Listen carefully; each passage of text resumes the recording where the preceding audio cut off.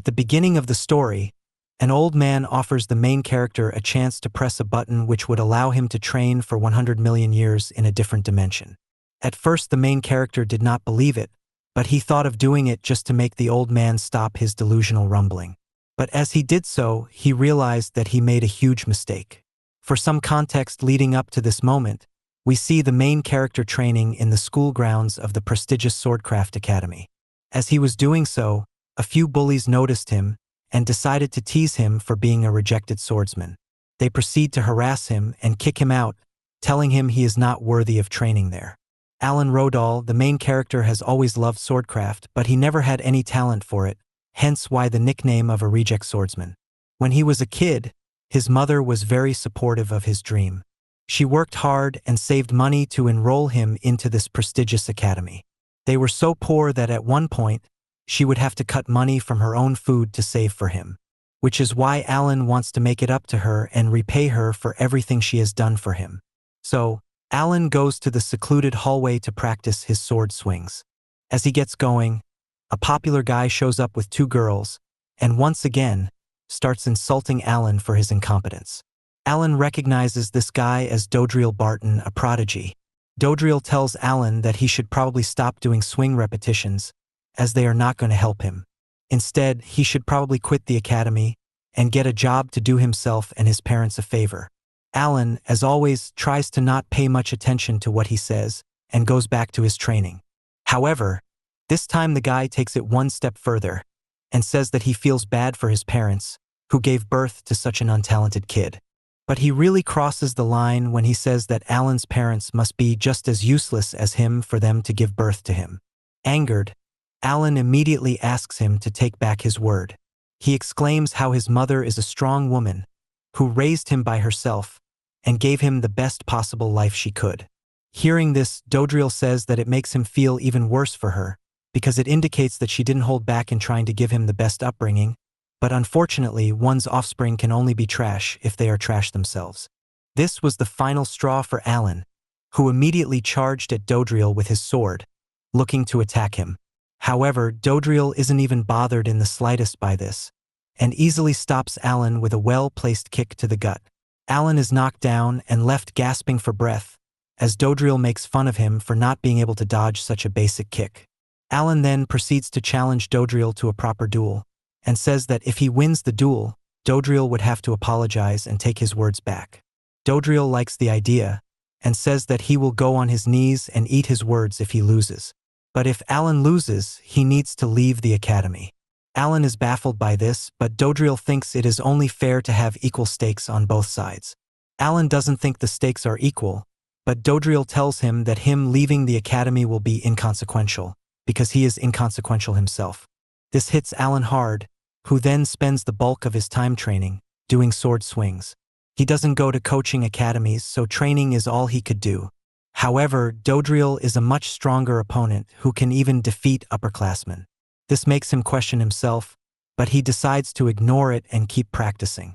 After a while, the sword slips out of his hands, and this breaks Alan. No matter how much he was trying, he wasn't getting any good at it.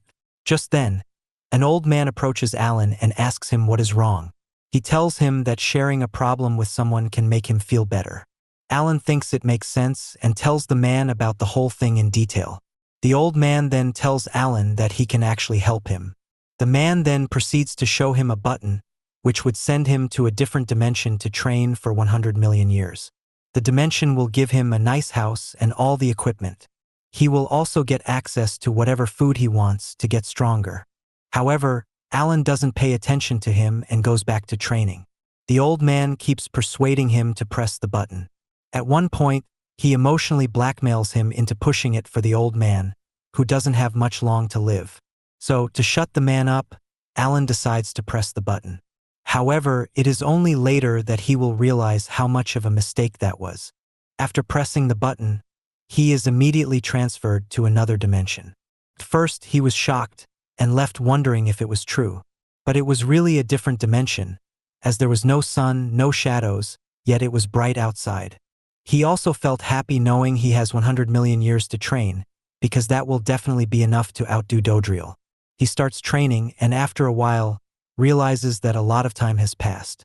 So he goes inside the house he was given, and was left shocked by how big it was, and it was all for him to use. He eats some fresh fruits from the magic pantry inside, before going to the extra large tub to take a bath. After that, he sleeps on his comfy bed, vowing to become a top swordsman during his time here. 10 years later, he has now become quite good at swordcraft, and finally got the hang of how things work. He can now put pressure, and use each of his body parts appropriately to add to his skills. His swordsmanship was becoming optimized. 100 years later, he was now beginning to develop his own moves, and he felt like an institution within himself through the years of training. 1,000 years later, training was still going good, but he wasn't feeling very well on a personal level. He started to think about how his mom was doing, and felt loneliness for the first time there. 2,000 years later, he started to lose his sense of taste, as all food, no matter how good, tasted the same, and it was unbearable. 5,000 years later, he started questioning himself if all this hard work is for nothing, and if all of this is a dream. All the doubts crept in, but he somehow stopped himself from getting drowned by them. 7,000 years later, his mental pressure was at peak. He wondered why he was even doing this in the first place. What was the reason? And it all made him want to quit swordsmanship as a whole. However, he stopped himself as he remembered the ugly words of Dodriel Barton, so he knows that he needs to get stronger and beat him. 10,000 years later, he had now developed a special technique, which let him fight himself. He trained very hard in those inconclusive battles, making him stronger. Yet he felt he wasn't doing enough to get better than Dodriel, who is a prodigy. He uses the Autumn Rain School of Swordsmanship, a very popular and well sought out technique, and Dodriel is one of the best at it. So, he wanted to learn something special before his time ran out. As he kept training and training, eventually the time ran out. Alan was left with a dissatisfactory taste though, as he felt that he didn't develop that special something he needed to beat Dodriel. Just like that, Alan was back in his world, the same time, the same night. The old man asks Alan if he enjoyed training for 100 million years inside the dimension, to which Alan said he isn't sure. The old man tells him that he needs not to worry, as the stuff he learned there will translate well into this real world as well. So he asks Alan to take a few swings of his swords. Alan obliges, and upon touching the sword, he feels like he has a deeper connection to it now than before. He brings it out and takes a swing. It was so quick and so powerful that it caused a huge blow of wind to come and go. Excited, Alan felt good, but he still wasn't sure if he could beat Dodriel. After all, the Autumn Rain style is a competent style, developed over lifetimes. So, Dodriel has a lot of special moves and he has no significant ones, which is why he asks the old man if he can press the button again and train for another 100 million years. The old man tells him he can press it as many times as he wishes to. Alan hears this and presses it again, going off to that dimension. After 100 million more years, he comes back and dozes off. Once he is up, he wonders what year, date, and time it was, but he is greeted by Miss Paula, the woman who takes care of him. She asked him what he was doing sleeping outside, to which Alan says he forgot and had a dream. Following this, she asks him to come inside and eat breakfast. Alan obliges, as he wonders if what he saw was just a dream. This is when he sees the million-year training button, but brushes it off as nothing and a part of his dream. Later, as he is eating breakfast, Miss Paula says that it is quite late, and wonders if he will reach school in time. Alan remembers that his duel with Alan is at 9 a.m., so he immediately runs off to school, knowing he will definitely be late.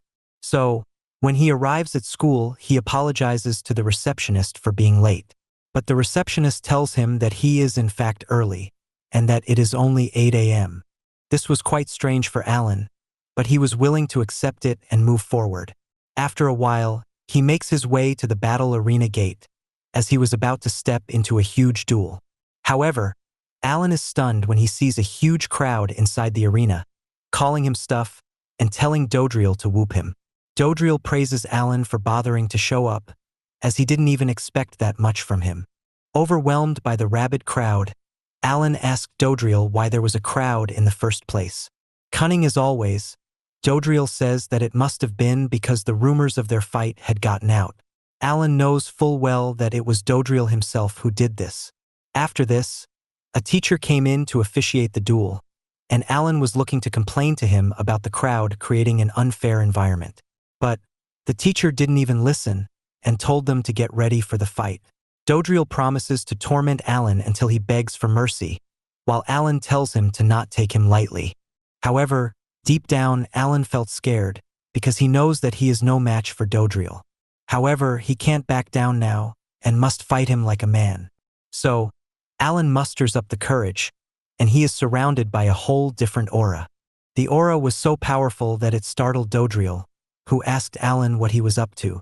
Alan was confused, as he was expecting Dodriel to attack. The crowd were also pushing Dodriel to knock Alan out, so he moved forward to attack. However, Alan saw his movements in slow motion. It made him wonder if Dodriel was doing this on purpose to mock him. Alan easily dodges the attacks that Dodriel charged in with. This left Dodriel shocked, as he didn't expect this. However, he vows to finish it all with his next attack, which is going to be 3 times faster. Dodriel leads in again, but Alan only feels like the attack was slightly quicker but still slow. Annoyed, he snaps and attacks Dodriel for disrespecting him as an opponent. However, the strike from Alan was so powerful that it sent Dodriel flying back meters. Alan was shocked, as his singular strike had registered as 7 slashes, and the referee declared him the victor. This was shocking, but Alan finally realized that the millions of years of training he endured wasn't just a dream. A few days after the duel with Dodriel, Alan was once again training, and things have changed for sure. People saw him training, but now they were referring to him as a cheater, but didn't want to mess with him. The bullying had gotten worse, as people were accusing him of using dirty tricks to beat Dodriel for some reason. Some of them even throw a bottle at him, but Alan easily deflects it back at them. Now, he is strong enough to deal with any physical bullying. However, they've been bad-mouthing him a lot behind his back. Alan thinks the him from several hundred million of years ago would definitely be bothered by this, but the current him is not. As he makes his way out of the academy, he sees a mother-son duo, which reminds him of his own mother. After all, his mother raised him alone after his father passed away in an epidemic. He misses her, so decides to go see her when he has a break. He also plans on buying her some gifts, as going empty-handed would look bad. However, upon checking his wallet, he realizes that he barely has any money. So he decides to get a part-time job. At home, Miss Paula says that she has exactly what he is looking for, a gig that will earn him money. She gives him an invitational leaflet to the swordsmanship tournament that is to be held in Orvis City. It is an elite tournament, and prizes are really worth it. She thinks that a man should earn through his strength, and that Alan will do well here. Alan is a bit overwhelmed, but he thinks that he will at least be able to perform well and get some money, even if winning is out of the question. But the catch was that the entry fee for the tournament was $1,000. Miss Paula tells him to rest assured, as she is willing to help him out and let him put on a fight.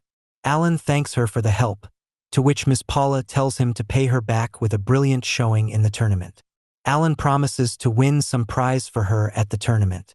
On the day of the tournament, a nervous Alan arrives at Orvis City, and his nervousness is turned up a notch when he meets the other participants of the tournament. They're all giants who look like they're pissed off. He understands that there is a huge power gap. One of them starts picking on Alan, calling him a brat, and mocking him for bringing a sword to the event and wanting to potentially join. Others mock him by saying there is no way such a scrawny kid would be looking to join the tournament. Alan was understandably annoyed by this, but it pisses off the giant even more, who asks Alan if he is showing defiance. Alan wanted to respond properly, but he understands that causing a ruckus outside would cause him to get disqualified from the tournament, and he doesn't want to make Miss Paula disappointed in him. So he just apologizes promptly and moves away. Alan then goes over to the registration booth. There, the girl handling the business asks for his name and the school of swordsmanship he practices. Alan tells his name to her, but he didn't really have a school, so he just told her that he is self-trained. This draws out laughter from the girl, but she registers him anyway. Alan feels bad because he knows that only losers aren't let into specific style schools. Despite this, he goes inside the waiting room, wanting to get a few swings in to warm up. Just then, Alan sees a pretty girl with a sword pass him by. Alan was impressed by her beauty and wondered if the girl would participate as well. Meanwhile, a popular woman arrives at the venue in disguise to watch the tournament, but she is recognized by a guard and subsequently taken for special treatment. After this, the mayor of Orvis is brought on stage to deliver a speech. He thanks everyone for participating, but he keeps the formalities short and hypes up the crowd and participants with a violent speech, wanting to see people beating each other's brains out. After this, the mayor attends to the woman from earlier, Rhea Lasnote, the chairwoman of the Thousand Blade School of Swordsmanship.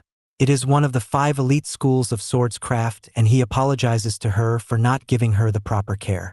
Rhea, who doesn't like attention, tells him that he didn't need to prepare a makeshift VIP seat for him, but he apologizes further for not giving her better care. But it is expected in her position, as the 5 elite schools of swordcraft do hold a lot of influence, and she is a chairwoman of one of them. But she still tells the mayor to not go overboard, as she is only here to spectate. The mayor guesses she is here to watch last year's winner, the bounty hunter, Rose Valencia. It is the girl Alan saw earlier, and Rhea is here to scout her. She is also hopeful of finding a few diamonds in the rough. Following this, Fina, the swordscraft idol, comes out as the host and announces the rules of the tournament. 1 versus 1 duels, the only way to win is through incapacitating one's opponent or knocking them out of bounds. Fatal attacks are prohibited, and breaking this rule would result in immediate disqualification. Alan hears this and thinks the rules are quite straightforward. Fina then draws the first duel of the tournament. The names she draws are of Babel Domingo and Alan Rodal. It's the guy Alan had an altercation with earlier, and Alan wasn't pleased by that. He had hoped to wait a few more rounds before fighting, while Babel is shocked that the skinny kid from earlier is in the tournament for real. Fina then announces details about the two. Babel follows the style of Vajra, one of the 5 elite schools, and is known to devastate his opponents with his sword. Meanwhile, Alan is self-taught. This makes the arena erupt in laughter. They envy Babel for getting such an easy draw, while Babel thinks that fighting a kid who is self-taught is like bullying. Alan gets pissed off, but he can't deny that they're telling the truth. He might have improved, but that's only compared to his much weaker academy. Despite this, it is an opportunity to fight a stronger person, so he wants to make use of it. Fina then announces the start of the duel. They both get ready. Alan, ready to check out his training from the different dimensions, decides to attack first. He uses a skill he calls the Flying Shadow and sees how Babel reacts. However, the strike causes a gust of wind to fly straight at Babel and knock him out of bounds. This shocks everyone, including Rhea Lasnote. Meanwhile, Rose Valencia watched in amusement. Just like that, Alan had shocked everyone and picked up a monumental victory. He himself didn't know how it happened, as his intentions were to only keep Babel in check. He understands that maybe he has indeed gotten a lot stronger than he thought. This was only the beginning, as he also went on to dominate his next opponents, amassing a ridiculous 5 victories in a row. It all led to the most anticipated bout of the tournament, the final. On one side, it was the reigning champion, Rose Valencia. She is known as the sole inheritor of the secret swordcraft school of Cherry Blossom. She sent through all the rounds without even getting a scratch. Her opponent was Alan, who had now won over everyone in the crowd, and despite being self-taught, his skills and confidence made it clear that the match was going to be competitive. Alan was a bit flustered to have the crowd behind him for once, but he immediately switched to serious mode. He heard of Rose Valencia before. She is a well-known master of the swordcraft, who has won several tournaments. She is also known for taking down criminals with bounties on their heads. However, he can't help but look at her body, as her outfit was quite revealing. Despite this, he focuses on the fact that she has used a counterattacking style up until now. So, he knows that he can't attack without giving thought. Just like that, the final match begins. Both combatants square up each other, waiting for the other to make a move. Suddenly, Rose fires off with a sudden attack on Alan, who is shocked by how quick she is. But it isn't enough to take him down, so he easily blocks her attack. Alan then finds an opening in her defense and tries to exploit that. His strike is only narrowly avoided by Rose, who then, from a compromising position, hits a special move out of nowhere. Startled, Alan still manages to block, but is a bit shaken up by her prowess. The battle then continues on, but as time passes, the crowd starts to notice that Alan is making Rose look like an amateur, tiring her out with ease. Tired, Rose eventually takes a breather and asks Alan where he learned swordcraft from. Alan, embarrassed, says that he is truly self-taught. However, Rose doesn't believe him, as his skills look like they've been developed over generations. Alan understands that, as he did spam the 100 million year button that night and racked up over 1 billion years worth of training. Rose then says that with her next blow, this match will be over. She then prepares and launches a special move of the cherry blossom style, an 8-sided slash. The strike is indeed powerful, and Rose is convinced that she has won. However, this wasn't something Alan was afraid of. He analyzes that there were gaps between her 8 strikes, so to block it, he uses his own 8-slash attack, which has no gaps. Using that, he easily blocks her, and with her guard open, he lands a decisive slash on her. This drops Rose and the match ends.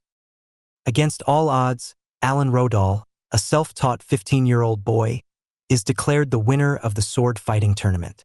After the win, even the giants who picked on him before the tournament started accepted that he was great. So they started throwing Alan up in the air to celebrate. A few days after his monumental victory, Alan was called into the principal's office. Alan thought it had to do with the rumors that he used an illegal skill or weapon to beat Dodriel, but when he walked in, the principal was smiling. He told Alan to sit down and even offered him sweets. Confused, Alan asks the teacher why he was called there. The principal tells him that he has made the school proud by getting a scholarship invitation from the Thousand Blades Academy. He doesn't know why they offered Alan a scholarship, but for a small academy like them to send a student to one of the 5 elite schools is an achievement by itself. The homeroom teacher chimes in, saying he had always believed that Alan would make it big, and offered him to deliver a speech at the graduation ceremony. Alan saw their hypocrite sides, as these were the same people who had once refused to listen to his reports of being bullied.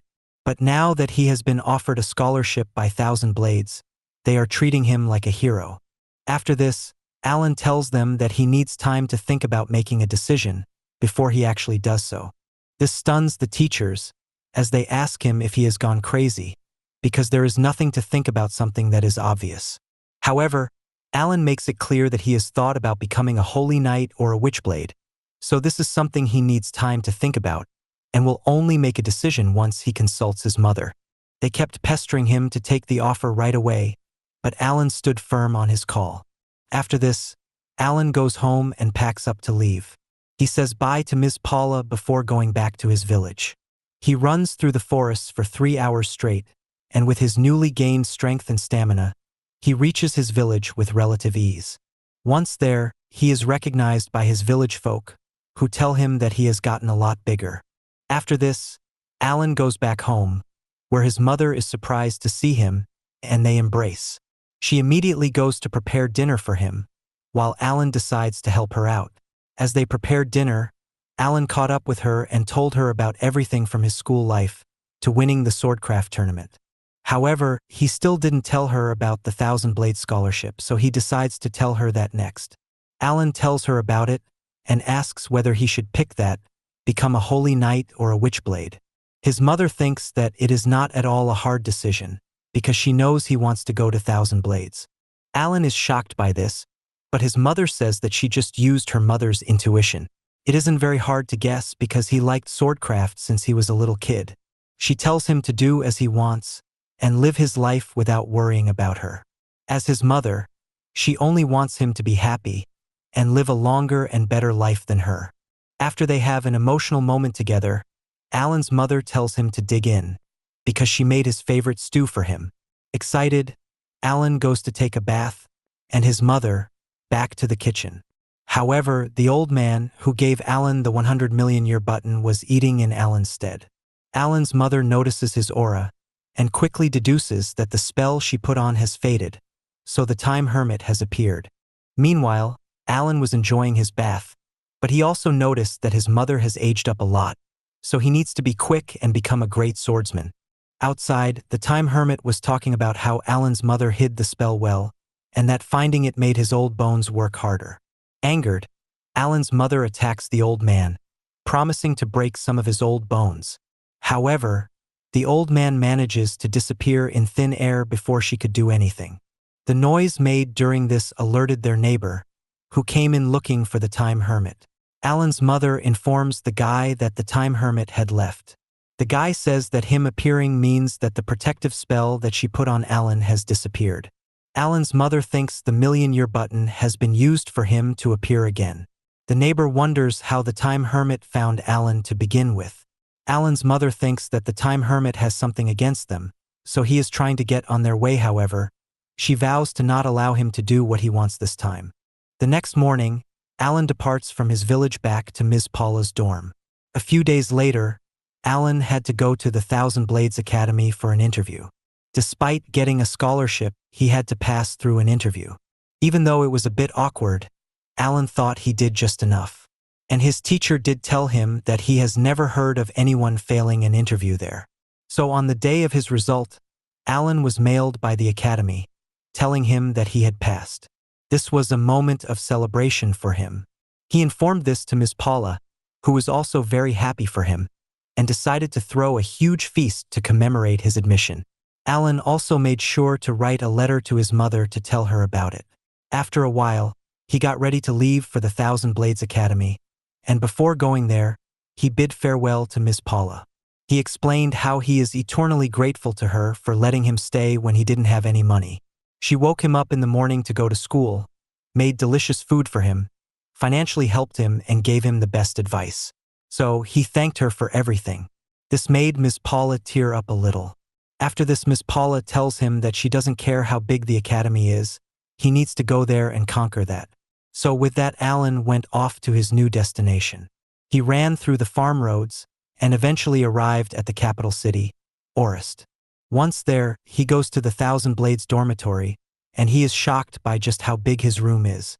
He then puts on the school uniform, and he can't help but admire how beautiful it is. He particularly likes the look of the shoulder crests the most. Following this, he takes his sword and gets ready to go to the academy for the first time, marking the beginning of his new life. As Alan walks to school, he runs into other students of the academy. They're new students just like him. Just then, he overhears a few students talking about the scholarship students and how they don't like them. After all, these students got to skip the tough entrance exams to get a direct entry. Alan understands that he will be in for a lot of bullying if his status is to be revealed, so he decides to keep his mouth shut and tell no one that he is a scholar student. He arrives at the academy and sits down for the yearly address of the new students. He hopes everything goes well, because he doesn't want to go through the hell he went through at his previous school. This is when Rhea Lasnote, the chairwoman, asks for the 3 scholarship students, Leah Visteria, Rose Valencia, and Alan Rodal, to step onto the stage. Alan feels deflated for being revealed like this. He hoped to have a normal and peaceful school life, but now his secret has been revealed, and he needs to come to everyone's attention. With his head down, he begins walking, to which Rose Valencia spots him and greets him. He is shocked to see Rose there, and asks her what she is doing. Rose tells him to first get on stage, and that they will talk later. The 3 scholarship students then step forward, as the chairwoman goes on about how the scholarship system is new, and that these students were handpicked by her, and that they are all great swordsmen. She then asks the students to introduce themselves. Beginning with Leah Visteria, she says that she is an exchange student from the Visteria Kingdom, and she practices the hegemonic style of swordcraft. Despite being royalty, she says that she is just another student here.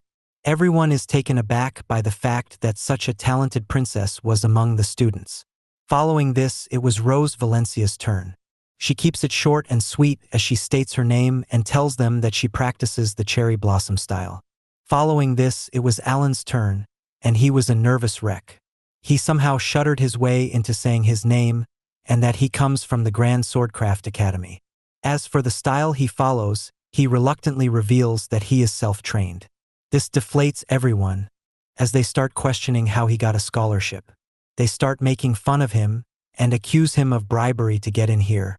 The chairwoman was having a normal conversation with the scholarship students, when Alan just ran off in humiliation. He could no longer handle it, as he blamed the chairwoman for sabotaging his debut. He was afraid of it being another instance of a bullying-filled school life.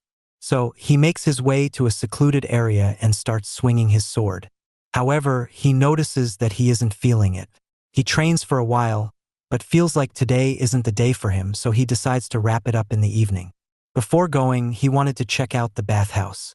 He thinks that a proper bath could help make him feel good after quite a bad day. However, when he opens the door to the bathhouse, he sees Leah Wisteria in her underwear. Alan immediately closes the door and gets flustered, as he wondered what Leah was doing in the men's bathhouse. Leah then breaks open the door and smashes the wall in anger, as she challenges Alan to a duel. Alan is baffled, but he doesn't mind a duel. So he asks her for the stakes. Leah suggests that the loser of the duel must become the slave of the winner. Alan thinks that is too extreme and decides to apologize for seeing her in her undies, but this angers her even more. Eventually, Alan accepts to have the duel. Out of nowhere, Rhea Lastnote walks out, saying that she had heard everything that was said, so she is willing to be the referee during this duel of theirs. She wastes no time and drags them both to the duel arena for a showdown. As they both get ready for the battle, Leah brings out the black and white dragon of flames, Fafnir. She is surrounded by the flames of this dragon, as Alan is left dumbstruck. What Leah was using is called a soul attire, a special layer of aura that covers the swordsman and gives them extra power. It is something that only the greatest of talents can get through sheer hard work. Leah sees him standing there and tells him to activate his soul attire too. Alan tells her that he actually doesn't have a soul attire, which makes Leah laugh out loud. She couldn't believe that she was in a battle with a kid who doesn't even have a soul attire. However, she isn't one to hold back, so she activates her powers fully. Seeing this, Alan is overwhelmed. He comes to realize that contrasting to her elegant image, Leah is quite the monster on the battlefield. However, Alan doesn't know how to back down either, so he gets ready to fight as well. The battle begins with Alan outpacing Leah and going for the first attack. His attack shocks Leah, and she is pushed back by the force. However, Leah, even while being disbalanced, pulls out a special move to get out of danger. A separation is created between the two of them, as Alan understands that Leah's black flames will cause him trouble, so he must avoid it. However, he wants to continue attacking, this time mixing it in with a few feints. But this time, it is Leah who outspeeds him and goes for the attack. She uses the Dragonic Rage technique, but Alan manages to block it with one of his own moves. Leah is quite shocked by his abilities and asks Alan what move he had just used. Alan says that he isn't sure what she is referring to, but both of the moves he has used so far are developed by him. Hearing this, Leah understands why Rhea picked Alan to join the academy. He is someone who has developed a very good swordcraft technique over the years, so she acknowledges him as a good swordsman. However, she also wants to teach him that hard work can only go so far in the face of raw talent, so she launches another attack on Alan. She uses the hegemonic-style special move called the Hard Strike. Alan is startled and blocks the attack with an overhead crossblade, but Leah's sheer power makes it unable for him to keep the block. Leah notices that he is distracted, so she kicks Alan in the gut, knocking him back with her attack. Alan recovers from the blow, while analyzing how the soul attire's flames helped give Leah the extra push to make her attack more powerful. Leah then admits that in a battle of sheer swordsmanship, Alan is better than her. However, this is all the more reason why Alan should know that mastery over fundamentals will only get him so far against the power of the soul attire. Alan thinks that it is quite impressive how Leah can mix up her skills and soul attire so well. However, she isn't flawless. Her pure sword skills leave a lot to be desired, hence she over-relies on the soul attire, which is why Alan thinks that he can exploit that. He had analyzed how Leah had been fighting in a conservative manner up until now. But now she knows that she can hurt Alan with the hard strike, so she will do it, which is why he thinks it is about time he uses that special attack of his. As predicted, Leah charges in and performs the same hard strike skill again. But this time, Alan cuts through that using his second skill called Hazy Moon. He lands a quick and accurate slash to knock out Lia before she even realizes it. Rhea says that she expected this before calling off the fight, giving the W to Alan. Rhea praises Alan and says that she made the right decision by choosing him. However, Alan thinks that they should focus on Lia now because she is knocked out cold. Rhea says that is not an issue because Lia is a strong girl. Soon enough, Lia does wake up, but she is oblivious as to what had happened. When she remembers what happened, she asks for an explanation, questioning the strike Alan had landed. Alan says it is a preset strike, to which Lia says that she doesn't get it. Alan says that it is when he predicts the path his opponent is going to take, and plans a particular attack for that. So, when the opponent enters the path, the attack gets activated automatically. It's hard to land, but when it connects, it is game over. Lia is disheartened, as she refuses to accept the result and calls it cheating. Rhea then brings up the stakes they decided before the fight. Lia says that she doesn't remember, before she remembers that the loser must become a slave for the winner, and this flusters her. She tries to talk her way out of it, saying she didn't mean it literally, but figuratively instead. Rhea mentions that because there was no official paperwork behind the duel, she is willing to turn a blind eye to it. Alan is relieved by this because he didn't want a princess girl being his slave all of a sudden. But Rhea keeps teasing Lia, asking if she will be able to live without keeping a promise. This confuses Lia, who asks her what she exactly means. Rhea talks about how Lia, the princess of the Vestiria kingdom, a prodigy, just lost a battle that was set up by her and had her own reputation at stake. Not only that, but she is now refusing to follow up on the promise she made, and is ready to act like the duel never happened. However, Rhea is fine with it if Lia is fine with it as well. This puts Lia in a lot of distress, while Alan understood that Rhea was quite a character. She is someone who he needs to stay away from. Under tons of pressure, Lia finally gives in, and decides to accept the terms that she put up for the duel. Rhea tells her to not act as if Rhea forced her into this. She needs to do it on her own accord, either become his slave properly, and pretend like this never happened and lose a part of her dignity. Lia, in anger, finally turns around and bows down to Alan. She states that she is not worthy of him, but she will still serve him as his slave, and refers to him as master. And just like that, a princess had become a slave for a normal kid. But things get more awkward when Alan is shifted into Lia's room.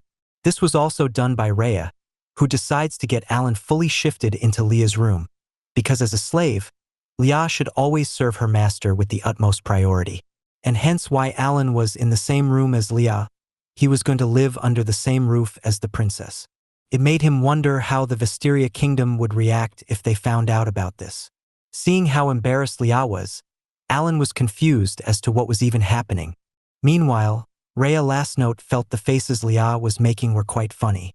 But on a more serious note, she was glad to see how the 3 exchange students have come along, which is why she thinks that the 3 of them will be the perfect fit to represent the Thousand Blades Academy at the Elite 5 Holy Festival. Following this, Alan thinks about how despite getting into his dream academy, things aren't going as smoothly as expected, and currently he was caught up in a big problem. Because Lia Vestiria was in front of him in nothing but a short towel. An hour before this, we see the tension being high as usual between the two. Alan doesn't want this to continue, and wonders why Rhea had chosen this. He does understand her point of view a bit, as she only enforced the normal rules and nothing more.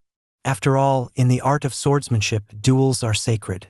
If someone loses a duel, they must fulfill the stakes that were put up before. Even Dodriel apologized to him after their duel. So, he doesn't think that someone like Lia will back down. But his male instincts were slowly kicking in, as he couldn't help but notice the tear on her shirt around the breast area. He understands that this must have been because of the duel, but he can't bring himself to tell her to cover up. Alan also looks around to check out her room, which was quite modest for a princess, yet looked how one would expect the room of a girl her age to look like. Lia notices this, and asks Alan to not check her room out, as it was quite creepy. Alan obliges. He also took this little moment of talk as an opening to tell her about the tear on her shirt.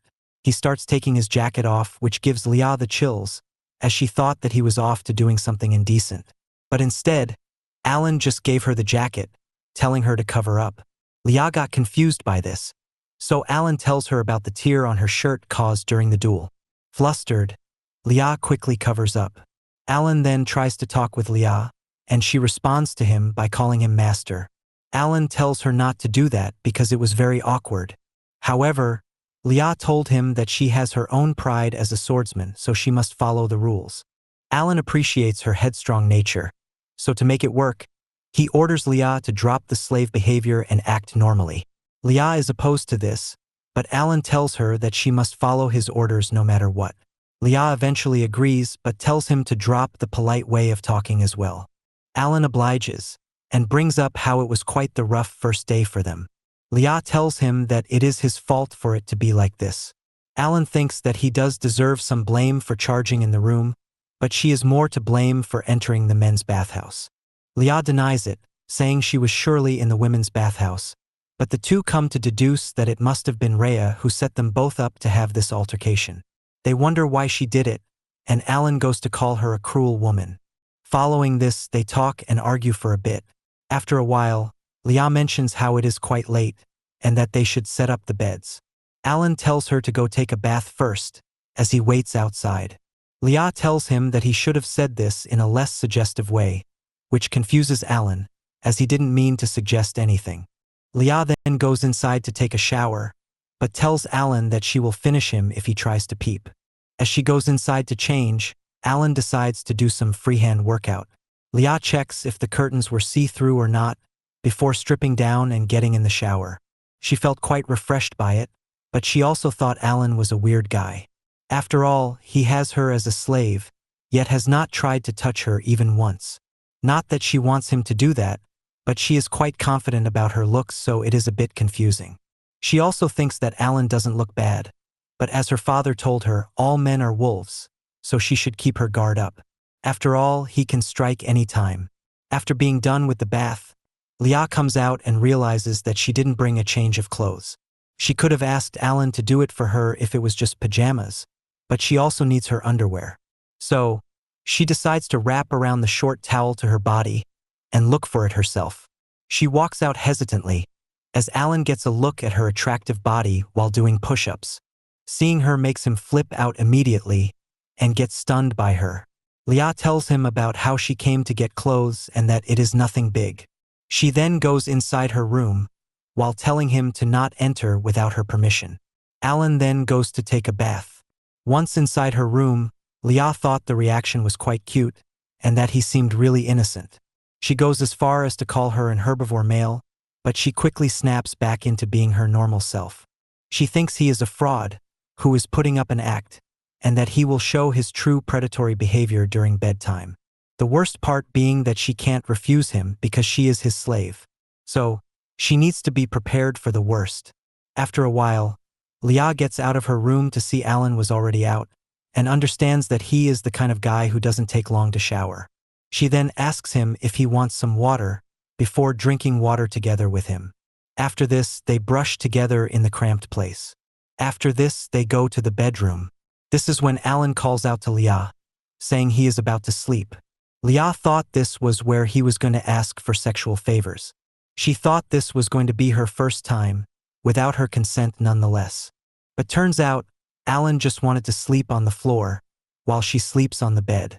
Leah was shocked by how he wasn't even thinking about something like that, and wondered if she was the one with the dirty mind. Despite that, Leah tells him to not sleep on the floor and join her on the bed, because it'll be bad to have the master sleep on the floor, while the slave sleeps on the bed. Alan agrees to join her, and they end up sleeping on the same bed, under the same blanket. They both awkwardly greet each other good night, before Alan sleeps. Leah, however, felt confused by how he is such a nice guy. She decides to take advantage of his sleeping, and starts pulling his cheeks. However, he doesn't wake up. After a while, she finally backs down, convinced he is really nice and innocent, and that he is quite hot too. But she quickly asks herself why she was thinking like that. Eventually, Leah also falls asleep. The next day, all the students go to school for their first proper day. Alan and Leah get along quite well, as Leah tells him about the food in her country, and that she will show him a particular restaurant when they get the chance. Alan feels assured seeing Lia so friendly, assuming that a proper night's sleep did wonders. Once inside, Lia is approached by other girls, and she talks to them with elegance and grace. Alan understands that she really is a princess, but wonders where the bratty side of her comes from.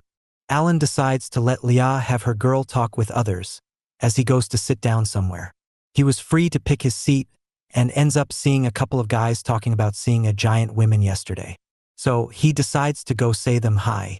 However, they give him the cold shoulder and ignore him in disgust.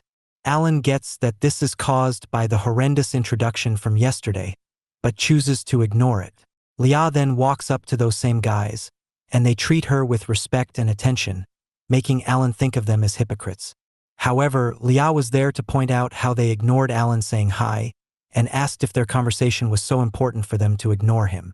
The guys, clearly guilty, make an excuse of not hearing him, calling his voice weak. But Lia makes it clear that she hates the kind of people who act like this, and tells them to never talk to her again. The guys are stunned, while the girls wonder why Lia was defending the cheater who got in through bribing. Alan apologizes to Lia for what happened, but Lia tells him that she just did it because she feels that way. After this, Rose Valencia comes to the classroom, totally sleepy, with her hair and uniform being a mess. She comes down and sits in front of Lia and Alan, greeting Alan more enthusiastically than Lia. Alan points out her messy hair and asks if she needs assistance with that, but Rose says that it'll eventually come into place thanks to gravity. Following this, the chairwoman, Rhea Lasnote, enters the classroom. Everyone was a bit confused as to why she was there, but she announces that she will be the homeroom teacher for their class. Alan wasn't pleased by this because he knows her nature. After some talking, Rhea Lasnote brings up the Elite 5 Holy Festival, where the 5 elite academies select their 3 best students and put them into competition against each other. Everyone is understandably hyped about it, as it is their moments to shine. However, Rhea says that unlike past years, where they would wait for physical test results to come out before picking a team, they've already decided their representatives for this year. This was a bummer for the students, and Alan understood where this was heading and didn't like it one bit. Rhea then states that their 3 participants for the festival will be Lia Visteria, Rose Valencia, and Alan Rodal. This angers all of the students, and one of the guys who ignored Alan stands up to protest. He says that he understands the selection of Lia and Rose, as they are undeniably better than the rest at the moment. However, he doesn't support the selection of Alan Rodal, a good-for-nothing self-taught swordsman who came from a nothing school from a nothing place. So he demands that they reconsider his selection. Alan feels bad because of this and wondered why he was being hated so much. Rhea hears this, calls out to Alan, and then makes fun of him for being so hated. This pisses off Alan, but he knows that he can't show temper and give her the pleasure of successfully teasing her, so he ignores her.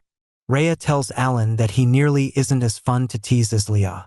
After this, Alan walks up to Rhea and tells her that he doesn't want to participate in such a festival, because it is the place where students show off what they learned from their school of style. However, Alan wasn't allowed into any style school at the Grand Swordcraft Academy, so he wants to bow out of this one. Rhea hears him out and decides to tell it to everyone. However, being the prankster she is, she instead tells the 3 students who ignored him that Alan called them incompetent and not on his level. So he challenges them to a 3-on-1 duel right then and there. This makes the trio irate, as they vow to teach Alan a lesson. Alan tries to explain that Rhea made it up, but Rhea doubles down and says that she likes to see the confidence on Alan. This made Alan want to punch her in the face, but alas, he was dragged into the duel arena for the 2nd consecutive day. Once there, one of the trio stepped forward and declared that he will be taking out Alan by himself. This was good for Alan as it saved him the effort of going 3-on-1, so he tells him to bring it on. The guy wastes no time to charge at Alan. Seeing his speed and grip, Alan guesses he is quite good technically. But as he is about to use his iron style move, Alan picks out his weak footwork and does a leg sweep to knock him down. He then points the sword to the guy's neck, claiming victory. However, Rhea disapproves of it because it is supposed to be a 3-on-1 and tells them to do it the proper way. She somehow manages to piss off Alan more. Meanwhile, the guy was attended to by his two friends, who asked him how he went down so easily. He informs his friends that Alan isn't as bad as they thought, and that they need to take him seriously. So, the three of them surround Alan, waiting for him to attack first so that the other two can pounce. Alan didn't want this at all, but he has to, so he charges at the first guy with supersonic speed. He uses the 8-crow slash technique that took out Rose on his opponent, before others can react. His opponent tries to use Cloud-style attack himself, but succumbs to Alan. The other one finally makes a move on Alan, trying to attack him with his iron style like earlier, but he is too slow, and Alan manages to take him out with one simple strike. However, Alan got too distracted, and this allowed the third and final guy to blindside him, and use the moon style on Alan. Alan realizes that he won't be able to dodge this attack, even if he wanted to, but because his opponent was in his range, he pulls off the hazy moon move that defeated Lia, and takes him out. Just like that, Alan had won over each and everyone in the class, and now they wanted him to teach them. Rose and Lia also went up to Alan, with Rose asking him about the final move. Alan explains the hazy moon to her, which impresses Rose, as Lia adds that she still thinks it is unfair. Just then, the fallen opponent were struggling to get up, so Alan walks up to them to offer them help. However, he wonders if they will feel disrespected and fight again. However, they're all very sportsmanlike and take his hand. They then apologize to Alan in turns, saying sorry for having misjudged him. Alan tells them it is no big deal. He understands why they feel antagonized by him. After all, they trained hard to get in while Alan was just picked directly. The guys then tell Alan that he is not only the more skilled individual but also the better man, and call him the perfect representative for them. They strike up a respectful friendship. Rhea asks if everyone is okay with Alan's selection now, and they unanimously say yes. Alan still asked if it is really okay, considering there are other classes in their year too. But the students tell him that it is okay because they're class 1A, and the classes are arranged based on grades, so they're better than the other classes, which means that whatever decision they make is going to be accepted.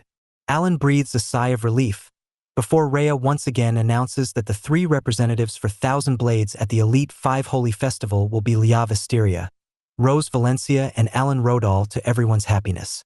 The next day, they make students were out in the gymnasium wearing light gym clothes, feeling chilly. Alan thought the clothing was too light for a very early morning in April.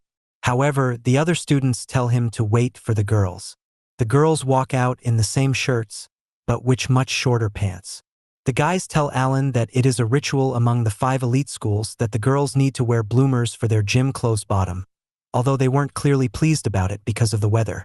The guys then pray to the elite schools, thanking them for having girls wear such clothes, which Alan found weird. Following this, Lia Visteria comes up to Alan and asks him how she is looking. Alan didn't know how to respond or where to look at, to be honest. However, he remembers Miss Paula telling him that if a girl asks this question, he should respond by telling them that they look great. Alan does just that, and it makes Lia very happy, and she runs off to the other girls to talk about it. Soon after, Rose Valencia also walks up to Alan and asks him the same question. Just like Lia, he answers the same to her, which makes Rose very happy, and she goes to her friends and does the same. This makes Alan wonder if they're performing some sort of activity. Just then, Rhea Lastnote shows up to test the class. Her loud voice was screechingly loud and annoying, and Alan took that as her being a morning person. Rhea Lastnote tells the students that they will be doing a physical test now, which will help the academy assess them better. She talks about 3 particular tests: the draw strike test, the tenfo test, and the multi-strike test. She explains the draw strike test first, where the student will have to unsheathe their swords and cut down a piece of wood. The school will be tracking the amount of time they need to do all of that. An old man who has been doing this job for 50 years will be tracking the time, so she asks for the students to treat him with respect. And so, Rhea Lastnote announces the beginning of the physical tests. The first one called into action is none other than Lia Visteria. Once on the spot, she uses her speed to quickly unsheathe the sword and cut the bamboo in half. The timekeeper calculated that it took her only 0.5 seconds to cut it, which was impressive. Lia was happy with her performance. Rhea Lastnote considers it a good start to the tournament, and then asks Rose Valencia to come to the stage next. Being the prodigy that she is, Rose Valencia uses her secret cherry blossom style to quickly cut the bamboo using the lightning Sakura move. Her effort saw her climb to first place, as it took her only 0.3 seconds to cut it down. Rose Valencia considers this a victory over Leah Vestiria, who seethes in jealousy. Meanwhile, an oblivious Alan thought those two were getting along quite well. Raya Last Note also praises Rose Valencia, calling her secret cherry blossom a treat to watch as always. She then calls Alan Rodal into action. Alan Rodal wasn't very confident about his drawing strike, as this was his weakest point. But he thinks that maybe training for over 1 billion years must surely be enough to improve it a little bit. So he does the strike, which leaves a precise cut on the bamboo. Raya is impressed by his speed, and Alan also feels like he did a good job. He goes up to the timekeeper and asks him how his time was, which leaves the timekeeper confused. The timekeeper didn't know what he was referring to, because he didn't even see the cut taking place. Alan Rodal tells him that the cut had indeed taken place and shows him where he made it. This stuns the timekeeper, who had his mind blown by Alan's speed. He had been working as a timekeeper for ages, and never once had he seen something as ridiculous. Raya tells Alan that there is nothing they can do about it. He is just too quick. However, to get him on the scoreboard, she requested Alan to do it again, but this time he should do it more slowly. This really confused Alan because he didn't expect Raya to tell him to go slow in a competition based on speed. Alan agrees to do so, and as suggested, he slows down his next draw strike attempt to still end up achieving first place, as his slowed down strike was still clocked at just 0.1 seconds. He then proceeded to break the all-time Academy record for the Tenfo Challenge and the multi-strike competition, courtesy of his Flying Shadow and 8 Crow strike moves. And with that, the competition comes to an end as announced by Raya Last Note. Because everyone did so well, she informed the students that she would keep the gym open for the rest of the day, so they could go ahead and use it in any way they wanted to. This cheered up the students, as Alan was glad that his progress was going well. Just then, one of the other students steps in and asks Alan about the move he used during the Tenfo Challenge. He was referring to the Flying Shadow technique, and he wanted Alan to teach him how to do that in exchange for him teaching Alan how to do his special iron style. Alan appreciates the offer but declines teaching him because he doesn't consider himself good enough to teach someone else. However, the guy was desperate and begged Alan to teach him how to do it. Eventually, Alan agrees, which makes the guy very happy. However, this just makes all the other students rush at him as well. They ask him to teach them various techniques like the Flying Shadow and the 8 Crow Slash, in exchange for them teaching him their style. This also prompts Rose Valencia and Leah Vestiria to join in as well. Overwhelmed, Alan Rodal suggests they all teach each other different styles. They proceed to have a lot of fun teaching one another. Alan couldn't believe that he was actually having fun with people he could call friends, talking about the stuff he liked. His 3 years at his previous Swordcraft Academy destroyed his love for the game, and the relentless bullying made it so that he couldn't even have a single moment of happiness throughout his time here. Yet, here he was having the time of his life. Leah wanted to ask Alan something, but suddenly, she noticed that Alan was tearing up from happiness. She asks Alan what had happened, to which a shocked Alan wipes his tears off, saying something had gotten into his eyes. He subsequently got back into teaching them again. The next day, the students had the day off, so Alan thought this was the perfect opportunity for him to train from dusk till dawn, and he couldn't be more pleased about it. Just then, Leah Vestiria comes to him and asks him if he is free today. This took Alan aback, as he didn't honestly want her to ask this question. He didn't really know how to respond to her in this case. Leah asked him if he was busy, in which case she was sorry. Alan knew that it was definitely important for him to train, but it was also just as important to spend time with friends. So, he tells her that he is free and that he can go along with her. This pleases Leah, who suggests they go out and have some razmak.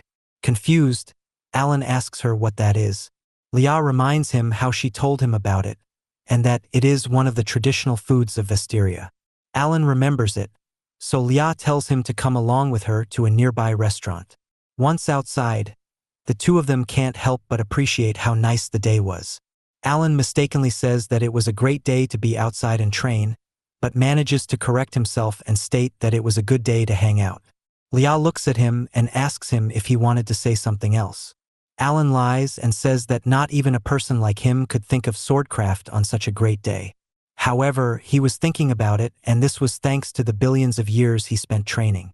It rewired his brain to think of training as the only thing that mattered. Lia Visteria subsequently apologizes to him for doubting him. After that, as they are about to enter the restaurant, they run into Rose Valencia, who questions why the two of them were hanging out on their day off. Alan explains that they were just going out together to eat ramzak. Rose also doesn't know what a ramzak is, so Alan tells her it is a food from Lia's hometown of Vesteria and invites her to join along with them. Rose agrees, but this pisses Lia off, who wants to spend some time with Alan. Rose agrees, all to the dismay of Lia, who, despite being pissed off, tells them to follow her lead and takes them to the restaurant. Once there, Lia orders ramzak for the three of them. She tells the two of them that the restaurant is good and that they pride themselves on how big their servings are. Rose and Alan find this interesting. However, when they actually end up serving the huge pile of ramzak to them, it actually turns them off more than anything. Lia was very excited, though. Alan thought it looked good, but it was a bit too much. Rose agreed, but thought that it smelled nice enough. After this, Lia suggests they all dig in and eat it. Upon taking the first bite, Alan is shocked by how good it tastes. Felt like the best thing ever at that moment. Not only that, but finishing the huge serving no longer felt like a challenge. Fast forward half an hour, and Alan realized that it was, in fact, not so easy to finish it off after all. Despite it being tasty, there was a lot of it and simply too hard for them to finish. However, Lia was gulping it down with ease, and as if it felt like nothing. Just then, Alan's eyes met Rose's, and he felt awkward. He didn't know how to react. Rose notices this and calls Alan out for his awkward behavior around her. She didn't understand why he always acts so weird and formal around her, when there is no reason for him to. Alan also understood that he was acting like that for no reason and told Rose that she would be more casual with her from now on. As Alan and Rose start to open up to one another, it bothers Lia, who boils over in jealousy. So, she interrupts them by loudly exclaiming how she has finished off the ramzak. After that, she tells them to follow her as she wants to visit other stores. What follows is a tour of various famous spots within the town, including the aquarium and general store. However, the latest stop was definitely the hardest for him to handle, because it was the most famous jewelry shop in the town. The girls were trying out various items and asking Alan how they looked. He praised them and wanted them to be careful with the expensive items. He knew that such jewelry wouldn't put a dent in Rose and Lia's bank balance, but for a poor kid like him, this was a lot. If he were to break one by mistake, it would ruin his life. He would have to quit school and start working to pay the store back for the loss. So, he decides to sit down on the bench rather than walking around the store. Noticing this, both Lia and Rose got concerned and attended to him. They asked him if he was sick or feeling bad from all the walking around. Alan told them he was just sitting down to rest and that he was feeling perfectly fine. He suggests the two of them enjoy their time together, but make sure not to break anything. They agree but tell him to call them if he starts feeling bad at any point. As they go, Lia asks Rose how many months' salary she would want her boyfriend to spend on her while shopping. It must be at least the standard 3 months of salary. Rose says that she would definitely like it if they spent 3 months' salary on her. But the thought is what matters the most to her, so she is fine without him spending even 1 month's salary as long as he is nice. Lia praises her and calls Rose an ideal partner, which Rose appreciates. As Alan wonders just what the girls were talking about, a bunch of masked burglars enter the store. They carry blades and threaten the customers and staff to hand over the jewelry to them. Alan and the girls decided not to make a move as a lot of civilians were around, and they did not want to risk their lives. However, when one of the burglars hits a female staff member, it angers them. It makes all 3 of them attack the burglars at once using their special moves. They take out most of them without a hitch. However, one of them makes a run to exit the store. The girls decide to chase him, as it is better to care for the woman who got hit instead of attacking that one guy. However, Alan thinks he got the guy in his range, and so He uses the flying shadow technique to take them out. The next day, the three of them are approached by the students at the school, who praise them for taking out the burglars and saving the store. Confused, Alan asks the guy how he knows about this. The guy shows them the newspaper, which had the picture of the three of them on the front page. Alan notes how his picture came out smaller compared to Rose and Leah, who were at the forefront. However, the girls insisted that it was fine because he was still looking like himself, despite being further away from the camera. Alan didn't really care, though. He was just happy to know that the employees and customers were fine. Later, as the trio is talking about how the first few matchups for the Elite 5 Holy Festival have been announced, they are all called to the chairwoman's office at the same time. They go there and knock on her door, but Rhea last note tells them to wait outside for a bit, because she was in the middle of something. After a while, she finally lets them inside. Alan thinks about how Rhea must be working a lot. After all, she is the chairwoman of such a prestigious academy, so she must be working more than most people could imagine. However, Rhea reveals that she really enjoyed the issue she was reading. Confused, they ask her what exactly she was referring to. Rhea states that she was reading a one-shot manga and thought it had nice potential to be serialized. This deflated Alan and the others. Alan then directly asks her how she gets to have so much time on her when she is the chairwoman. Rhea says that she lets someone else do the work for her. Just then, Alan and the others notice an old man working with a bunch of papers, and working relentlessly at that. Alan was stunned by how the guy had kept his presence hidden despite being in the room, and wondered how one could stay so low profile. Rhea tells them that the guy is called Number 18. The students are obviously weirded out by such a weird name, so Rhea reveals that the guy is actually a heinous criminal who has been sentenced to 100 years of hard labor. Shocked, the girls ask her why a convicted criminal was there, to which Rhea says that he is the one handling the paperwork, scheduling, and meetings for her. Alan finally understands why Rhea has so much free time, because all of the work is done by Number 18.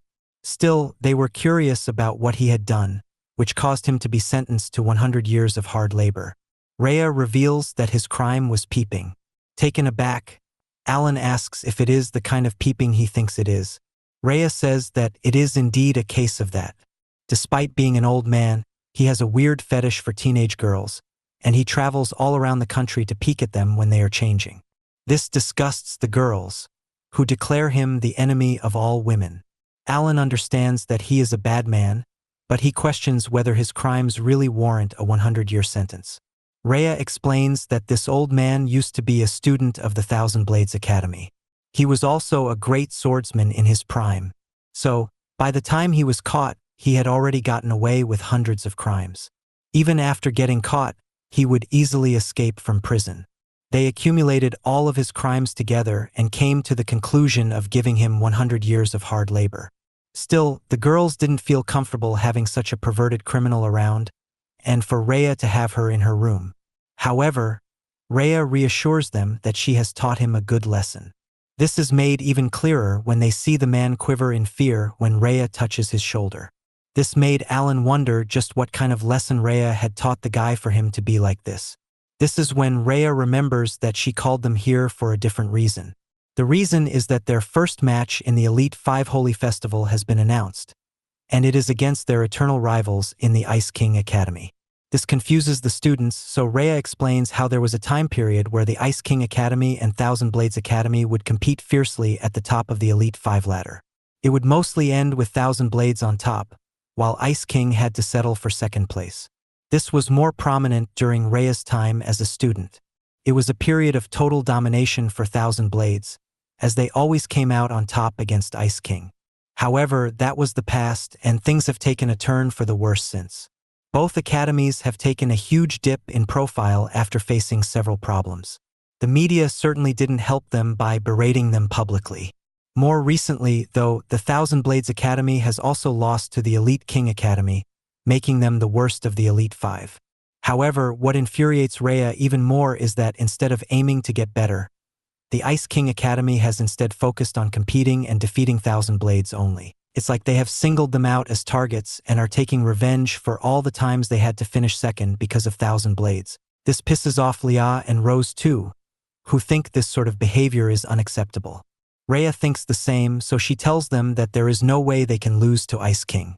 To assure their victory, Rhea stayed up all night and prepared the perfect lineup for their match against them. Seeing it, Alan thinks she came up with a pretty reasonable lineup. Alan Rodal starts things off as the vanguard. Rose Valencia comes in as center, while Leah Visteria finishes things off as the captain. However, the girls didn't understand why Alan was made the vanguard, instead of being the captain. However, Rhea made this while having everything in her mind. She doesn't want a normal victory over the Ice King. She wants to humiliate them. Not often do people put their strongest as the first one charging on. So, when Alan goes ahead and beats all three of Ice King's competitors at once, it will shock them. They would be losing without even getting to see the center and the captain. What could be more humiliating than that? It would also scare them out of messing with them again, because they will think that if the vanguard is someone as strong as Alan, they would only imagine how much stronger Rose and Leah are. However, this scares the crap out of Alan. He thinks it is impossible. He cannot imagine himself beating three of the Ice King Academy's best on his own. He wonders if Rhea has gone mad, or if she has overestimated his abilities. Meanwhile, Rhea goes on about how she can imagine the look on the faces of their enemy once Alan beats all of them by himself. On the day of the festival, though, Rhea is left angered after looking at the participants list. The Ice King Academy had arrogantly only put out 2 competitors to fight against the Thousand Blades Academy. They left the vanguard spot empty. This angered Rhea and the 2 girls, who thought this was beyond disrespectful. Even the straight-laced Alan understands that this is an indirect way to tell them that 2 is enough to beat 3 of the Thousand Blades Academy, and he didn't like this one bit. Pissed off, Rhea goes over to the reception and announces changes to their lineup as well.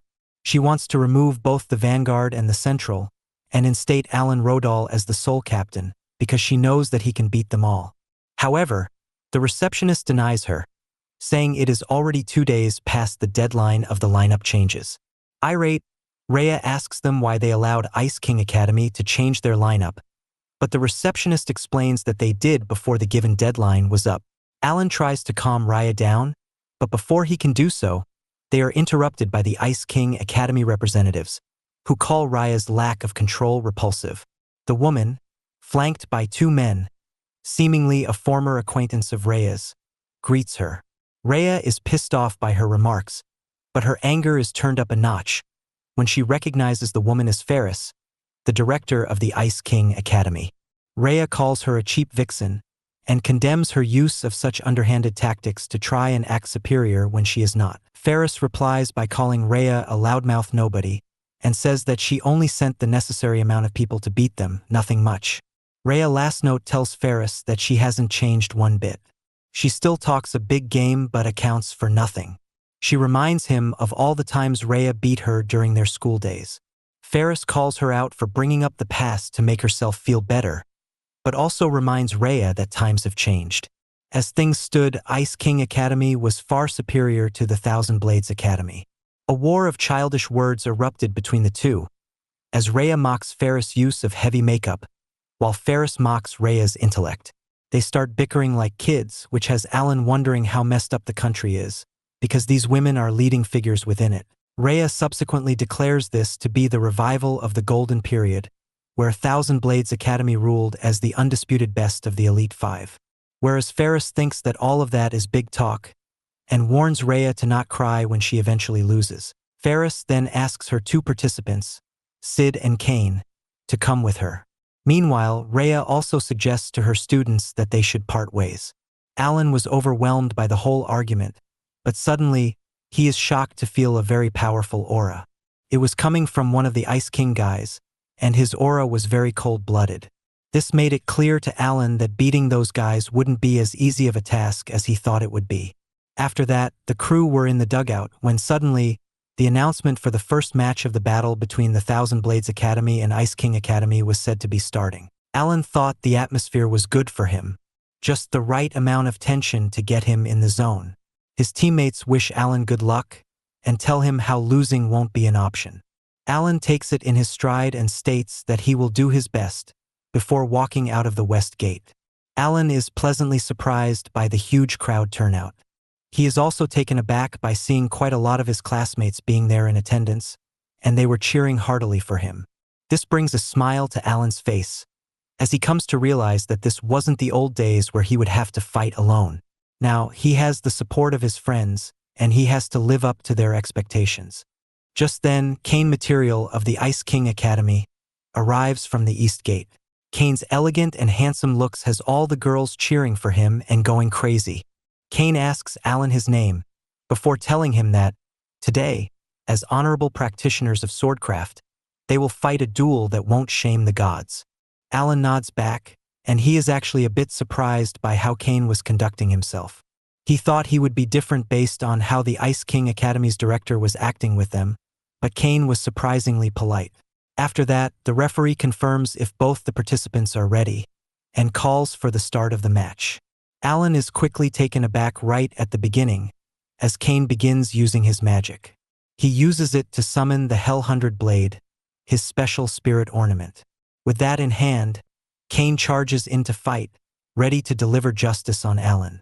As Kane charges in, Alan could tell he was fast, but his movements were far too straightforward and easy for him to read. Alan decides to swipe him away with his blade and then strike his open guard. However, to his surprise, Alan Rodal goes down. This stunned the Thousand Blades camp, as they were shocked to see Alan go down so easily. Kane elegantly celebrated, as he thought that he had defeated the foolish Alan. Meanwhile, Alan wakes up in a dimension not too unlike the million-year button dimension. A reverse countdown of 100 years goes down there. Alan assumes that it must be caused by being cut by Kane's Hell 100 spirit ornament. He uses his sword to cut through the dimension, and he easily manages to do that. Alan now knew that he could escape this world. However, because he had 100 years in hand, Alan thought he might as well train a bit.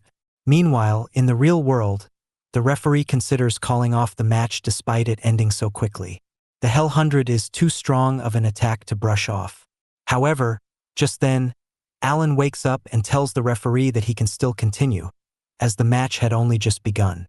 The referee is flabbergasted to see Alan up and okay after taking a blow from the Hell 100. He asks Alan if he is really okay. Alan says he can't be sure but asks to continue. The referee allows it. As Kane was celebrating with his back turned, Alan decided now was the time to get serious. So he charged at Kane, shocking the guy. He uses the special Cherry Blossom One Sword Style's mirrored Sakura slash to put down Kane, who groggily manages to ask him how his mind didn't break after suffering for 100 years thanks to the Hell 100. Alan laughed and told him that it was just 100 years, which is not much at all. The referee is stunned by Alan's monstrous strength as he declares that Kane Material is unable to continue, which meant Alan was the winner. The crowd behind Alan erupted in cheers. Leah told him he was amazing out there, while Rhea praised him for doing the job and holding his own against a spirit ornament. Alan thanks them for praising him. Rose Valencia questions Alan how he learned to use her secret style. Alan explains that when he was trapped in the Hell 100's 100-year curse, he decided to use that time to train himself.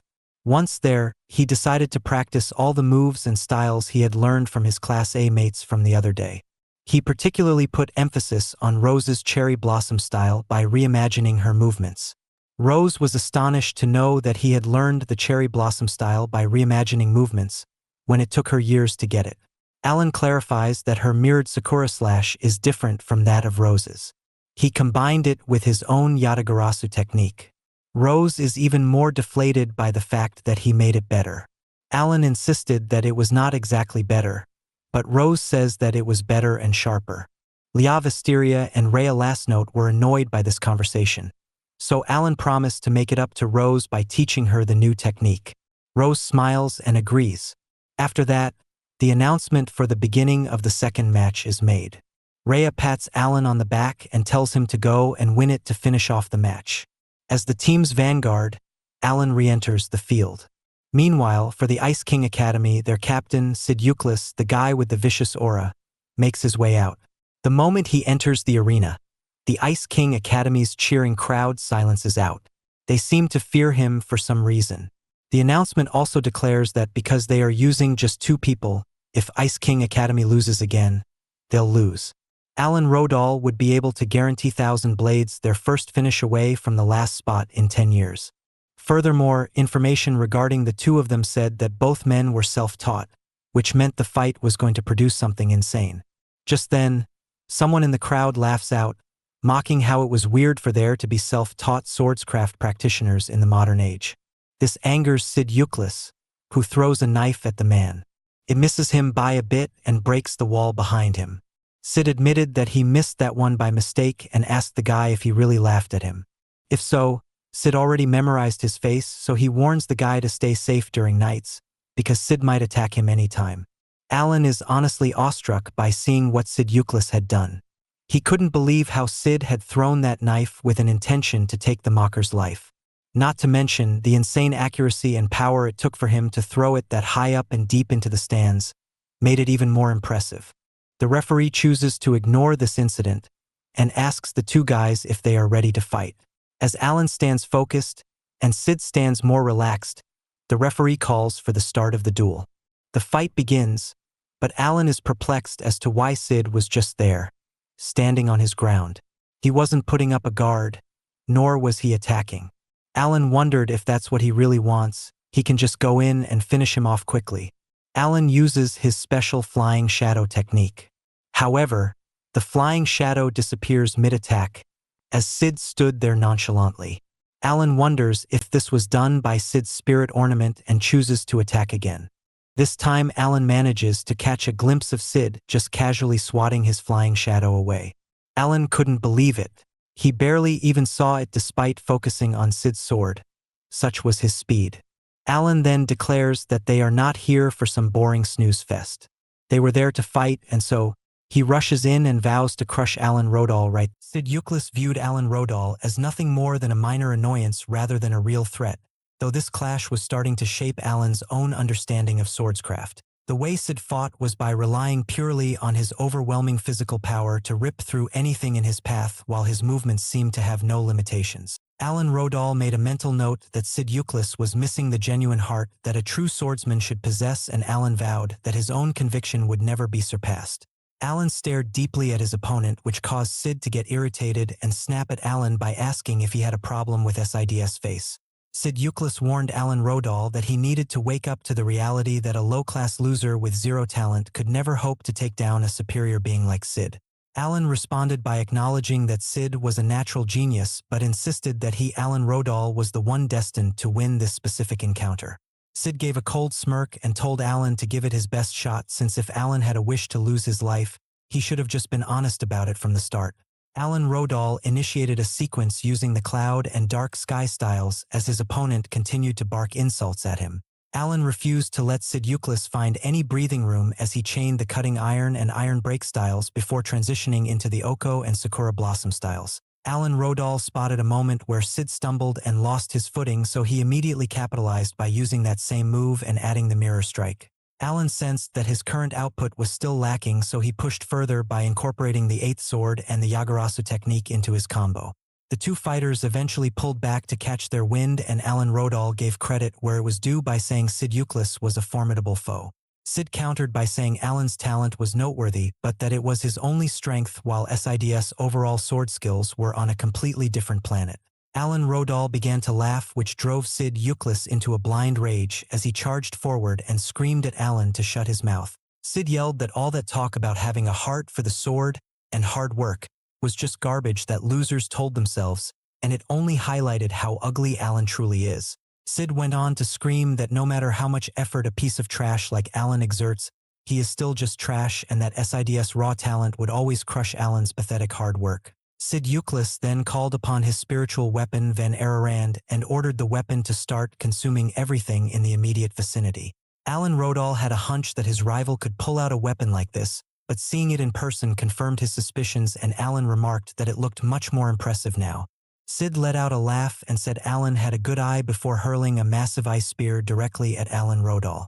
Alan Rodal managed to roll away from the strike and found himself in awe of the sheer destructive capability and power of that spear.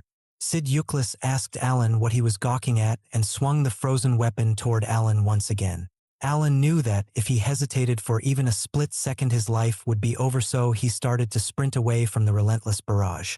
This behavior only made Sid more furious, as he commanded Alan to stop acting like a coward while he ramped up the tempo and weight of his attacks. Alan Rodal realized he was in a tight spot because SID's mobility had skyrocketed the moment he triggered his cold weapon spirit ornament. Sid Euclid seemed to read the look on Alan's face and asked if Alan was shocked by how much faster Sid had become. Alan asked for clarification on what Sid meant by that, and Sid simply told him to inspect his own hands. Alan Rodal was horrified to discover that his skin had turned a shade of blue, and Sid mocked him by asking if he was ignorant of how hypothermia works. Alan understood then that Sid Euclid had successfully lured him into a trap, and that his chances of survival were looking very slim. Sid asked if Alan had finally reached his breaking point and decided to finish him off by unleashing an even more brutal assault than before. Sid Euclid hammered him with a series of heavy strikes, and Alan Rodal finally succumbed to the overwhelming force and hit the dirt.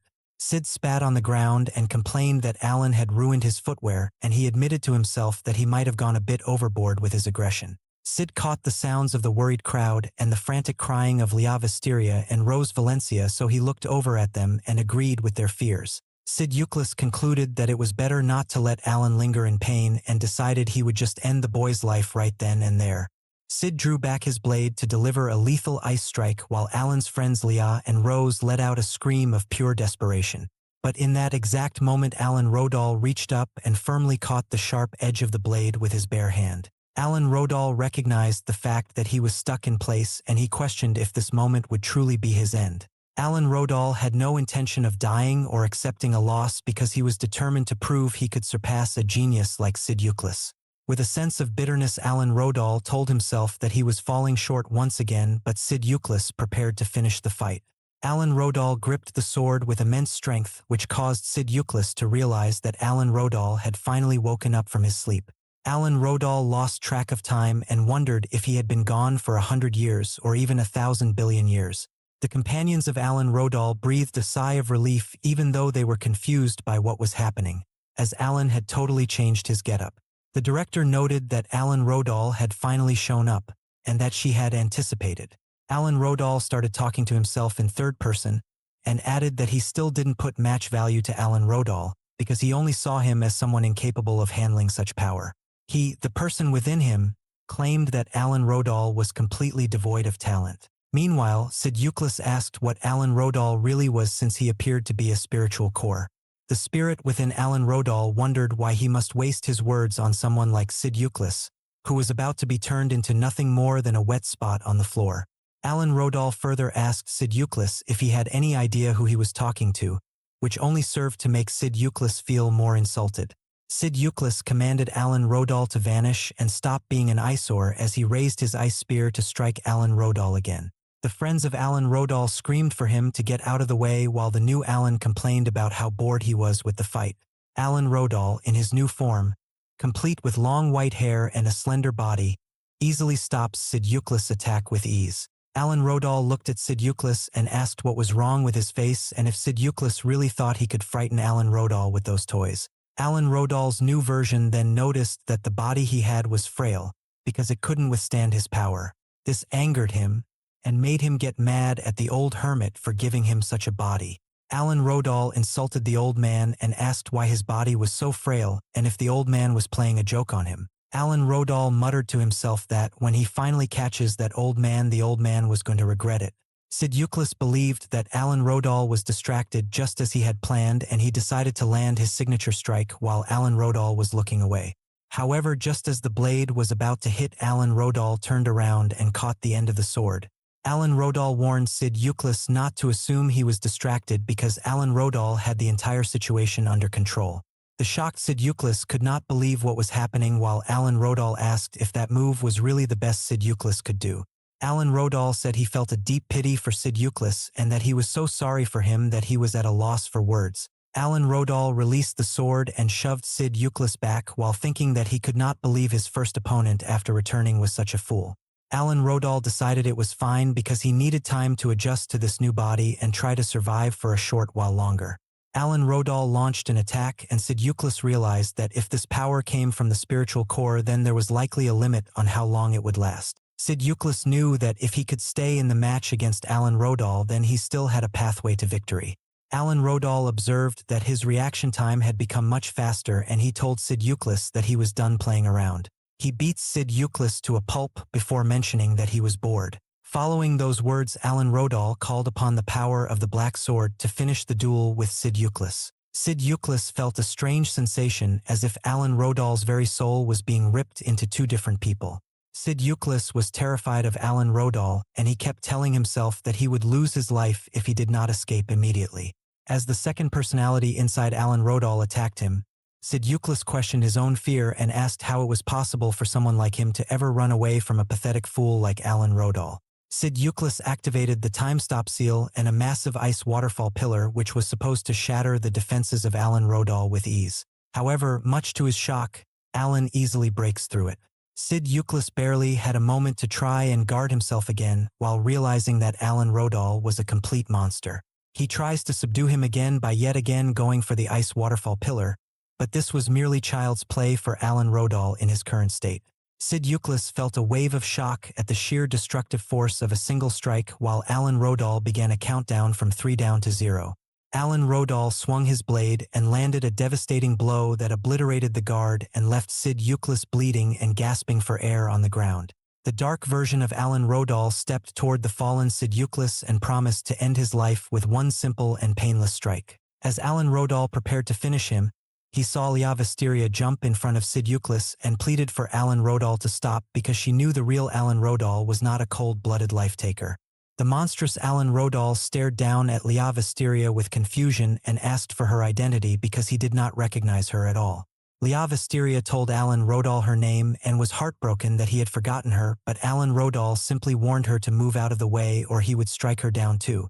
Leah Wisteria begged Alan Rodal to remember their time together and how they had fun eating Ramzak and even had their little arguments in the past. The dark side of Alan Rodal was very rude and told Leah Wisteria to be quiet because she was going to be the next one to lose her life.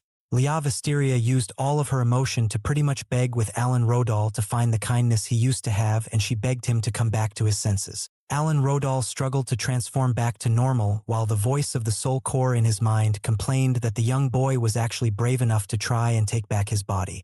Alan Rodal refused to give up and eventually managed to return to his original form before collapsing into the waiting arms of Leah Wisteria. Leah Wisteria asked if he was alright, and Alan Rodal told her he was okay while apologizing for the way he had acted and for scaring her so badly. Alan Rodal thanked Leah Wisteria for believing in him and said it was her voice that guided him back, but then the soul core spoke one last time in his head. Alan Rodal heard the voice ask if he could hear it, and then Alan Rodal blacked out and lost all consciousness. When Alan Rodal eventually opened his eyes, he found himself in a hospital room and saw that Leah Wisteria had fallen asleep right next to his bed. Alan Rodal was confused about how he got there because his last clear memory was Sid Euclid using an ice attack before something inside Alan Rodal started to feel a wild joy. Leah Wisteria was the first to wake up, and she gave Alan Rodal a big hug because she had been incredibly stressed about his condition. Leah Wisteria then asked Alan Rodal why he was pushing against her, and Alan Rodal turned red with embarrassment because of his natural reaction to her being so close. Rose Valencia woke up right then and asked Alan Rodal for an update on his health, and Alan Rodal told her that he was feeling perfectly fine. Alan Rodal checked his body and saw that the deep wound he had received from Sid Euclid had completely vanished without even leaving a scar. Rhea Lasnote walked into the hospital room and noted that Alan Rodal seemed to be recovering well, which made Alan Rodal apologize for causing so much trouble. The girls wanted to know what happened, and Rhea Lasnote explained that the tournament ended with both schools being disqualified for breaking the rules. Alan Rodal felt very sad and blamed himself for the disqualification, but Rhea Lasnote told him it was just an unfortunate accident and not to worry. However, Rhea Lasnote informed them that the Executive Council had met and decided to ban Alan Rodal from the academy for a full month as a penalty. Rose Valencia could not believe that Alan Rodal was being kicked out of school for a month, and Leah Wisteria confirmed that the news was true.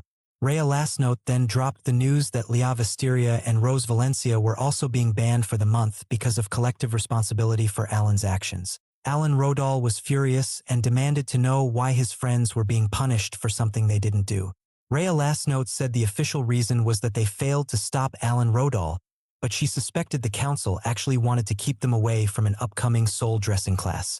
Alan Rodal felt terrible for the girls, but they told him that his safety was the only thing that mattered, and they could even turn this break into a celebration.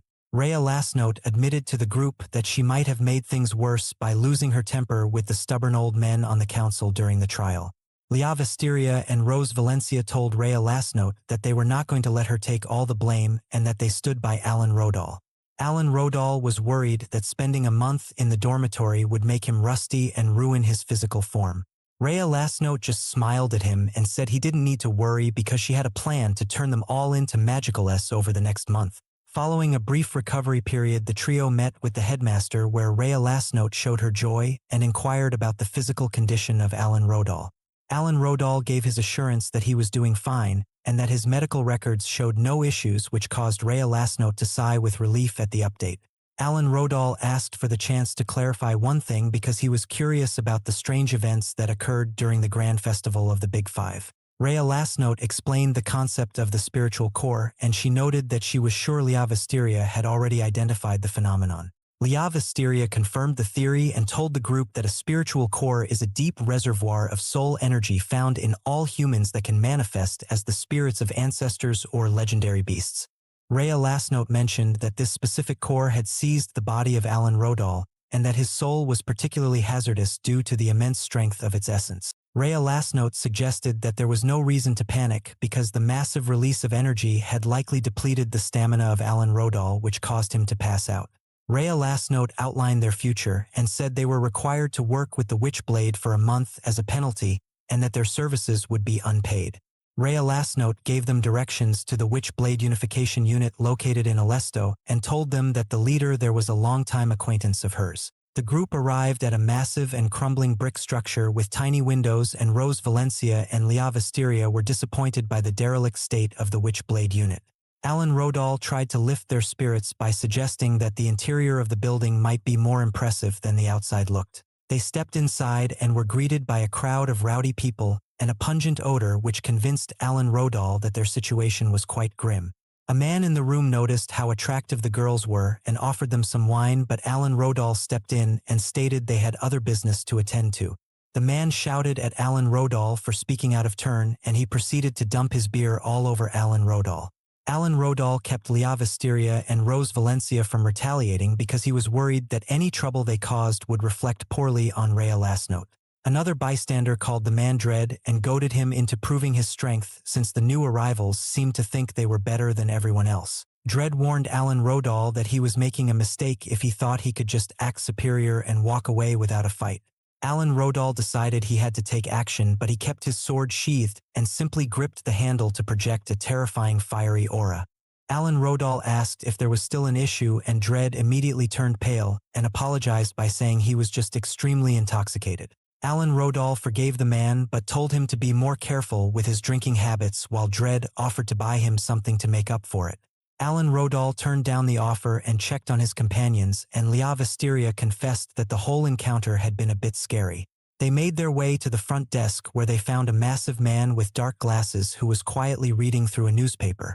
Leah Visteria and Rose Valencia were intimidated and whispered that the man looked like a professional life-taker who had taken many lives. Alan Rodal politely greeted the man who stood up and displayed a massive physique that reminded them of a giant mountain. The man asked if they were the new volunteers sent by Rhea Lastnote, and he mentioned that she had called him to keep an eye on her students. The man introduced himself as Darlton Bones and said he was the head of the unit and was pleased to make their acquaintance. Darlton Bones told Alan Rodal and Rose Valencia that they needed to complete their night registration while Leah Visteria was already in the system.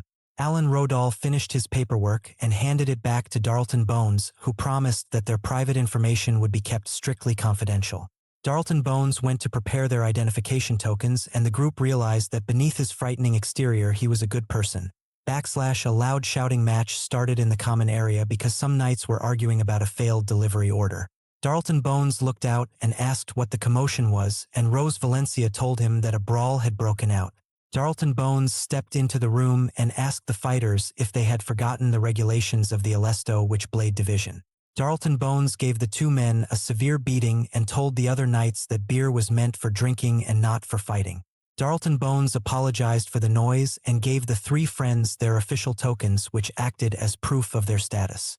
Alan Rodal noticed a smear of blood on his token, and a fighter told him it was his blood that had rubbed off the hand of Darlton Bones. Alan Rodal and the girls shared a silent thought that they must never do anything to provoke Darlton Bones. Darlton Bones asked if they wanted a mission immediately and suggested that monster hunting was the best way for them to gain experience. Darlton Bones laughed and said that real men hunt monsters and that Rhea Lasnote always confused monsters with harmless moths. Leah Visteria talked about her time hunting goblins, and Rose Valencia felt confident that the three of them could defeat a chimera. Alan Rodal thought about the different creatures and felt that with his friends by his side he could handle the training and the practice.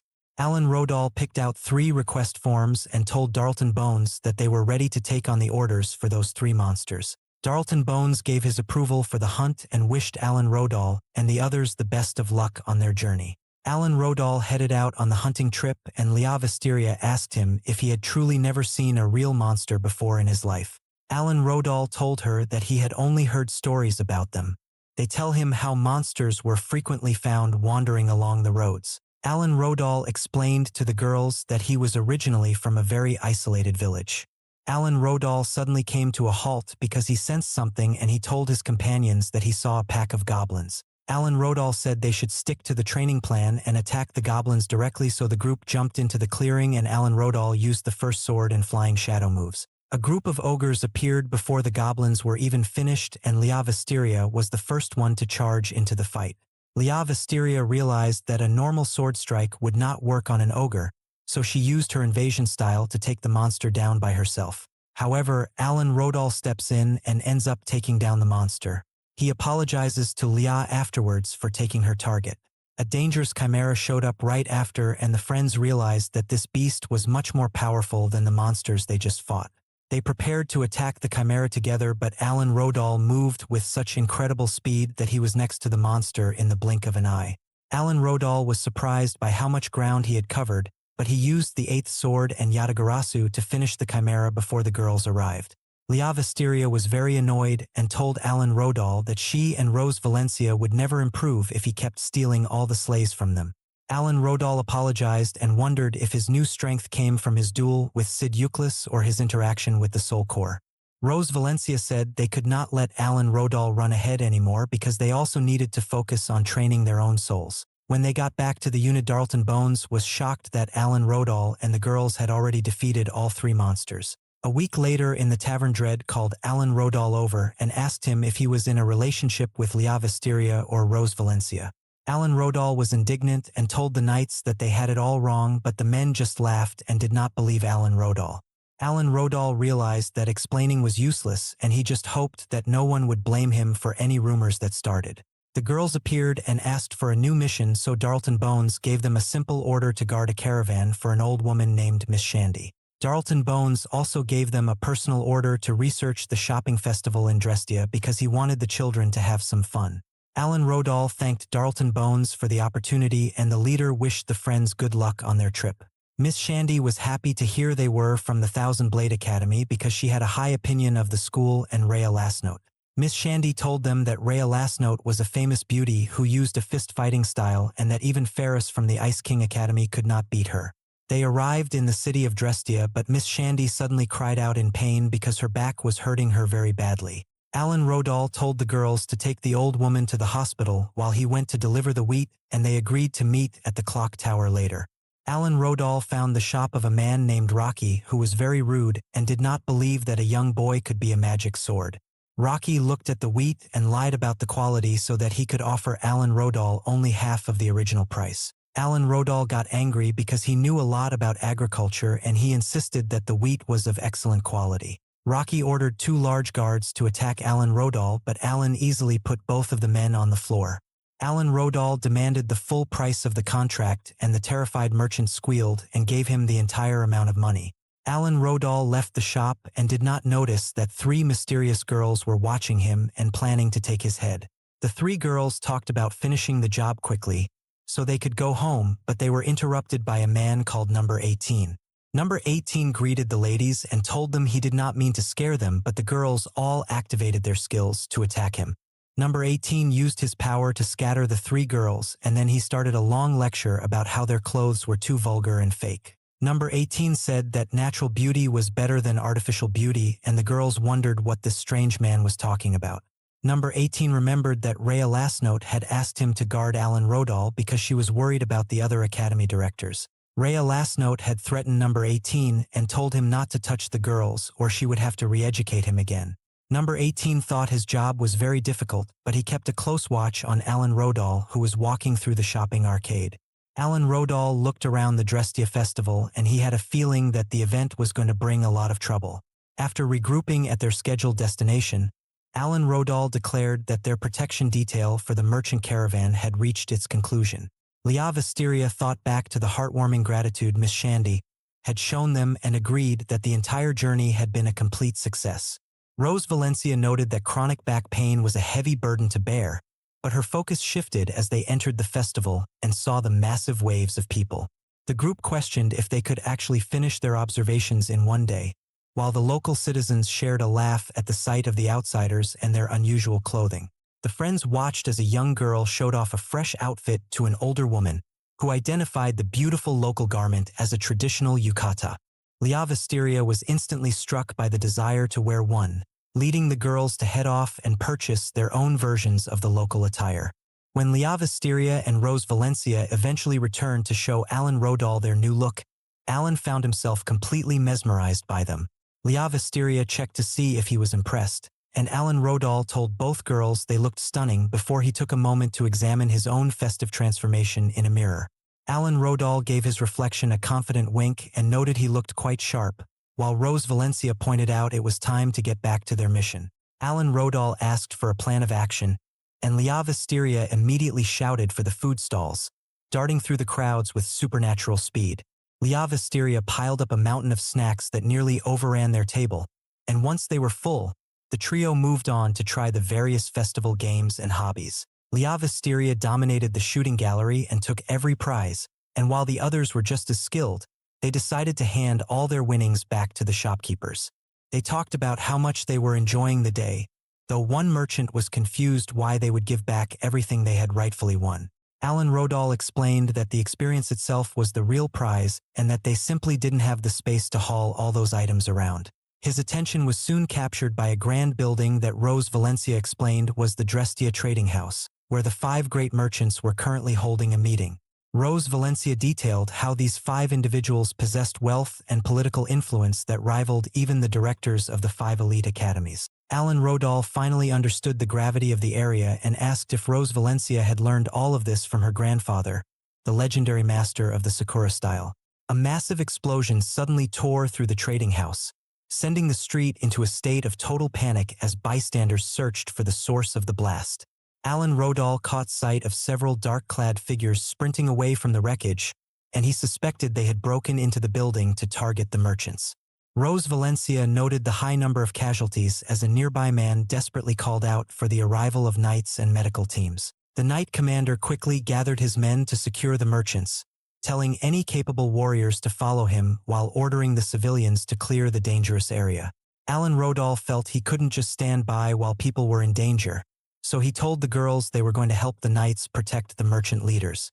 The girls gave their enthusiastic approval and the 3 of them charged into the smoke and ruins of the building.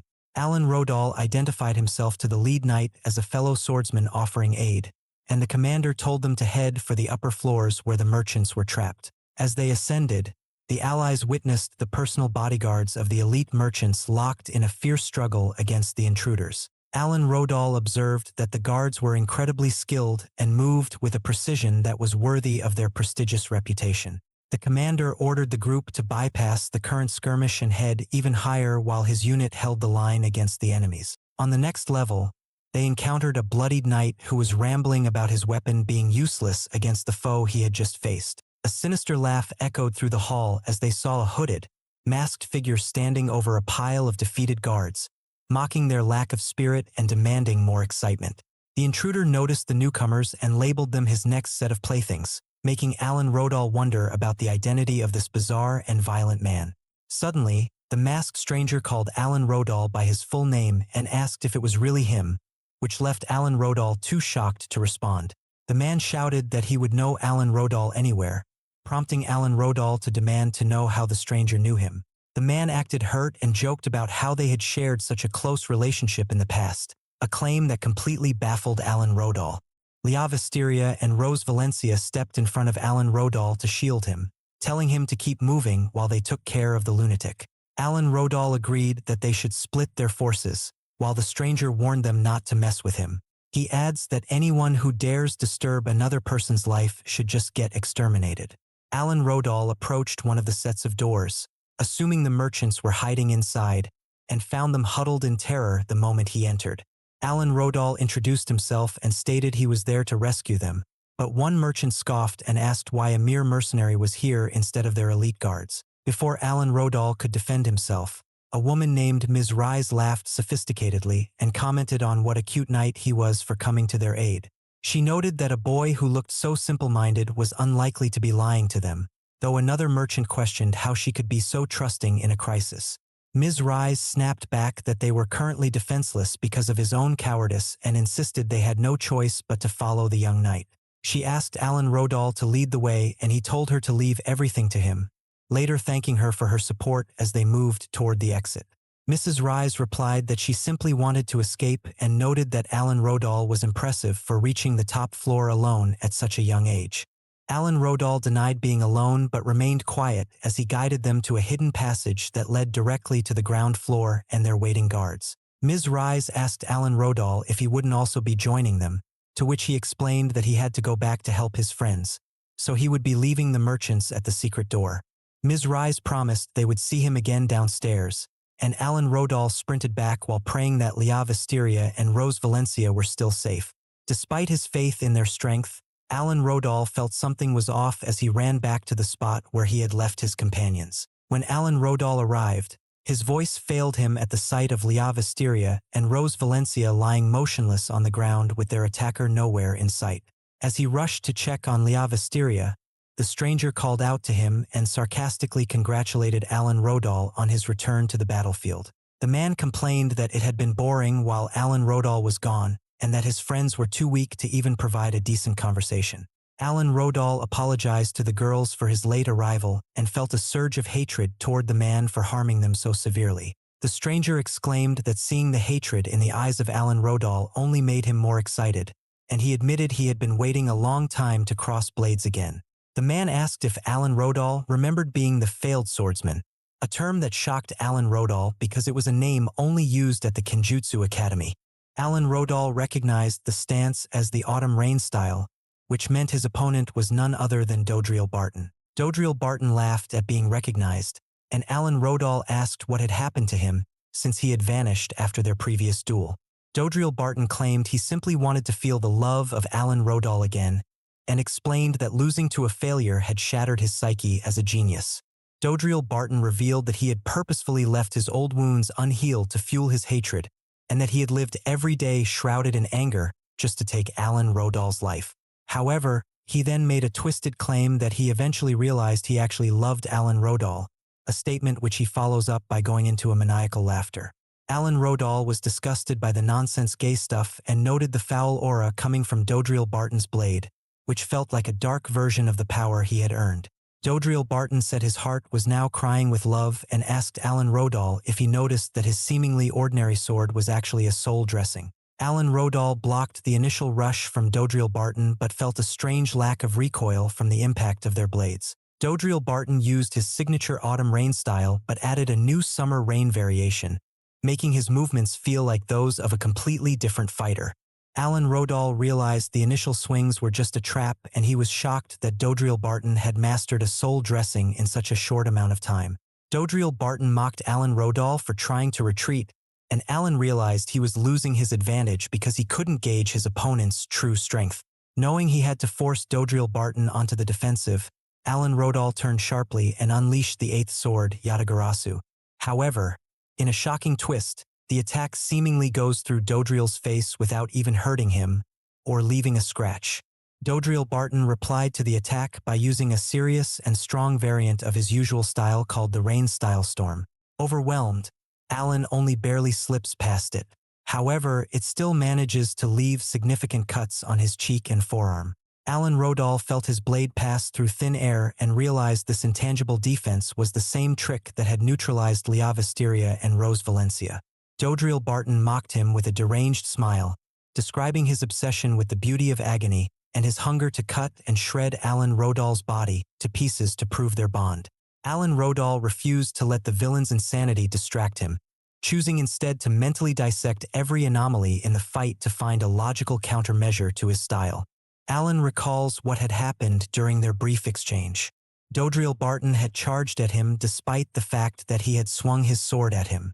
This indicated that he was confident, and must have had a reason to be so. A sudden insight struck Alan Rodal, and he accused Dodriel Barton of using the ability of his soul attire to slip into the dimension of shadows to avoid harm. Dodriel Barton confirmed the theory with a laugh, claiming that Alan Rodal was the first one to figure it out and that he was completely invincible within his shadow realm. Alan Rodal ignored the boast and focused on taking Dodriel Barton out with moves of his own. Dodred attacks him, invoking the secret autumn-style technique known as the downpour. Alan focuses all of his strength and skills to use the fifth skill, known as the world render. The attack successfully sliced through the opponent, leaving Dodriel Barton horrified that someone had managed to strike him while he was phased out of reality. Alan Rodal simply explained that if the enemy was hiding behind the curtains of the shadow world, he would just have to cut the entire shadow world apart. Alan Rodal realized that after eons of mental training in the world of time, he had finally manifested the ultimate blow capable of severing space and dimensions. Dodriel Barton admitted he had underestimated the protagonist, but claimed his time was up, vanishing into the darkness while promising a future rematch. The building began to groan under the stress of hidden explosives, which was Dodriel Barton's parting gift to take them out, forcing Alan Rodal to grab his fallen friends and make a desperate run for safety. A massive blast erupted, but Rise Dorheim appeared instantly and used her dry garden technique to snuff out the inferno before it could consume them. Rise Dorheim joked about the lack of fireworks at the festival just as Leah Visteria and Rose Valencia woke up and prepared for a fight that was already over. Alan Rodal calmed his allies by telling them the swordsman had been dealt with, and Rose Valencia acknowledged the protagonist's growing strength. Leah Visteria apologized for being a burden, but Alan Rodal was interrupted by Rise Dorheim, who asked if he was unharmed after his heroic efforts. Rise Dorheim revealed she was a prominent merchant and the owner of the Fox Shop, as well as the older sister of Ferris from the Ice King Academy. She admitted that her sister was furious over Alan Rodal's past victory, but she offered to help him one time in the future as a reward for saving her life. The merchant began to flirt aggressively with Alan Rodal until Leah Visteria and Rose Valencia pushed her away, warning her to stay away from their friend. Rise Dorheim warned the group about the Black Knights, a ruthless criminal syndicate, and cautioned them that the organization would likely seek revenge. Alan Rodal suspected he hadn't seen the last of these criminals, though he was surprised by the kindness hidden behind Rise Dorheim's eccentric personality. 3 weeks later, Mr. Bones praised the group for clearing every single request on the board and held them up as an example for the other mercenaries. As they departed the unit, Alan Rodal admitted that the life of a magic swordsman was grueling but ultimately very fulfilling. Leah Visteria and Rose Valencia agreed that the experience had been exciting and worthwhile, despite the constant threat of danger. Alan Rodal felt a wave of excitement as he prepared to return to the Thousand Swords Academy the next day to finally begin his training to master the art and gain his very own soul dressing. Rhea Lastnote greeted the group with a bright expression and praised their month of voluntary service, while noting that their time away had made them look much more courageous. She had listened to their entire story and decided with a smile to officially lift the suspension so they could finally return to their regular school life. When they walked back into the academy a short while later, Rhea Lastnote mentioned how long it had been since they last saw Class A, and Rose Valencia worried about being a month behind in their curriculum. Alan Rodal felt a deep sense of confusion and anxiety because he was incredibly nervous about meeting the other students after getting the class disqualified at the festival. Rhea Lastnote reassured him that he was not the one at fault, and Rose Valencia added that he should be less hard on himself since Sid Euclid was the first person to violate the rules. Rhea announced that the first lesson of the day would cover the soul attire technique and mentioned that the rest of the boys were likely already waiting for them in the classroom. Alan Rodal approached the door with the intent to apologize to everyone immediately, but his classmates surprised him by happily congratulating the trio on their return. One of the knights noticed the worried look on the face of Alan Rodal and asked why he was so tense after such a stunning overall success at the festival. Alan Rodal asked if they were truly not angry with him, but his peers insisted that Sid Euclid was a complete jerk who had clearly overstepped his bounds during the match. The protagonist bowed his head in a show of gratitude and apologized anyway, but his friend grabbed him in a friendly way and shouted that he should focus on telling them about his time away. Rhea Lasnote cut the conversation short to begin the lesson and revealed that the entire class had specifically asked to delay the soul attire training until Alan Rodal returned. Alan Rodal felt a mix of sadness and deep appreciation for his friends as Babel explained that they had spent the last month focusing purely on physical conditioning. To demonstrate their progress, the boys removed their shirts to show off their newly developed muscles, and the friends suggested that a duel would be the perfect way to test their growth. Rhea Lasnote told them to put their clothes back on and instructed everyone to take a spirit sword, which Alan Rodal noted was surprisingly heavy and perfect for a workout. The teacher explained that these weapons were very expensive and meant to help them listen to the spiritual core that remains dormant inside every strong swordsman. Leah Visteria gripped her weapon with a look of exhaustion, while Rose Valencia admitted she felt a strange sense of heat and excitement from just holding the hilt. It was almost like the girls were moaning sexually. Rhea Lasnote warned the class that while the core is usually an ally, it can cause terrifying nightmares for some people, and she specifically noted that Alan Rodal was at risk. She told the students to close their eyes and sink their consciousness into the soul world where they would eventually be able to see their inner core face to face. Alan Rodal entered a trance and met his inner monster, which mocked him for wanting a quiet life and insisted that he should embrace destruction and enjoyment instead. Alan Rodal refused to surrender his body to the demon and argued that their personalities were far too different for them to ever coexist in peace. The entity became furious and launched a lightning-fast strike that sent the protagonist flying backward while his arm felt like it was going to snap from the force. The monster told Alan Rodal that he must fight with the intention of dying if he ever hoped to survive the training or gain true power. Alan Rodal tried to retaliate with his 8 sword strikes, but the spirit instantly appeared behind him and slammed his face into the ground to show him that his heart was still weak. The entity took over Alan Rodal's body and was about to wreak havoc on the classroom and students alike. Rhea Lasnote intervened in the vision and used her non-sword combat skill to eliminate the threat while scolding the core for trying to take over such a weak host. When the protagonist regained his senses, he thanked Rhea Lasnote for her help, and she explained that his only hope was to maintain his original tenacity and mental fortitude. A group of aggressive students led by Reyes Valgon from the curved sword department suddenly entered the room and demanded a fight with the famous swordsman of 3 styles. The others recognized Reyes Valgon as a notorious bully from middle school and felt surprised that such a troublemaker had been admitted to the Thousand Blades Academy. Reyes Valgon mocked the protagonist by calling him a puny failed swordsman and questioned how a student who never attended a proper school could have a personal style. Alan Rodal was shocked by how much research the guy had made on him, albeit some information were still strong. Tessa stepped forward and told the intruders to shut up and stop talking about trivial things because they clearly didn't understand what really happened at the festival. Alan Rodal tried to intervene and quiet his friend, but Tessa ignored the warning and continued to challenge the intruders. Tessa asked Reyes Valgon if he had even bothered to watch the final match of the festival, but the delinquent replied with a sneer about the protagonist being a doormat. Reyes Valgon claimed that anyone watching closely could see the protagonist was a failure who had been swallowed by his own spiritual core and disqualified for breaking the rules. After labeling Tessa as worthless as his friend, the rival watched as Tessa gripped his blade and invoked the cutting iron with rust style. Reyes Valgon called Tessa a fool for playing at friendship and invited him to a duel while the students of Class A cheered for their companion to win. The fight began with Reyes Valgon launching a heavy assault, yet Tessa managed to parry the strikes and return fire with unexpected precision. Tessa began to move with minimal effort to dodge the incoming attacks, causing the protagonist to admire how much his defensive tactics had improved. Reyes Valgon mocked the lack of offensive pressure, but Tessa ignored the taunts and prepared his specialized rust-away technique. In response, the opponent summoned the 3 skeletons to the battlefield, a move that caught Tessa completely off guard. Reyes Valgon declared the match over and called down a skeleton rain that sent Tessa crashing to the floor in defeat. The students of Class A rushed to check on their fallen comrade while Reyes Valgon laughed at the lack of talent in the room. The delinquent argued that it was pathetic for Alan Rodal to hang around such weak swordsmen and claimed that Class B was now far superior. Lia Visteria yelled at the boy to calm down, but he simply offered to explain why Class A was failing due to their lack of soul dress mastery. He mocked their decision to focus on physical exercise instead of soul attires, revealing that his entire group had already mastered their specialized dresses. Alan Rodal asked his classmates to look after the injured Tessa and prepared to enter the fray himself to settle the dispute. Lia Visteria and Rose Valencia offered to fight by his side, but Alan Rodal apologized and requested to handle the situation alone.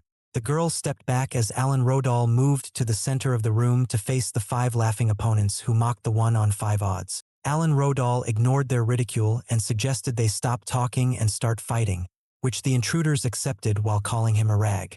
The protagonist struck first with a burst of incredible speed that left the Class B students completely unable to track his movements. He fought with a fierce resolve to defend the honor of his friends and refused to forgive the intruders for their insults. Alan Rodal summoned the 8th sword called Yatagarasu and neutralized all 5 of his enemies in a few swift motions. A stunned Reyes Valgon could not understand how they had lost to a swordsman who did not even have a soul dress equipped. Alan Rodal explained that even the strongest soul dress is just a useless toy if the person wearing it is an inexperienced and unconditioned fighter. He noted that their defeat was proof that they had neglected the simple but essential physical training required for true mastery. Deep inside his spirit, Alan Rodal felt an unknown power bloom and finally understood that true strength comes from the willingness to protect others. He realized this was the actual meaning of the strength of spirit that Rhea Lasnote had mentioned during their lessons. His friends erupted in screams of joy as Lia Visteria praised his incredible skill and Rose Valencia gave him an impressed wink. The protagonist felt overwhelmed by the sincerity and faith his classmates showed him, and he vowed to become even more powerful for their sake. Rhea Lasnote watched the unity of her class with a silent smile while the girls reminded Alan Rodal not to push himself too hard. Later onwards, the story changes scenes to the student council, where 2 girls were reading the school newspaper and discussing the headlines. One of the headlines noted that Alan Rodal had resoundingly defeated Reyes Valgon.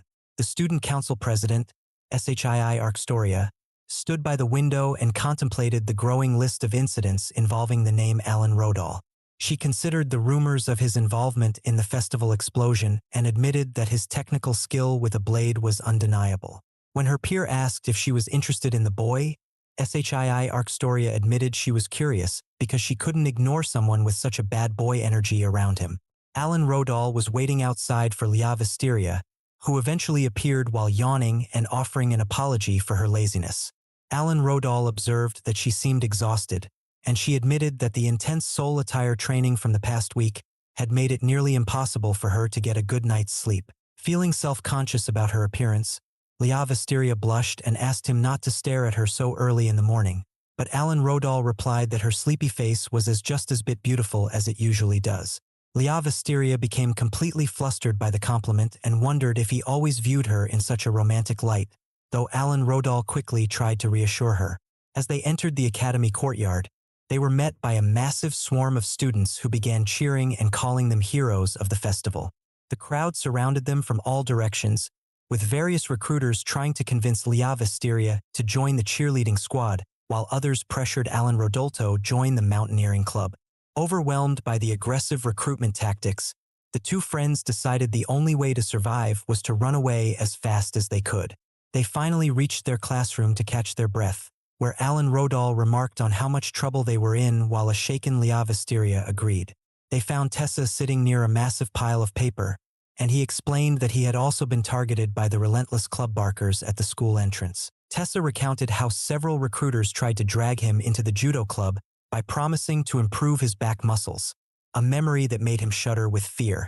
He informed his allies that the official recruitment period for freshmen, widely known as the rookie hunt, would last for a full week. Tessa suggested that the group should stick together for safety, while Alan Rodal noted that navigating the academy would be a difficult challenge during this time. Lia Visteria admitted that while she had heard rumors about the intensity of the rookie hunt at the 5 academies, she never expected it to be this chaotic. Alan Rodal looked at the staggering mountain of leaflets on the desk and wondered which clubs had the resources to produce such a massive amount of advertising. Rose Valencia arrived shortly after, barely able to speak as she drifted toward them in a half-asleep state. Liavisteria warned her that being so drowsy was dangerous in the middle of a rookie hunt, and Rose Valencia asked the group if they had already picked their future clubs. Both Liavisteria and Alan Rodal admitted they were still undecided due to the overwhelming number of options available to them. Rose Valencia suggested that they all go out together after their lessons to explore the various club booths and see what the academy had to offer. The friends enthusiastically agreed to the plan, and as Alan Rodal looked through a few flyers, he felt excited to finally experience this aspect of student life. Rhea Lastnote entered the room to begin the day's instruction, and the students spent the next few hours focused entirely on their demanding curriculum. By the time classes ended, the trio left the room feeling completely drained from the mental and physical strain of the day. Alan Rodal noted how difficult the workload had become, and while Liavisteria grumbled about the constant soul dressing practice, Rose Valencia complained of being mentally exhausted. Alan Rodal reflected on his ongoing struggle with his inner entity, noting that while he still lost their battles that were being held in the soul, his reflexes and decision-making during their duels had improved significantly though. He believed that if he could eventually face the monster without sustaining a single scratch, he would finally be on the verge of manifesting his own soul attire.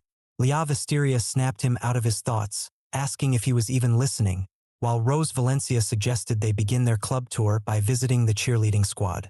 The group was impressed by the acrobatic skill of the cheerleaders, who performed complex somersaults while chanting praises for the Thousand Swords Academy. While Alan Rodal and Rose Valencia admired the athleticism and cool moves, Liavisteria felt uncomfortable with the revealing nature of the uniforms and the amount of exposed skin, although Rose Valencia thought it was cool enough. After a brief stop at the swimming pavilion and the judo club where Tessa was being recruited, the trio arrived at the kendo club and watched the members participate in a series of practical training sessions. During a scheduled break, Alan Rodal admitted that the club was far more rigid than he had hoped for, as he preferred a style of swordscraft that was more relaxed and free. Before they could leave, a girl suddenly approached and identified him as the famous Alan Rodal, expressing her excitement that such a talent was interested in her organization. Alan Rodal tried to explain that he wasn't particularly moved by what he saw, but the girl ignored his hesitation and introduced herself as Silty Rosette, the vice principal of the club. Silty Rosette immediately challenged Alan Rodal to a trial match, though Alan Rodal politely declined by explaining that they still had many other booths to visit. Undeterred by his refusal, the girl blocked their exit by summoning several translucent, faceless warriors to bar the way. Realizing she had no intention of letting him leave quietly, Alan Rodal accepted the challenge while Silty Rosette remarked that talented students were too rare to let slip away. A coach announced the start of the exhibition match between Silty Rosette and Alan Rodal, and the protagonist tried to stay positive about testing his skills against a high-ranking student. The girl suggested they use wooden practice swords and avoid using their soul shrouds, playfully promising to go easy on him during the fight. As they began, Alan Rodal carefully analyzed her stance and found that she left no obvious openings, likely due to a subtle shift in her center of gravity. Alan Rodal opened with a flying shadow strike as a distraction, which Silty Rosette blocked, only to find herself targeted by the eighth sword, Yatagarasu. Silty Rosette responded with a defensive spin style and a wind circle technique, narrowly escaping a position that would have normally ended the match. She parried his counterattack and noted that his strikes were still a bit soft, though she admitted she was surprised by his agility and technical range. Alan Rodal found himself fascinated by her unique defensive style, noting that none of his previous opponents had ever fought with such a focus on spinning and parrying. Increasing his speed and power, the protagonist pushed her to the limit, telling her to sharpen her sword skills as he unleashed a barrage of rapid-fire blows. Silty Rosette barely managed to dodge a decisive strike and called for a sudden timeout, questioning if he had been hiding his true speed during the Grand Festival. Alan Rodal was pleased by the compliment, and Silty Rosette admitted she needed a moment to rethink her entire strategy if she hoped to keep up with his pace. Silty Rosette gave a positive response and thanked the protagonist, but in that same moment, she clapped her hands together and collapsed to the floor. This was quite surprising considering it looked like she was going for something big. Alan Rodal felt like quite a lucky guy to have survived the encounter as the girl seemed to drift away into a daze about moonlit nights and weapon challenges. The coach rushed to her side to investigate what had happened, while Alan Rodal urged him to quickly bring over a stretcher to carry her away. Alan Rodal was officially declared the victor of the duel, and a short while later, the trio of friends gathered back in their classroom. Alan Rodal complained that the day had left him utterly exhausted, but Lia Visteria praised his performance, noting that despite the constant adventures, he was doing very well. Rose Valencia asked if he had reached a final decision regarding which club to join, but he admitted that he had not found a single group that felt right for him. The girls responded with dejected voices, which surprised Alan, as he wondered if he had said something to upset them. Lia Visteria suddenly suggested that they should simply establish their own organization, proposing the idea of a dedicated training club. Alan Rodal thought about it carefully and, despite some initial confusion, agreed that forming a club focused on training could actually work. Lia Visteria was internally thrilled by the idea, as she saw it as the perfect excuse to spend the next 3 years right by the side of the protagonist. Rose Valencia felt equally enthusiastic, thinking that having the chance to hone her swordsmanship alongside him for 3 years was better than she ever imagined. The girls cheered and ran off to finalize the details, leaving the protagonist to wonder if they were truly that excited about the prospect of extra training. Within minutes, they returned to the classroom with official permission to open the club, announcing that Rhea Lasnote would serve as their consultant. Rose Valencia reviewed the requirements and noted that exactly 3 people were needed to launch a club, making their group a perfect fit. The paperwork was quickly organized with Alan Rodal assigned as the club director, while Lia Visteria and Rose Valencia signed on as the founding members. When the group discussed what to name their new brainchild, the protagonist suggested they keep it simple and call it the Sword Swining Training Club. The girls had no objections to the name, and Alan Rodal suggested they utilize a quiet corner of the schoolyard for their future practice sessions. Tessa and several other classmates happened to walk by and inquired about the gathering, prompting the friends to explain their new project. An excited Tessa immediately asked to be the first person to join the group, and soon all the other classmates expressed a desire to sign up as well.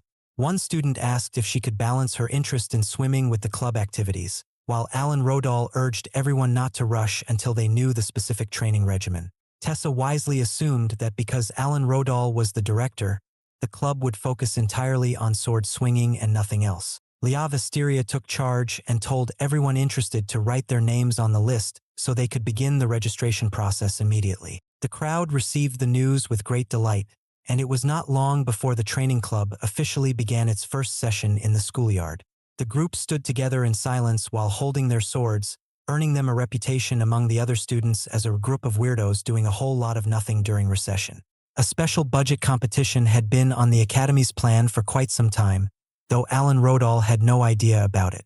His confusion left Lia Visteria thoroughly surprised. The tournament rules dictated that every club select 3 representative swordsmen to fight in an elimination match to the last man standing. Rose Valencia clarified that the matches would launch the following week under a standard tournament system, ultimately deciding the grand winner and the exact funding allotted to each club. Upon reviewing the official guidelines, Alan Rodal was stunned by the massive financial disparity between finishing in first place versus landing at the bottom. Lia Visteria pointed out a strict requirement demanding that first-year students be included in the lineup. Furthermore, because freshmen were required to participate, the use of specialized soul dresses was strictly banned across the board. Rose Valencia concluded that this restriction would make the event a pure exhibition of true swordscraft art. Looking over the projected figures, Alan Rodal questioned if the baseline amount was simply too small for their club's survival, suggesting it would be much smarter to secure a larger financial reserve. Lia Visteria proposed a tactical workaround.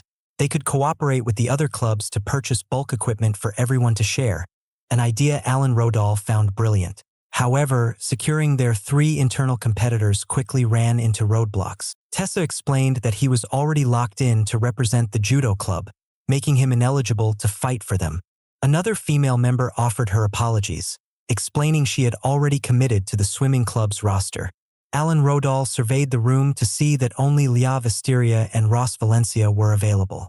Lia Visteria noted that the situation left the 3 of them to handle the entire tournament alone, and Rose Valencia agreed that, true to form, it always came down to just the core trio. Gathering in a tight circle, the friends shouted a collective oath to give everything they had to conquer the tournament. When the day of the competition finally arrived, a dense wave of whispers rippled through the competing teams.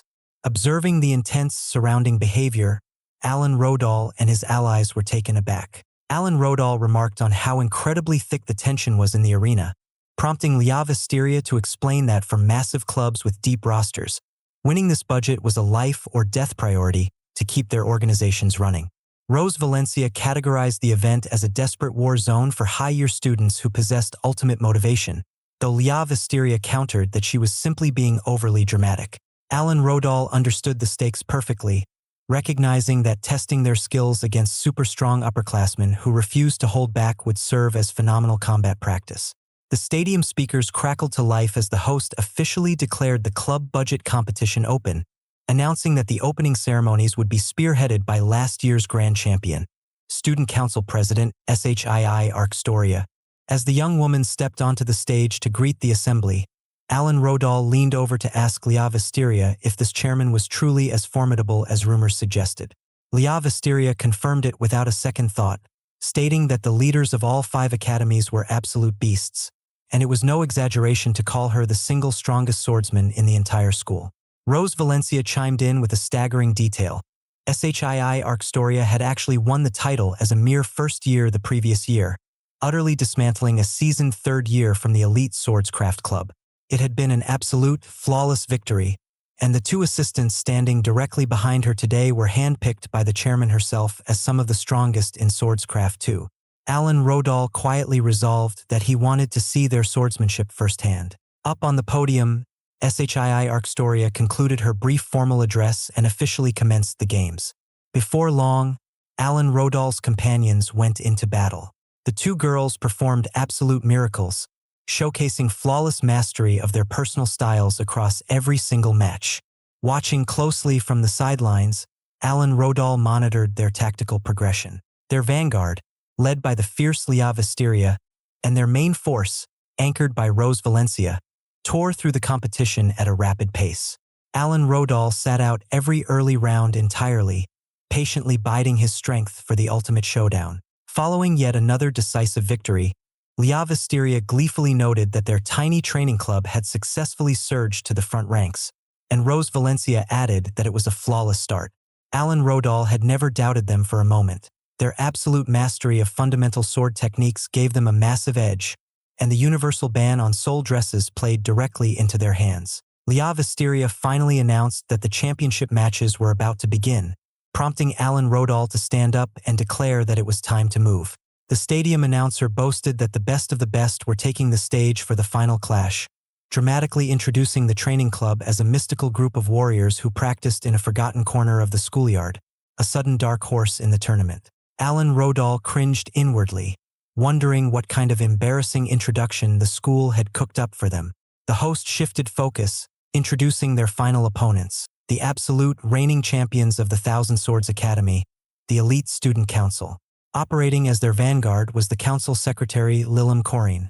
Holding down the main force position was their accountant, Tirith Magdareth, and serving as the absolute general was President SHII Arcstoria herself. The host then called the vanguard fighters, Liavasteria and Lilam Corrine, to take their places on the arena floor. Alan Rodal and Rose Valencia wish her the best of luck as Lia steps into battle. The host confirmed both sides were set, and the vanguard duel erupted. Liavasteria initiated a fierce opening assault, but despite her incredible efforts, her opponent proved too formidable, and she suffered a definitive loss. Immediately following, the main force match concluded with Tirith Magdareth securing a win, officially crowning the student council as the budget champions once again. SHII Arcstoria warmly praised her teammates' flawless execution. Lilam Corrine casually dismissed the match as a walk in the park, but Tirith Magdareth countered that the bout had actually been incredibly close, openly questioning if their opponents were truly just first-year students. Meanwhile, a disheartened Liavasteria approached her friends to apologize for the loss. Rose Valencia reassured her that it was merely a stroke of bad luck, and Alan Rodal insisted there was no reason to sweat the outcome. Landing in second place was an incredible milestone, even if he felt a lingering pang of regret over missing his chance to cross blades with the president. Just as the host prepared to transition into the official awards ceremony, Shii Arcstoria unexpectedly interjected, addressing the entire crowd. She noted that while the official team placements were decided, the tournament felt somewhat incomplete since neither she nor Alan Rodal had actually stepped onto the field. To rectify this unfairness, she boldly proposed a final, decisive captain's match. Alan Rodal was thrilled by the turn of events, having given up all hope for such an opportunity, especially since he desperately wanted to test his limits against the chairman. He openly thanked Shii Arcstoria for her sportsmanship, and she eagerly welcomed the challenge. The training club girls immediately grew anxious for their leader. Leah Visteria begged him to be careful, and Rose Valencia reiterated that the student council elite operated on an entirely different level of strength. Alan Rodal thanked them for their concern, reassuring them that he understood the stakes completely. As Alan stood in front of her, Shii states how she heard a lot of problematic things about Alan, but from his look, she can tell that he was kind. Knowing he was facing one of the very best, Alan Rodal seized the initiative, executing an aggressive opening strike using his first sword technique, Flying Shadow. However, Shii manages to block it by using her own attack, which blurs his vision. She immediately follows it up with an attack of herself, which pushes Alan back. Shii notes that she heard about Alan's self-taught status, and she praises him for being able to dodge her attacks. Alan understands that Shii isn't like others, and that she is capable of using her attacks to create smooth patterns to open up his defense. Meanwhile, Shii kept taunting him and asked him to do his best, because there was no way that this was all he had to offer. Alan took on her offer and charged at her. He knew he couldn't beat her when it came to fundamentals, so he had to outspeed her. Alan went on the assault with his fabled cherry blossom style and tried to catch Shii off guard. Shii acknowledges Alan's sudden charge of pressure, but points out that despite his speed, his attacks were too straightforward. However, the attack was simply a decoy from Alan to distract her and attack her from behind. Just as he is about to hit her with the fifth style, Shii Arcstoria uses a kick to block the attack. She praises the idea, but explains that it's simply too slow to work effectively on her. Shocked, Alan couldn't believe she had seen through the sole weakness in his style so quickly. Shii Arcstoria tells Alan to try something new in a mocking way, forcing him to go all out. As his teammates watched in tension, Alan noted how all of his attacks were getting blocked by Shii Arcstoria. However, instead of being frustrated, Alan loved every moment of it, because it showed him how much growth there is for him to make. In a trance, he keeps attacking her, hoping she'd keep blocking and give it back to him. He was praying for this fight to continue forever. However, one strike unexpectedly goes in a bit too strong, and it breaks Shii Arcstoria's sword. She stared blankly at her broken hilt, deeply shocked. Alan Rodal was equally stunned by the sudden resolution of the match, quickly checking to see if she had sustained any injuries. Letting out a heavy sigh, the president conceded that there was no helping the situation. With a broken sword, she had no choice but to forfeit the match. The entire audience erupted into absolute shock over the sudden downfall of the undefeated Shii Arcstoria. The host officially crowned Alan Rodal the grand victor of the match. Leah and Rose immediately ran up to Alan to celebrate his victory. They both praise him for getting the job done. Alan Rodal checked his own internal state, completely unable to process the strange sensation that had overtaken him during that final clash. Meanwhile, the student council members attended to Shii Arcstoria, asking if she was okay, because it seemed like he would cut her in half. She told them she was okay, while cooking up something in her mind. A little later, the training club members were having lunch in the academy dining hall when Shii Arcstoria suddenly showed up and asked to speak with Alan Rodal. Caught off guard, Alan stared at the chairman in surprise. Shii apologized for interrupting his meal, but the other students immediately started whispering, wondering why the legendary president was personally looking for the academy's most infamous troublemaker and what he'd done this time. Shii told Alan to come with her to the student council room right away. Alan suggested he could stop by after lunch, but she firmly insisted on going now. With no real choice, he agreed. As they left, Leah Visteria urged Rose Valencia to follow them, but Rose said they should at least finish eating first. Once they arrived at the student council room, Shii asked Alan if he knew why she'd called him there. Alan guessed it was about the budget competition. Staring directly at him, Shii demanded to know if he'd been holding back during their duel from the very beginning. Alan quickly insisted he'd fought with everything he had, but she immediately called him out for lying. She demanded an explanation for the mysterious power that had shattered her sword. Dropping his guard, Alan admitted the truth. He had no idea what happened either. He explained that it hadn't felt like his own strength at all, but rather some strange force acting through him. Shii's expression changed as she solemnly declared that he had left a deep emotional scar on her, meaning he was now obligated to take responsibility. Alan immediately panicked, thinking he'd seriously injured her somehow, and desperately asked what he could do to make it right. Smiling brightly, Shii said the solution was simple. Then her smile vanished as she revealed her real demand. Because he had humiliated her in front of the entire academy, he would have to join the student council as a public figure. Alan was completely stunned and couldn't understand how breaking her sword had somehow led to mandatory council service. Shii argued that her flawless reputation had been damaged because of him. Alan strongly objected, pointing out that he was already busy running the training club. At that moment, Tirith Magdareth and Lilim Corrine stepped in and started pressuring him. They asked if he seriously intended to reject an offer from someone as skilled as Shii Arcstoria and abandon his responsibilities to the academy. Alan quickly realized the conversation had turned into outright blackmail. Shii calmly reassured him that his duties with the training club wouldn't change at all. As a public figure, he'd barely have any actual work to do. The only requirement was attending the student council's daily lunch meetings. She explained that the council wanted him because his self-taught fighting style brought prestige to the academy, then asked if he was ready to join. Alan started politely thanking her for the offer, but before he could finish rejecting it, the doors suddenly burst open. Leah Visteria and Rose Valencia charged into the room and boldly declared that they wouldn't let the student council steal their club chairman away. Alan was completely caught off guard. Shii calmly recognized them as members of the training club. Leah loudly insisted that Alan belonged to their club and that she'd fight to keep him there. Shii winced slightly and said they were making a huge fuss over nothing. She repeated that Alan only needed to spend lunch with the student council.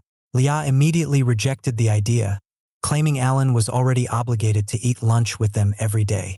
Rose firmly agreed, saying she wouldn't let the council take those precious moments away from them. Shii fell silent for a moment before nodding. She said she finally understood what was really bothering them.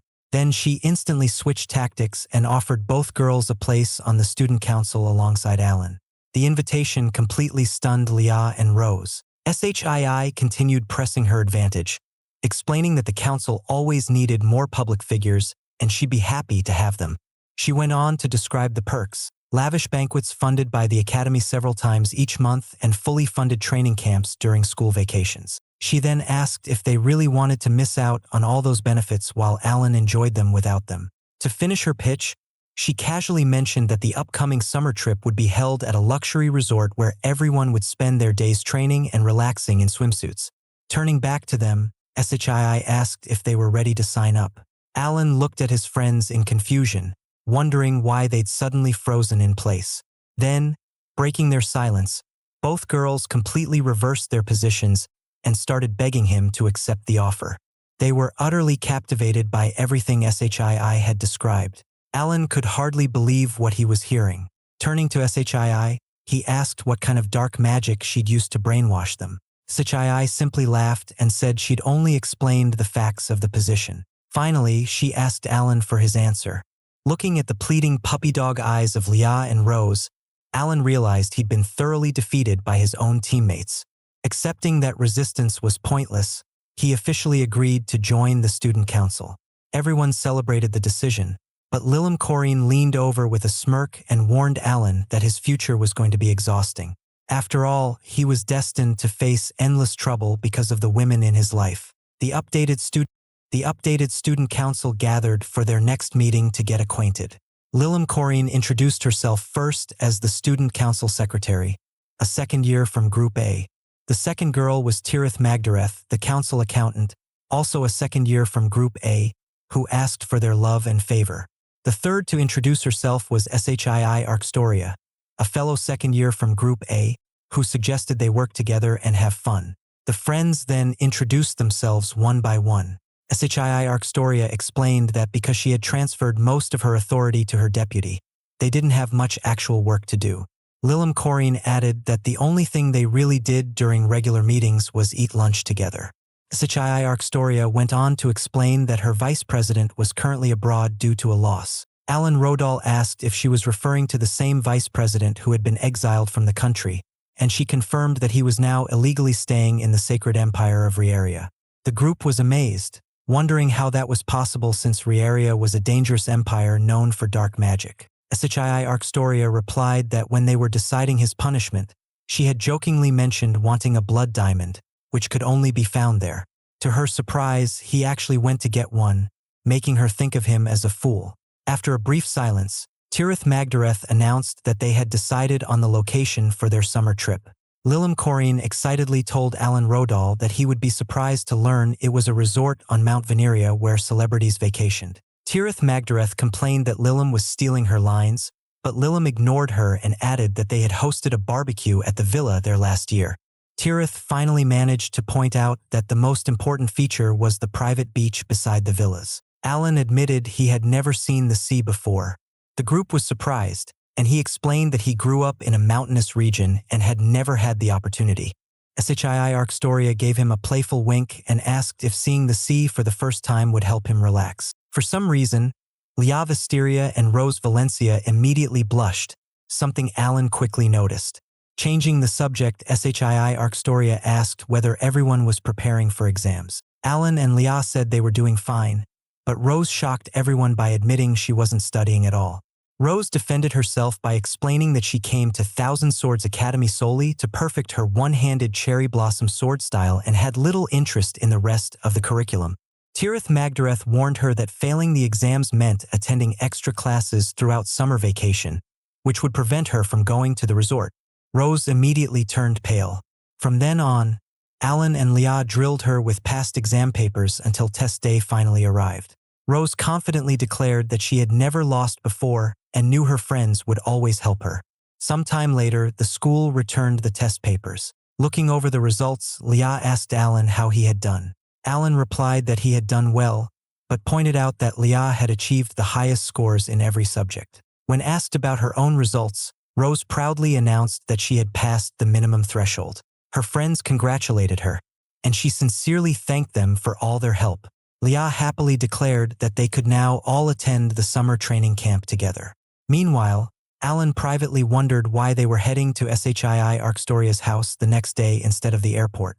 The next day, everyone gathered at the Academy Hall and traveled to the Arcstoria estate. Upon arrival, Alan was stunned by the sheer size of the property. Lia explained that considering Shii Arcstoria's status, it wasn't surprising. The Arcstoria family was one of the most famous lineages in the country, with members holding important government positions. She added that if Alan paid attention to the news, he would already know that. Laughing, Alan replied that he was far removed from such interests. At that moment, Shii Arcstoria called everyone over and greeted them. She then asked Alan what he thought of her outfit. When he replied that it suited her very well, she happily thanked him and invited everyone outside. Parked in the open area was a massive private airplane. Alan stared in amazement.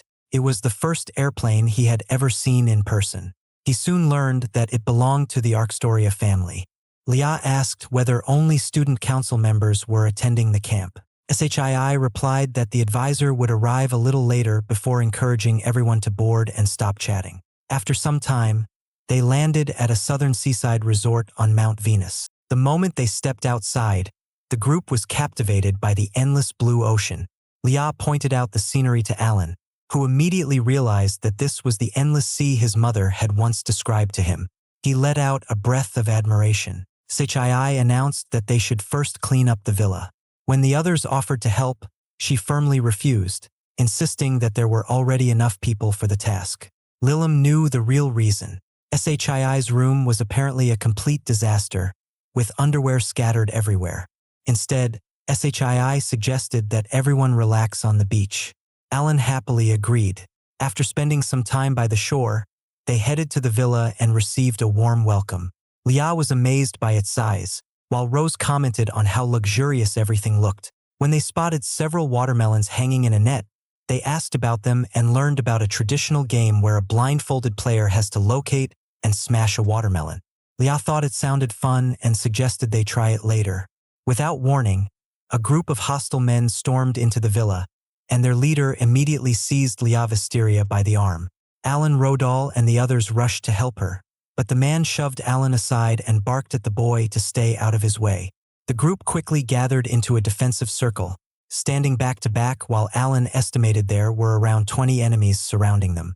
When Alan demanded to know who they were, the leader declared that they didn't need introductions because the princess was going to lose her life there and then. Rose instantly struck first with her special style, before suggesting they take things outside. Once outside, the gang leader stepped in front of them, blocking their path and ordering his men to surround the group. The attackers rushed forward. Leah responded with the hegemonic style. Rose unleashed her one-handed cherry blossom style. Alan followed with a powerful Yatagarasu strike before using Sakura Flash. Together, they quickly defeated the attackers. The leader groaned in frustration about losing to a bunch of brats. Seeing that the enemies could no longer fight, Alan told Rose to contact the Holy Knights while he checked on Leah. Leah asked if she had been the target. Alan confirmed it, pointing out that they had specifically mentioned a princess. However, to everyone's surprise, the defeated enemies began getting back to their feet. Through gritted teeth, the leader muttered that he would take them out. One of his comrades questioned whether he had lost his mind. The leader replied that they had already failed their mission and would be executed by their superiors anyway, so taking a desperate gamble was their only option. As Alan wondered what he was talking about, the leader swallowed a pill and shouted that they were all doomed. Immediately afterward, the entire group began transforming into monsters. Alan realized that every one of them possessed a soul dress. Leah noted that their behavior was extremely strange, while Alan pointed out how unstable their soul dresses appeared. The leader then launched an attack so powerful that it blasted away the entire sandy beach. Alan couldn't comprehend where such overwhelming strength had come from. Leah quickly intercepted the attack with Fafnir. As Alan prepared to support her, a group of monsters charged toward them screaming that everyone would lose their life. Noticing the dramatic increase in the leader's physical abilities, Alan watched as the man ordered his followers to take the princess' life. Leah Wisteria tried to get out, but the leader caught hold of her leg and screamed that killing her would save them. Leah immediately yelled at him to let go. At that same moment, the strongest monster launched an attack. Warning Leah about the danger, Alan threw himself in front of her and shielded her with his own body. Suddenly, an enormous wall of ice appeared around them. The group stared in confusion, wondering where it had come from. The furious leader repeatedly tried to break through it, but every attempt failed. Then someone appeared. Using an ice spear-style technique, the newcomer wiped out the remaining enemies in a single strike and shattered the ice barrier. The group was shocked to see Sid Euclid standing there. Looking completely unfazed, he casually asked if they were really struggling against opponents he considered small fish. Everyone was stunned, both by his sudden appearance and by his description of the monsters. A moment later, Ferris appeared and complained that Sid's freezing powers were ruining the tropical atmosphere she had been looking forward to enjoying. Sid simply apologized. Alan wondered why students from Ice King Academy were there, and Ferris quickly noticed the question written across his face. With a laugh, she explained that their own student council was holding a summer training camp at the same resort. Confused, Alan guessed that Sid was her subordinate. Sid immediately asked whether there was a problem with that assumption. Alan replied that he simply hadn't expected it. Ferris laughed again and remarked that Sid was a little crazy. Sid protested that he wasn't stupid. Ferris reassured him by calling him cute. Watching the exchange, Alan found himself wondering what kind of relationship the two actually had. Just then, a helicopter arrived. Rhea Lastnote stepped out alongside her assistant, number 18. Alan was surprised to see her there. Rhea asked everyone how they were enjoying their time at the resort. Leah then asked whether she was the advisor to the student council. Rhea admitted that she had been unbearably bored and had essentially run away, using the trip as an excuse. When she noticed Ferris, she immediately asked what she was doing there. Ferris responded by asking the exact same question and complained about having to look at Rhea's awkward face during her vacation. Annoyed, Rhea demanded to know what the humanoid fox had just said. At that moment, Rose returned accompanied by a squad of holy knights. Their captain proudly announced that they had arrived to rescue everyone from danger, only to discover that the battle was already over. Realizing this, he immediately called for a rescue team instead. Rose apologized for her delay, explaining that she hadn't realized how far away the Holy Knight's office was. Alan thanked her and assured her that it wasn't a big deal. Rose then asked why members of Ice King Academy were present. Alan simply replied that a lot had happened. Nearby, one of the knights examined a pill and was shocked to see a soul crystal pill. After realizing what it was, he immediately ordered his men to contact the high-ranking Holy Knights at headquarters. Alan finally understood that the soul crystal pills were responsible for both the dramatic increase in the enemy's physical abilities and the instability of their soul dresses. At the same time, he couldn't stop thinking about one important detail. Leah had clearly been their target. Not long afterward, Shii Arcstoria and the others arrived and asked what had happened. After Alan briefly explained everything, Shii smiled. Inspired by the unusual situation, she proposed an interesting idea.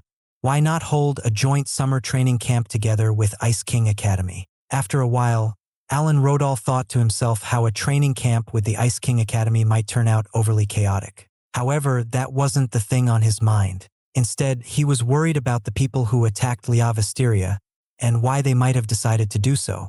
Alan deduces that it must have been the work of the enemy of Visteria, because at the end of the day, Leah is a princess. Just then, the girls come to him wearing their swimsuits and ask him how they were looking. Alan was taken aback and told them they were all looking fine. However, the girls, particularly Shii Arcstoria, began to tease his control even more by being seductive.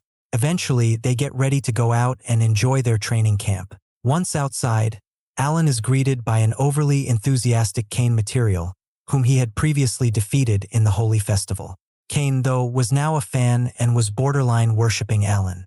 Confused, Alan asked Sid Euclid what was wrong. Sid initially refused to talk to Alan, but eventually explained the matter to him.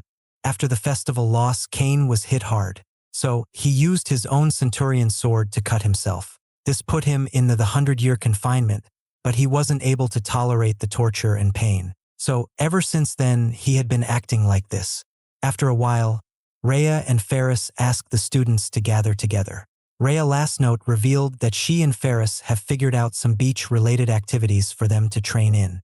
This stunned her students because for once in her life, Rhea was working.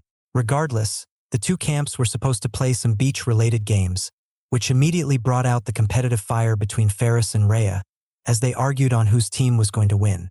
The first game was beach volleyball. Leah and Alan from Thousand Blades Academy on one side, Sid and Cain from Ice King Academy on the other. With both sides cheering their players on, the match began. And soon enough, the game was on match point and Alan had the chance to win it with his service. Alan delivers a tricky serve, which is saved well by Sid. This allowed Cain to set up a subsequent spike for Sid, which he smashes down with his special ability. Alan counters it using Shii Arcstoria's Cloudy Sky technique, which results in the ball going back to the other side and dropping, giving Thousand Blades Academy the win. After that, they competed in a beach flag race, but this time Sid was a bit too fast. Alan was taken aback by his quickness, and even though he tried his best to accelerate, he ended up falling a bit short. Sid was the victor, and he was celebrated by his classmates who thought it was impressive. However, Sid was taken aback by how Alan had gotten fast enough to almost catch him in speed despite starting late. He wonders if Alan had gotten so strong thanks to the monster inside of him. Later that night, Alan came back to the resort, feeling tired. He enjoyed the various competitions they competed in. Even though he is the type who likes training by himself, he thinks training with others isn't bad either.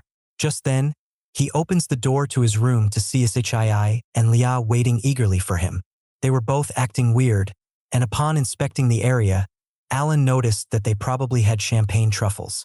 Naturally, the girls were affected by it, and it got them all excited. They started to make a move on Alan. They hold a hand each and start rubbing. Soon, they push him down and get on top of him while letting their robes down. Just when it was looking like the two girls were going to have their way with Alan, They both dozed off at the same time. Alan manages to get away and meets Rose Valencia, who was also in the room. Scared, Alan asked if she was drunk too. Rose said yes, but because she came from a heavy drinking family, she is actually able to handle alcohol quite well. The same can't be said for the others though.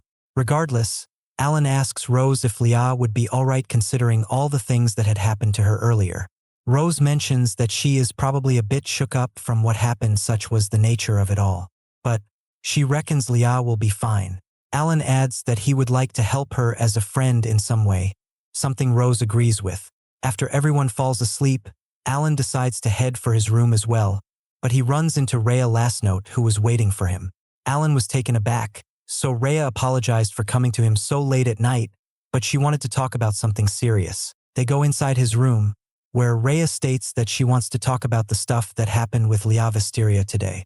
She says that it must have been the work of either the Ronellian or the Obsidian Kingdoms, and that an operation to find out is going on.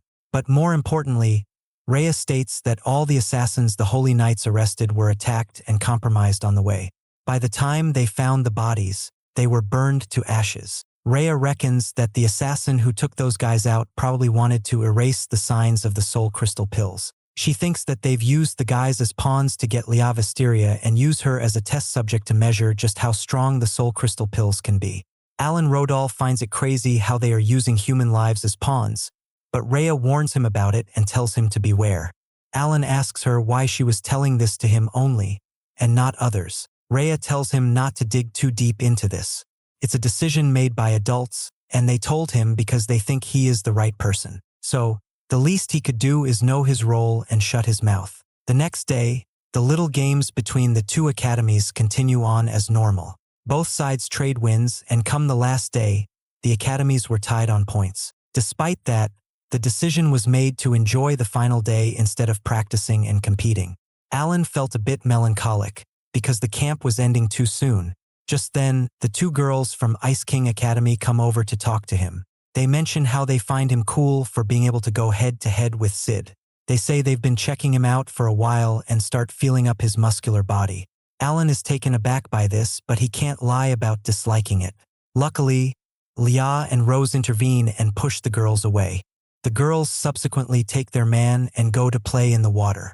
And just like that, they have tons of fun on the last day of their camp. For lunch, Ferris invites Thousand Blades Academy to their resort. They go inside and find that they've prepared tons of good food for them. They get ready to eat, but just when Leah is about to eat it, Sid snatches away the fish from her. This upsets Leah, but Sid points out how that fish was poisonous and that it could cost her life immediately. This shocks Ferris, as she did get the food checked by a specialist earlier. Sid tells no one to eat before he approves of it and starts checking everyone's food. Alan learns that Sid has lived a rural life, so he has impeccable survival instincts. Alan finds this fascinating. After having lunch there, they decide to try barbecue outside for dinner. They enjoy their barbecue dinner in the moonlight. Alan, Rose, and Leah promise each other to come back again next year for their training camp. Things ended on a nice note on their last night, but in the morning, before leaving, the two leaders once again clashed over supremacy. They couldn't accept a tie. Shii inserts herself as the voice of reasoning and asks them to wait for the Sword Master Festival to settle the score. The Sword Master Festival is the event where all academies compete for bragging rights. So, there is no better place to break the tie.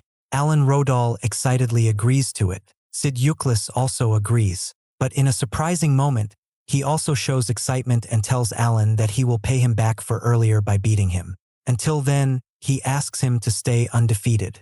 This stuns his classmates, as Sid usually never talks so normally and with such enthusiasm. After some more tomfoolery, it was finally time for them to head their separate ways. Just as they are about to board the plane, Alan finds a peculiar-looking young man who is wearing knight-like clothes. Without saying anything, the man attacks Alan with the hegemonic style of the Wisteria. Alan is pushed away, as the guy secures Leah and asks him just what he was doing with Her Majesty. Shocked, they ask Leah who this guy was. Leah introduces him as Claude Stroganoff, the captain of the Royal Guard of Wisteria. Claude was still being nice to Leah, but he confronted Rhea aggressively, asking how she could let a swine like Alan come close to Leah. Rhea tells him to calm down before explaining that those two already have a special relationship. Stunned, Claude questions if they are in a romantic entanglement. Rhea replies by saying it's not like that. Instead, Leah is his slave and Alan is her master. This stuns Claude, and he refuses to believe it. So he asks Leah for confirmation.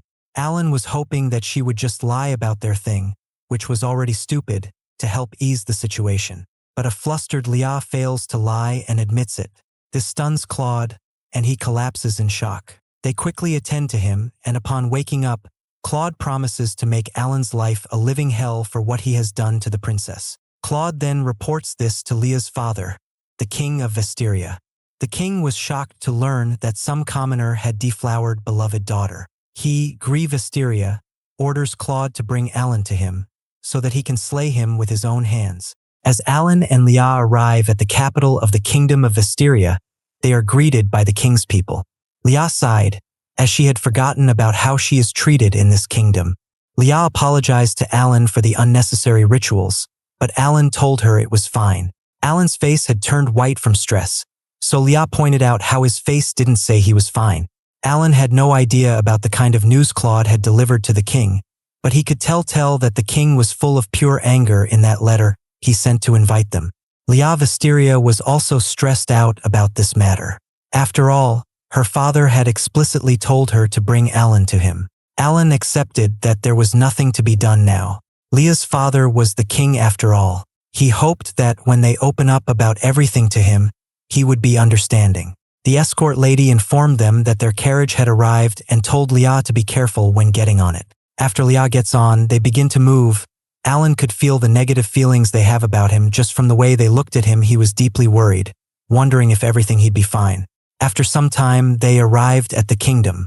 They approached the castle and Alan was taken aback by how big it was. The guards at the gate declared that their princess had returned and asked for the gates to be opened. They went inside the kingdom and everyone began to respectfully greet the princess, as she had returned after a while. However, the guards looked at Alan piercingly. It naturally made Alan curious as to why they were eating him alive with their eyes. Once they entered the castle, Alan was once again surprised by the extravagant nature of the decoration and how big the place was. He understood that this was an entirely different world from his own. Leah looked around, bringing up how she still felt homesick despite only being away for 3 months. Alan questioned if she spent her entire childhood inside these walls, which amused Leah. She laughed, remembering how she used to cause chaos running around the castle as a kid. Alan cracked a smile, saying that actually tracked perfectly. She playfully questioned if he was insulting her, but Alan just flipped it back on her, asking what she thought. The mood shifted when the attendant cut in, letting them know they were being taken to the king's room. She dropped a warning, telling them to stay on their best behavior. This completely threw Alan off. He was clueless when it came to royal etiquette. In his mind, a single slip of the tongue could blow up into a massive political crisis. Leah could tell he was spiraling and immediately reassured him. She reminded him that he came here as her guest, so he didn't need to stress. Alan appreciated her looking out for him. He locked it in, deciding he'd just play it safe and stay as respectful as possible. The friends stepped into the throne room, finding King Gris Vestiria waiting for them. The moment he acknowledged his daughter, a heavy silence filled the room. Just from his posture alone, you could easily tell this man held absolute power. But the tension melted away when Gris broke into a smile, welcoming Leah back home. Leah returned the greeting, and the king confessed how deeply he had worried over her safety. Seeing this warm exchange completely put Alan at ease. He realized his mental image of a ruthless ruler was totally wrong, and that the king was really just a doting, protective father. Alan relaxed, thinking this was his chance to make a good impression and say something respectful. Leah stepped forward to introduce him, but Alan decided to take the initiative. He gave a polite greeting, introducing himself as a freshman from the Thousand Blades Academy. Instantly, the king's expression turned ice cold.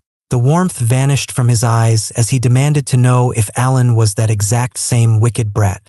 The sudden shift completely caught Alan off guard. He stood there in pure confusion, wondering how the entire room had just turned completely hostile in a split second. Gris didn't hold back, bringing up how Claude had already filled him in on everything.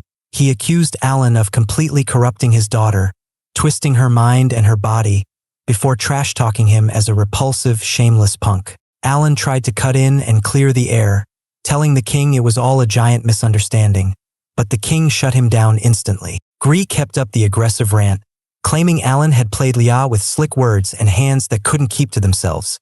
He called him a straight-up fraud, boasting that his age meant he could see right through a slick liar. Alan was completely floored by how much that snake Claude had twisted the facts. Lia finally snapped. She lost her temper and demanded her father actually sit back and listen to Alan's side of the story. But Gree doubled down, insisting this devilish brat had somehow bewitched his perfect daughter and that he wasn't about to get played. Lia kept fighting back, trying to make him see that Alan wasn't that type of guy at all, but Gree scoffed, claiming the boy had totally brainwashed her. Lia yelled that he had it all completely backwards. The king dismissed the whole thing as a waste of breath anyway, muttering that Alan's sword skills were probably completely subpar. Alan tried to get everyone to take a breath and relax, but his voice was completely drowned out. Lia kept going toe-to-toe with her father, warning him not to talk trash about things he didn't understand because Alan was a beast on the battlefield and had even taken her down in a match. Gree shrugged it off, claiming Alan probably just cheated to get that win. Surprisingly, Lia stumbled over her words and accidentally agreed that maybe he really did cheat to win, leaving Alan completely speechless as he wondered whose side she was even on. Lia quickly recovered anyway, doubling down that no matter what, Alan was the real deal. Gree went quiet for a second, mulling it over. He decided that if she was going to hype him up that much, he'd personally test the boy's spine and see if he actually had the guts of a true swordsman. He gave an ultimatum. He'd overlook this whole mess and declare Alan the absolute strongest in the realm, but only if he could survive a duel against a swordsman of his own choosing, someone right around Alan's age. The king dropped a heavy ultimatum, stating that if Alan fell in battle, Lia's overseas studies would be cut short on the spot, and she'd be banned from ever stepping foot in the academy again. Alan ran the words through his head, the harsh reality sinking in that he might lose his classmate for good. Lia completely lost it, refusing to accept such a ridiculous trap, but her father barked at her to pipe down, enforcing his absolute authority as a parent who wouldn't tolerate any backtalk. While Lia glared at her father in pure rage, Alan couldn't help but feel a wave of regret, thinking that if he had just turned down her invitation to come to this place, none of this drama would have kicked off. Gree turned his gaze back to Alan, pressuring him for an answer. He threw a sharp taunt, warning him that victory was impossible and mocking him by asking if packing his bags and running away with his tail between his legs wouldn't be the smarter move. But Alan knew how badly Lia wanted to finish her education, and deep down, he simply wanted to stay by her side. Alan took in all of this information, locking his gaze with the king. He calmly stated that he got the picture, accepted to take on the fight and prove himself worthy. Lia's face instantly lit up with relief, but Gree just scoffed, telling him he was making the absolute biggest mistake of his life. The king then announced the schedule, setting the stage for 10 a.m. the following morning at the Grand Arena, where Alan would have to run a gauntlet against 3 different fighters. He asked if Alan had any complaints, while Lia stood by, stressing out because there was officially no turning back from this life-changing match. Alan looked him straight in the eye and shrugged it off, stating he had zero objections since winning was the only outcome anyway. Gree was actually quite amused by the boy's insane confidence. He acknowledged that his mental fortitude wasn't half bad before ordering Claude to clear him out of the throne room and escort him straight to his quarters. The royal knight led him down the long hallway, stopping in front of one of the guest rooms. He gestured toward the door, throwing a petty insult and calling Alan a straight-up slug. Lia completely snapped at Claude for the disrespect, firing back that his name was Alan and he was no slug. She warned him to lock that name in his memory, demanding to know if he had a personal problem or if he was just actively trying to get on her bad side. Caught off guard, Claude quickly tried to back down, offering a weak apology and claiming he just let his mouth get away from him. Lia just hissed right back, asking what he was even squeaking about now. Claude shifted his focus back to Alan, dropping a warning that, under strict royal orders, he'd be keeping a close eye on him. Alan was genuinely puzzled, questioning what he even meant by watching him. The knight clarified that he'd be posted up in the room directly opposite, meaning if Alan so much as thought about stepping outside, he'd better give him a heads up first. He threatened that any slip-up would go straight to the king's ears. He then threw one last jab, stating he was completely certain Alan would get crushed tomorrow, so he should probably enjoy his final night of rest. Lia didn't hesitate to back Alan up, declaring that he was going to take the easy win before childishly sticking her tongue out at the commander. She gave Claude a blunt goodnight and started heading into the room right alongside Alan. Claude stopped her in her tracks, completely bewildered. He questioned why on earth she was about to crash in the same room as this absolute bore, reminding her that her own luxury bedroom was located on the very top floor. The realization hit Lia instantly, leaving her completely flushed and embarrassed since she hadn't even given the sleeping arrangements a second thought. Claude was highly indignant, losing his mind as he questioned if this freak Alan regularly brought the princess to his room back at the academy. Lia yelled out that he had it completely wrong, and Alan quickly chimed in to confirm her words before things got out of hand. Blushing from the awkward mix-up, Lia asked Alan to walk her up to her actual quarters. After sharing a quick goodnight, she headed inside, leaving Alan to face the night alone. Alan sat by himself in the empty room, completely drained as he realized he was stuck in a vicious circle. It felt like his reputation was completely tanking by the day. He couldn't understand how a simple attempt to have a civilized chat with Lia's father had spiraled into this massive disaster. He threw himself onto the bed, completely exhausted and ready to call it a night, but a heavy wave of loneliness hit him out of nowhere. The sheer size of the room only made him feel more isolated. Back at the academy, Lia was always right by his side, making this sudden silence feel incredibly jarring. The gravity of the situation finally sank in. If he messed up tomorrow, he would lose his closest friend for good. But he refused to let things end like that. He still wanted to make memories with her back at school. Alan locked it in, deciding right then and there that losing simply wasn't an option for tomorrow's match. With his mind completely set on victory, he finally closed his eyes to get some well-deserved rest. However, he just couldn't get the sleep he was seeking and felt like swinging his sword to get some practice in. So, Alan got out of his room to get Claude's approval. He called out to Claude from outside his room, but Claude wouldn't respond. Alan noticed that the door was open, so he decided to go inside. Upon entering, he saw that Claude wasn't in the room and noticed that he was probably in the bath. Alan decided to wait for him to come out. Just then, Claude does walk out totally naked. But to Alan's surprise, Claude was actually a girl.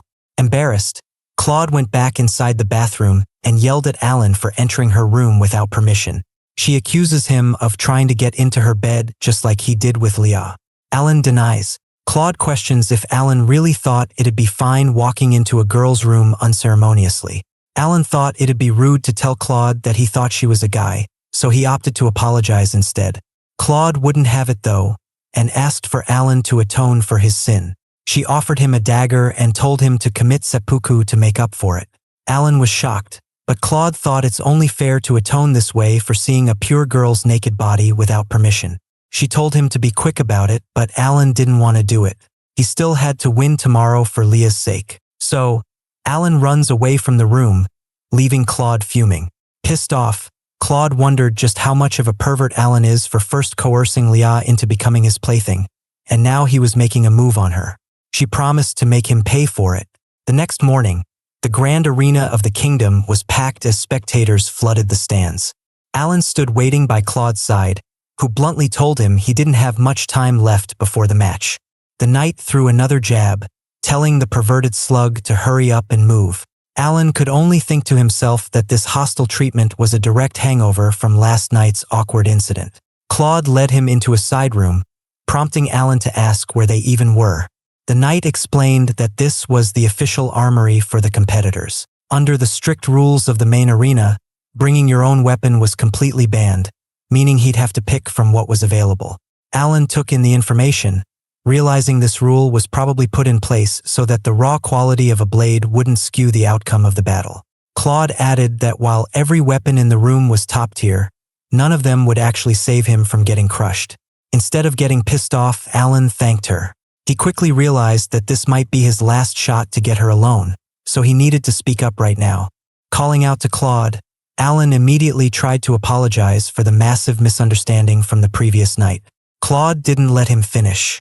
She grabbed his tie, yanking him into her personal space. She snapped that she didn't want his apology, reminding him that he had literally seen her naked, so he shouldn't think he was getting off the hook that easily. She ordered him to hurry up and choose a blade, stating she wanted to get back to the princess as soon as possible. Alan grabbed his sword, and Claude told him to fall in line and follow her. Walking away, Alan felt completely dejected that his apology had totally tanked. It was obvious that getting on her good side was going to be an uphill battle. She led him right up to the entrance of the main stage, telling him to walk out the moment his name was called. When she left him with a final wish to enjoy his suffering, Alan didn't back down. He locked eyes with her, asking if she really expected him to pay for his supposed bad behavior by losing. He told her those expectations were completely in vain, because today he was leaving this arena as the absolute winner. As the entrances began, Alan was introduced as the good-for-nothing seducer of the princess as he stepped foot onto the battlefield. The crowd immediately lost it and started to hurl insults at him. Alan took in all of the hostility, thinking about how this felt exactly like his days back at his old academy. Everyone had hated him there too, constantly laughing and praying for his downfall every single day. But right then, the silence was broken when Leah called out to him from the stands, loudly wishing him luck. Alan realized that everything was different now.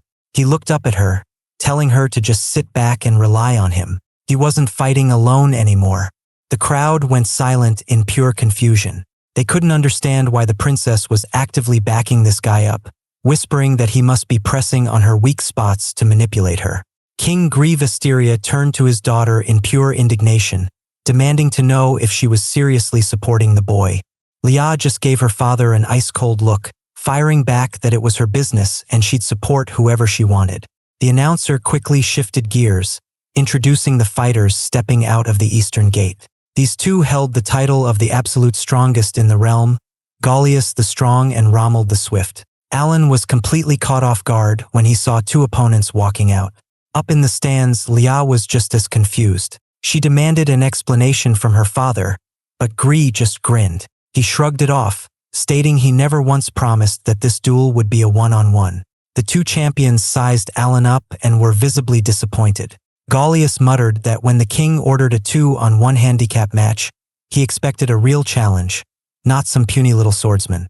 As they closed the distance, Alan looked at their massive builds and pointed out that they didn't look anywhere near his age. The two champions laughed it off, claiming they were so active that they hadn't even hit 20 yet, though they'd be turning 20 very soon. Alan openly doubted them, asking if they were seriously playing a joke on him right now.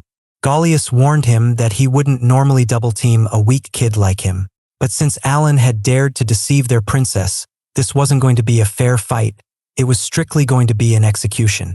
Alan didn't let the trash talk get to him. He shrugged and told them they could say whatever they wanted, because he was going to walk out of here a winner and take Leah back with him. With the tension at an absolute peak, the start of the first duel was officially announced. Alan launched himself forward, thinking to himself that the ultimate advantage always belongs to the one who strikes first. He closed the distance with such blinding speed that Gaulius the Strong was completely thrown off, panicking internally as he tried to comprehend the unreal power heading his way. Before Gaulius could even react, Rommel the Swift tried to cut Alan off by unleashing the autumn wind blowing style. Alan didn't even flinch, cleanly dodging the incoming strike. He recognized that while Rommel's physical conditioning was top tier, the man simply couldn't keep up with his raw speed. Alan moved so fast it completely shattered his opponent's confidence, leaving Rommel wondering how his attack had just missed entirely, while Gaulius questioned what kind of absolute monster they were actually dealing with. The entire arena went silent as the next few seconds turned into a complete blur. By the time the dust settled, the spectators were left staring in sheer disbelief at the sight of their two strongest champions completely flattened on the dirt. Alan had dismantled the kingdom's elite pairing in the blink of an eye, finishing the job with a single decisive blow. Down on the field, Alan locked his focus, driven entirely by the fact that he loved his daily life back at the academy with Leah and refused to let anyone tear them apart. Up in the royal box, King Wisteria was absolutely furious at the outcome. Alan looked up and offered a polite apology, simply stating that today he just happened to be a little bit stronger. Refusing to accept defeat, Gree loudly called for Claude, ordering his elite commander to step into the arena immediately. When Claude Stroganov stepped out onto the sands, she looked at Alan and admitted she was genuinely surprised that she actually had to be his final opponent. The announcer hyped up her arrival, introducing her as the commander of the princess's bodyguard squad and the final trump card of the entire special match. The entire realm's honor was now riding on her shoulders. Alan gripped his sword, recognizing that the real challenge had finally arrived. Watching from the stands, Leah was biting her lip in pure worry for her friend, knowing exactly how dangerous Claude truly was. Claude's body was coiled tight like a steel string, her physical strength was immense, and her sword skills were honed to absolute perfection. Unable to just sit by and watch silently anymore, Leah jumped up from her seat and screamed across the stadium, telling Alan that she believed in him and wishing him luck. Hearing her voice touched Alan deeply, locking in his determination. Claude scoffed at the display, claiming Alan must be enjoying himself thoroughly by manipulating the princess like this. She accused him of humiliating Leah and deceiving the entire royal family, declaring that his only true atonement would be death once she exposed his ugly, monstrous nature. The announcer called for the final round to begin, and the two immediately clashed. Claude opened up with the aggressive Supreme King style, executing a massive heavy strike. Alan instantly recognized the forms, noting that her style was identical to Leah's. He cleanly parried and slipped past her heavy blows, provoking Claude to yell that he better not underestimate her. She pivoted to deliver what should have been a crushing finishing blow, but Alan countered beautifully, leaping high into the air. Even Claude had to mentally respect how skillfully he executed the evasion. Alan wasn't even aiming for a specific opening. He was simply dismantling the trajectory of her strikes. Claude noticed his defensive reflexes were completely off the charts, though she told herself it wouldn't matter once she turned up her speed. Alan watched her next movements with genuine admiration. Her combination of skills was flawless, with zero wasted motion from her foot placement all the way to the tip of her blade. It was pure grace and high-tier skill. Claude transitioned seamlessly into a style of dominance and destruction, but Alan stood his ground, successfully repelling every single assault. He could feel the sheer weight behind her swings, realizing she must have survived the most brutal training imaginable. But Alan knew a thing or two about brutal training himself. As the girl pressed the attack with even more fury, Alan pulled out a trick that completely broke her rhythm. He vanished right out of her line of sight, leaving her frantically wondering where he went, before executing a sudden reappearance. He instantly chained together the cherry blossom one-handed sword style directly into a devastating cherry blossom mirror slash. Claude had no choice but to throw herself into a desperate defensive guard. The spectators gasped in shock, unable to believe that their legendary commander was being forced onto the retreat. They began to realize this boy was far more than just a smooth talker. King Gree grumbled at the crowd's shifting energy, barking at the spectators for making a massive fuss over a standard warm-up. He claimed this initial exchange was just to measure the boy's baseline, and that the real duel for the title of a true swordsman was about to begin. He knew Claude wouldn't let him down. Backing away to reset her stance, Claude reluctantly admitted that she had to respect his talent, confessing he was an excellent swordsman. Alan asked her if she really hated him that much. Claude replied that having guided and trained countless warriors, she could see right through him. She pointed out that while his physical output didn't make sense for a normal human, his actual swordsmanship was what truly surpassed the elite. She questioned if he had secretly gone through decades of hellish training to reach this level. In his head, Alan amended that number to a few million years, but he simply thanked her for her honesty. Claude put some distance between them, dropping her final evaluation. She claimed Alan was clearly burning through his absolute maximum output just to stay in the fight, and that it was pitiful because he would never be able to achieve anything higher than his current state. Telling him these were her parting words, she faced him fully, gathering her inner energy. She yelled at him to look closely, declaring that she was about to show him the true meaning of unachievable talent by showcasing her soul attire. Claude resolved that she would never let anyone harm the princess, as Leah was her entire guide in life. She recalled how when they were kids, she was the weak crybaby and Leah was the strong one. Leah's confidence back then in wanting to protect the kingdom touched Claude.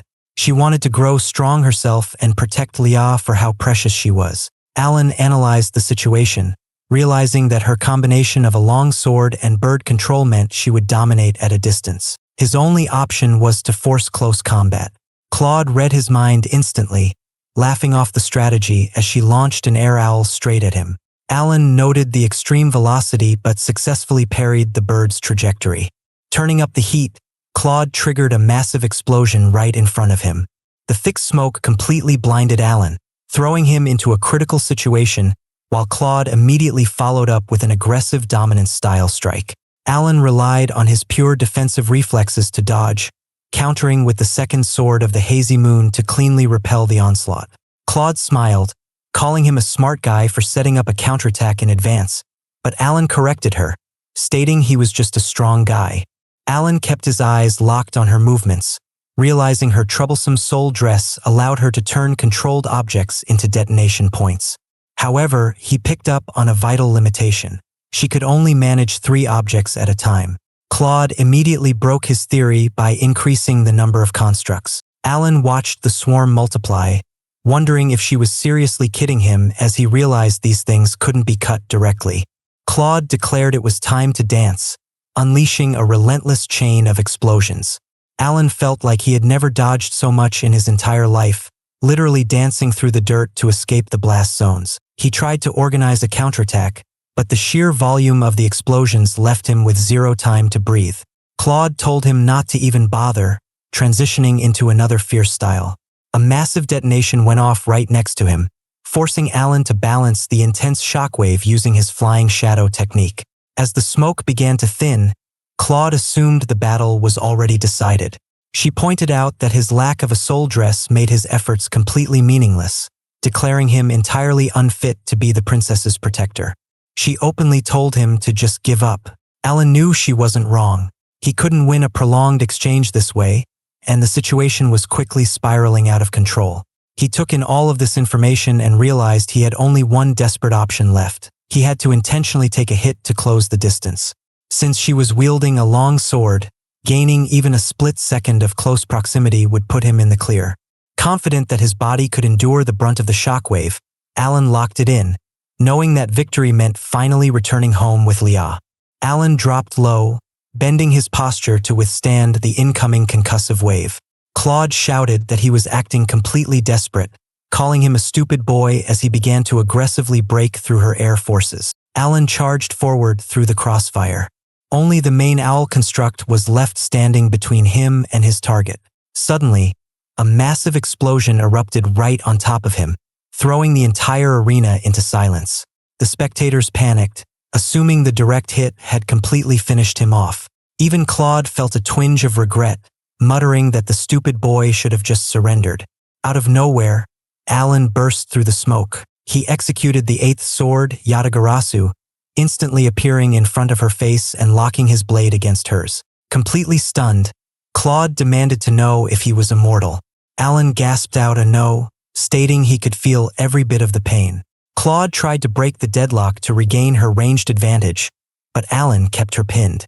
Furious, she resolved to end it in a single second, unleashing the 5th sword to break his guard. She smiled, asking if he truly thought she couldn't handle close combat, before detonating a blinding flash of light directly in his eyes. Blinded and unable to see his opponent's position, Alan heard Claude tell him not to take it personally as she delivered her decisive finishing blow. Up on the balcony, Leah jumped to her feet, covering her mouth to suppress a scream out of absolute terror for his life. When the smoke finally cleared, the crowd saw Alan crouched on the ground. He examined his wound, noting with relief that it was mostly superficial. He muttered to himself that she was genuinely trying to end him, realizing he had gotten incredibly lucky. Claude lost her temper completely upon seeing him stand back up. She furiously asked if he regularly ate metal for breakfast, but Alan just calmly asked what she was talking about since humans obviously don't eat metal. Claude kept raging, utterly baffled by his unnatural invulnerability and how he was even standing after taking her owl head-on without a soul dress. She openly questioned if he was even human. Alan locked eyes with her, stating it was finally his turn to go on the offensive. Refusing to back down, Claude summoned her air army once again, ordering them to completely destroy him. The birds rained down in a barrage of detonations, but Alan's body had already adapted to the rhythm of the impact, or perhaps her output was beginning to weaken. Either way, Alan recognized this was the one window of opportunity he couldn't afford to miss. Claude felt panic setting in as her explosions proved completely useless. Forcing herself to calm down, she decided to rely strictly on her elite swordsmanship to finish the job. Their blades clashed in a furious exchange, and Alan mentally noted the massive strength behind her arms. But simple strength wasn't the issue. A second later, following a heavy collision, Alan looked down in absolute shock as his sword completely crumbled to pieces. He was stunned, wondering if the structural failure was part of her soul dress or if the provided weapons had been defective from the very start. Up in the royal box, King Gree burst into a loud laugh. He mocked Alan for just now noticing the trap, reminding the boy that he had already warned him victory was impossible. Alan looked up at the king with pure disdain, muttering that it was a total shame for a ruler to stoop to such a dishonest trick. The announcer quickly broadcasted the update, shouting that Alan's blade had shattered from a single blow and questioning if this officially signaled the end of the match. Claude looked at Alan and clarified that she had no part in the sabotage. It was entirely the king's doing, as every weapon in the armory had been pre-damaged. She added that while she didn't want to win this way, her entire existence was dedicated to serving the princess, meaning she would gladly cut down an unarmed opponent for Leah's sake. The crowd, completely won over by Alan's insane bravery, began cheering for him to hold his head high and just give up before he made a fatal mistake. They shouted that it was the greatest fight of the year and begged him not to do something stupid that would get him finished. Alan listened to the shouts of the spectators, then looked back at Claude. He pointed out how strange it was that she suddenly cared so much about his safety, asking if she honestly believed a broken sword would make him throw in the towel. He knew stepping forward now was completely reckless, but an easy fight was something he had never experienced. Without raw talent, his entire path had always been driven purely by his own stubborn emotions. Up on the balcony, Leah was crying from pure fear. She mentally begged him to stop, unable to watch an unarmed suicide attempt. Alan looked straight up at Leah, shouting across the arena that he wanted to stay by her side forever so they could continue to grow stronger together. He loudly demanded to know what she wanted. Leah screamed back through her tears, declaring that she wanted to be by his side too, so they could always stay together. Inspired by her words, Alan shouted his gratitude up to the stands. He turned back to Claude, telling her that the match wasn't over. He declared that he was going to defeat her, free the princess, and do it all with his bare hands. Claude went quiet, taking in his words. She looked at him deeply before bowing to his sheer courage, loudly declaring to the entire stadium that she officially recognized him as a true swordsman. She stated that his absolute will aroused pure pride, meaning she would meet his charge with everything she had. The two rushed at each other for the final clash. Claude unleashed the dominant style dragon roar alongside her remaining air forces. Alan recognized it was another ranged barrage, meaning his only choice was to speed up faster than ever before.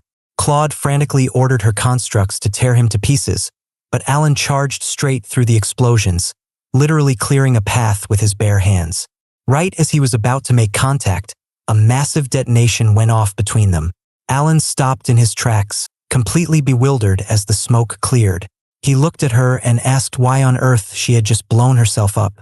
Claude paused for a moment, then calmly replied that she was giving up the fight. She declared that he had won. Leah rejoiced while King Gree turned completely furious, unable to comprehend how this disaster had just happened. And just like that, Alan Rodal was declared the winner. Hours after the competition, King Gree sat looking doomed as he received his daughter, Leah, and Alan. Alan felt the heavy tension, but reassured a concerned Leah that he was fine. Despite expecting severe injuries, a medical exam showed he did not have a single scratch, leaving him wondering if his spiritual core was responsible. Seeking to ease the mood, Alan told the king he had completely misunderstood his relationship with Leah. Gree tried to dismiss him, but Leah angrily intervened, demanding her father listen and questioning what swords had been substituted. After a silent pause, Gree praised Alan's courage, named him the kingdom's next strongest swordsman, and declared his full approval of their love. The shocked friends froze, and when Claude tried to bring up their master-servant dynamic, Leah countered that her father had explicitly called it love. Gree quickly clarified that he only approved of a strictly platonic bond, admitting he felt disgusted by anything else, and threatened to send an army to crush Alan if he ever laid a finger on Lia. Lia told her father to stop shouting, and Gree concluded the meeting, telling them they could return to the academy tomorrow and ordering Claude to prepare their departure. The moment they left, Gree slammed his fist onto his throne, growling that next time he would use explosives to blow Alan to pieces. Claude sincerely apologized for her failure as the bodyguard commander, prompting Gree to ask why she resorted to a near-suicidal explosion. Claude explained that she had briefly glimpsed Alan's spiritual essence, a terrifying, furious blonde monster residing inside him that strongly resembled the dragon Fafnir. Gree found it hard to believe such a weak body could harbor such an entity, but Claude warned it felt like a complete epiphany rather than a modern seal, noting that any mistake in handling him would make things far worse.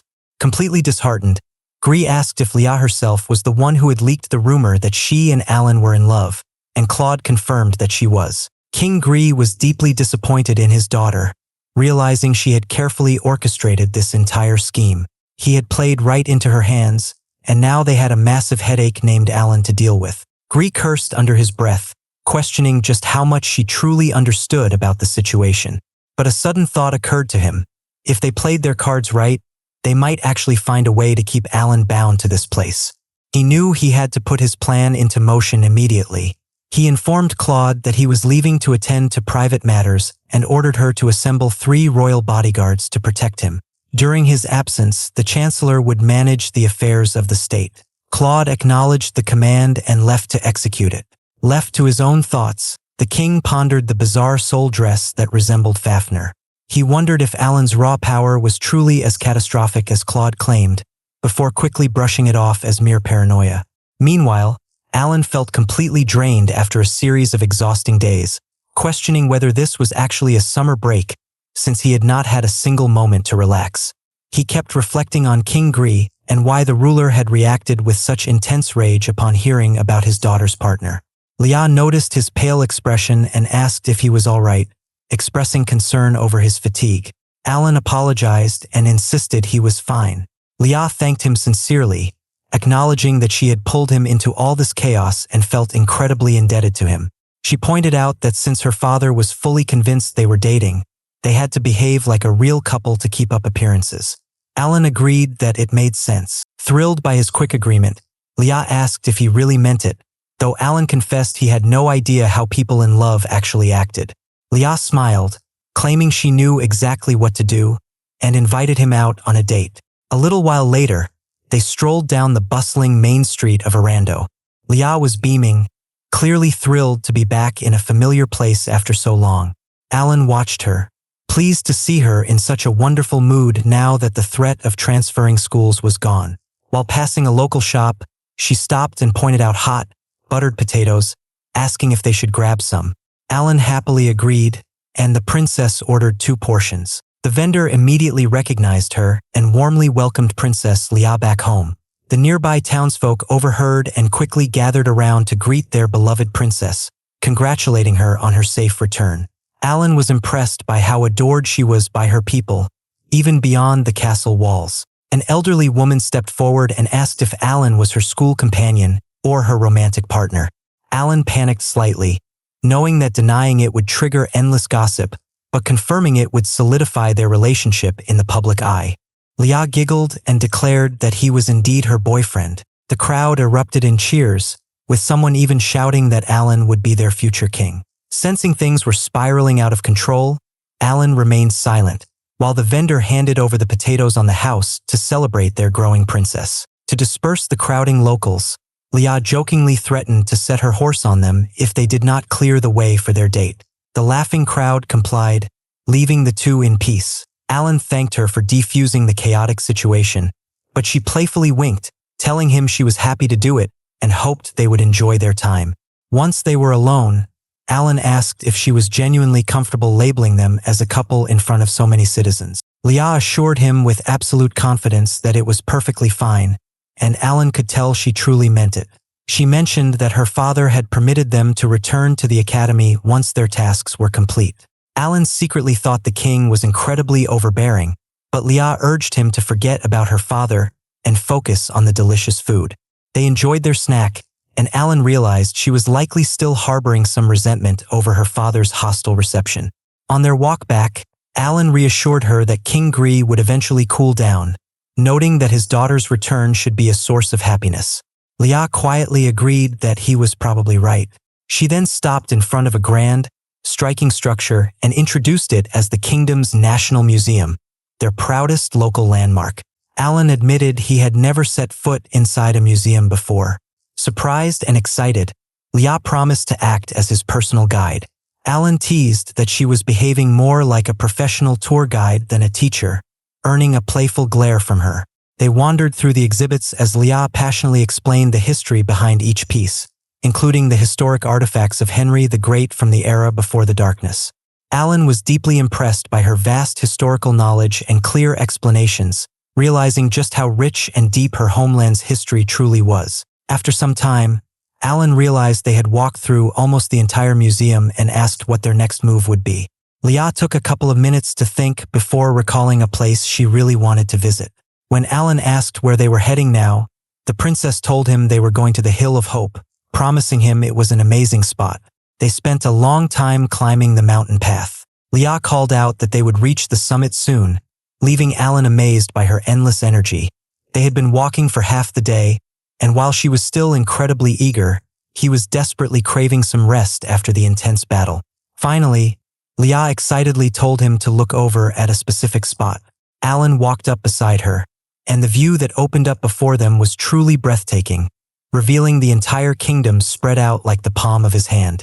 Lia asked him if it was beautiful, and Alan agreed, thinking to himself that while the scenery did not look like pure natural beauty, the view was still magnificent. Lia thanked him once again, leaving Alan confused as to why she was being so appreciative. She explained that she was incredibly happy with how hard he had fought for her, noting that they could now stay together because of his efforts. Alan insisted there was absolutely no need to thank him, silently rejoicing that all his hard work had not been in vain while still dreaming of a short nap. Lia then noted that although it was a bit off-topic, she wanted to know what he thought of her father. Alan initially wanted to say that King Gree was incredibly stubborn, but instead replied that it was a difficult question to answer, though he could say one thing for certain: the king loved her very much. Lia agreed but noted that the only flaw in his love was that he often went too far. Alan replied that the behavior was beyond comment. Leaning against the railing, Lia quietly shared that her mother had passed away immediately after giving birth due to her extremely poor health. Because of this, Lia had only ever seen her mother in photographs. She explained that the head knight had shared this story with her, telling her how her father had sworn to protect his newborn daughter at all costs. Hearing this, everything finally clicked for Alan. King Gree had trapped a young Lia within the tight shackles of his overprotective custody, trying to play the role of both father and mother, which explained his suffocating level of adoration. Lia continued, pointing out that her father was entirely responsible for the unfair 2-against-1 battle and the trick with the broken swords. She noted that even if he loved her deeply, he should not have gone to such extremes, adding that she did not want Alan to hate him. Alan smiled and reassured her, stating he did not hate the king at all, especially since he was now considered a part of the family. Lia thanked him and apologized for bringing up such a sad topic, but Alan assured her that everything was fine and she had no reason to worry. After a brief pause, she asked if it had been difficult for her to open up. Alan replied that he was just glad she trusted him, sharing that he had a similar background. His own father had died of an epidemic shortly after his birth, leaving his mother to raise him all by herself. Lia expressed her deep admiration for his mother and said she would love to meet her. When Alan warned that she would likely be shocked by his humble village, Lia objected, stating that since it was his birthplace, she was certain she would love it. Alan smiled, admitting that her visit would make him incredibly happy. The two of them maintained silence for a while. Alan enjoyed it and thought the silence was beautiful as it signified that the two finally began to understand one another. Following that, Lia asked him if he would like to make a wish. She elaborated that there was a place called the Hill of Hope nearby, where it is said that all wishes made come true. Lia urged him to follow her, and when they reached their destination, Alan stood in awe of the colossal tree standing before them. Its sheer scale in both height and width was truly breathtaking. Lia mentioned an ancient legend claiming that those who hold hands beneath its branches will have their deepest desires granted. Alan admitted that the darkness of their night walk had kept him from noticing it earlier. The princess noted that according to rumors, this magnificent tree was several million years old. Hearing this, Alan reflected on the immense passage of time, comparing the tree's long existence to his own trials across hundreds of millions of years. Standing beneath the giant canopy, the two closed their eyes and made their silent wishes. After a brief moment, Lia turned to ask what he had wished for. Feeling too shy to reveal his thoughts, Alan told her it was a secret. When she pressed him for a hint, he asked if she would be pleased if their wishes matched perfectly. He felt a sudden flush of embarrassment, knowing his silent wish was for their shared moments to never reach an end. This left Lia secretly wondering with excitement if their hearts had indeed desired the very same thing. In another part of the land, a mysterious girl gathered her top officers inside a hidden building to announce a new assignment. Her lead warrior grumbled quietly, complaining that the job seemed unprofitable and asking when they would get real work. The female leader struck him hard, yelling at him to pay attention instead of complaining when they had to prepare for action. Once he offered his apologies, she revealed that their task was a kidnapping. Their target was Lia, the princess of the Kingdom of Westeria. The lead warrior smirked, referring to her as the Black and White Princess and admitting this was a target worth pursuing. Having heard whispers about her Fafnir, he eagerly remarked that they could finally unleash their full power. The friends returned to the academy for the second semester. Lia was bouncing with excitement to see everyone, and Alan shared her enthusiasm. Walking to school beside her made the morning feel incredibly special, prompting him to glance at her with sheer happiness. When Lia noticed his gaze and asked if something was on her face, he quickly reassured her. Inside the classroom, the room erupted into cheerful chatter. Teresa greeted Alan, playfully asking if he had grown stronger, which made him smile. Lia then welcomed everyone back to the new term. A sleepy Rose walked in and mumbled a greeting. An awkward silence fell over the group. They had kept her in the dark for 2 straight days after returning from the kingdom. Feeling guilty, Lia stepped forward and confessed they had traveled to her family home. This news instantly jolted Rose awake, her mood souring as she demanded to know what that meant. To defuse the tension, Alan took Rose for a private walk. Though this piece offering smoothed things over, Alan felt the calm would be short-lived. Once back in class, Principal Rhea Lastnote complimented the students on their summer growth and announced major news. In a month, the King of the Sword Festival would pit the top 5 academies against each other. To select their representatives, the school was launching the Freshman War, a series of one-on-one duels decided by skill and soul dresses. Alan felt a surge of anticipation.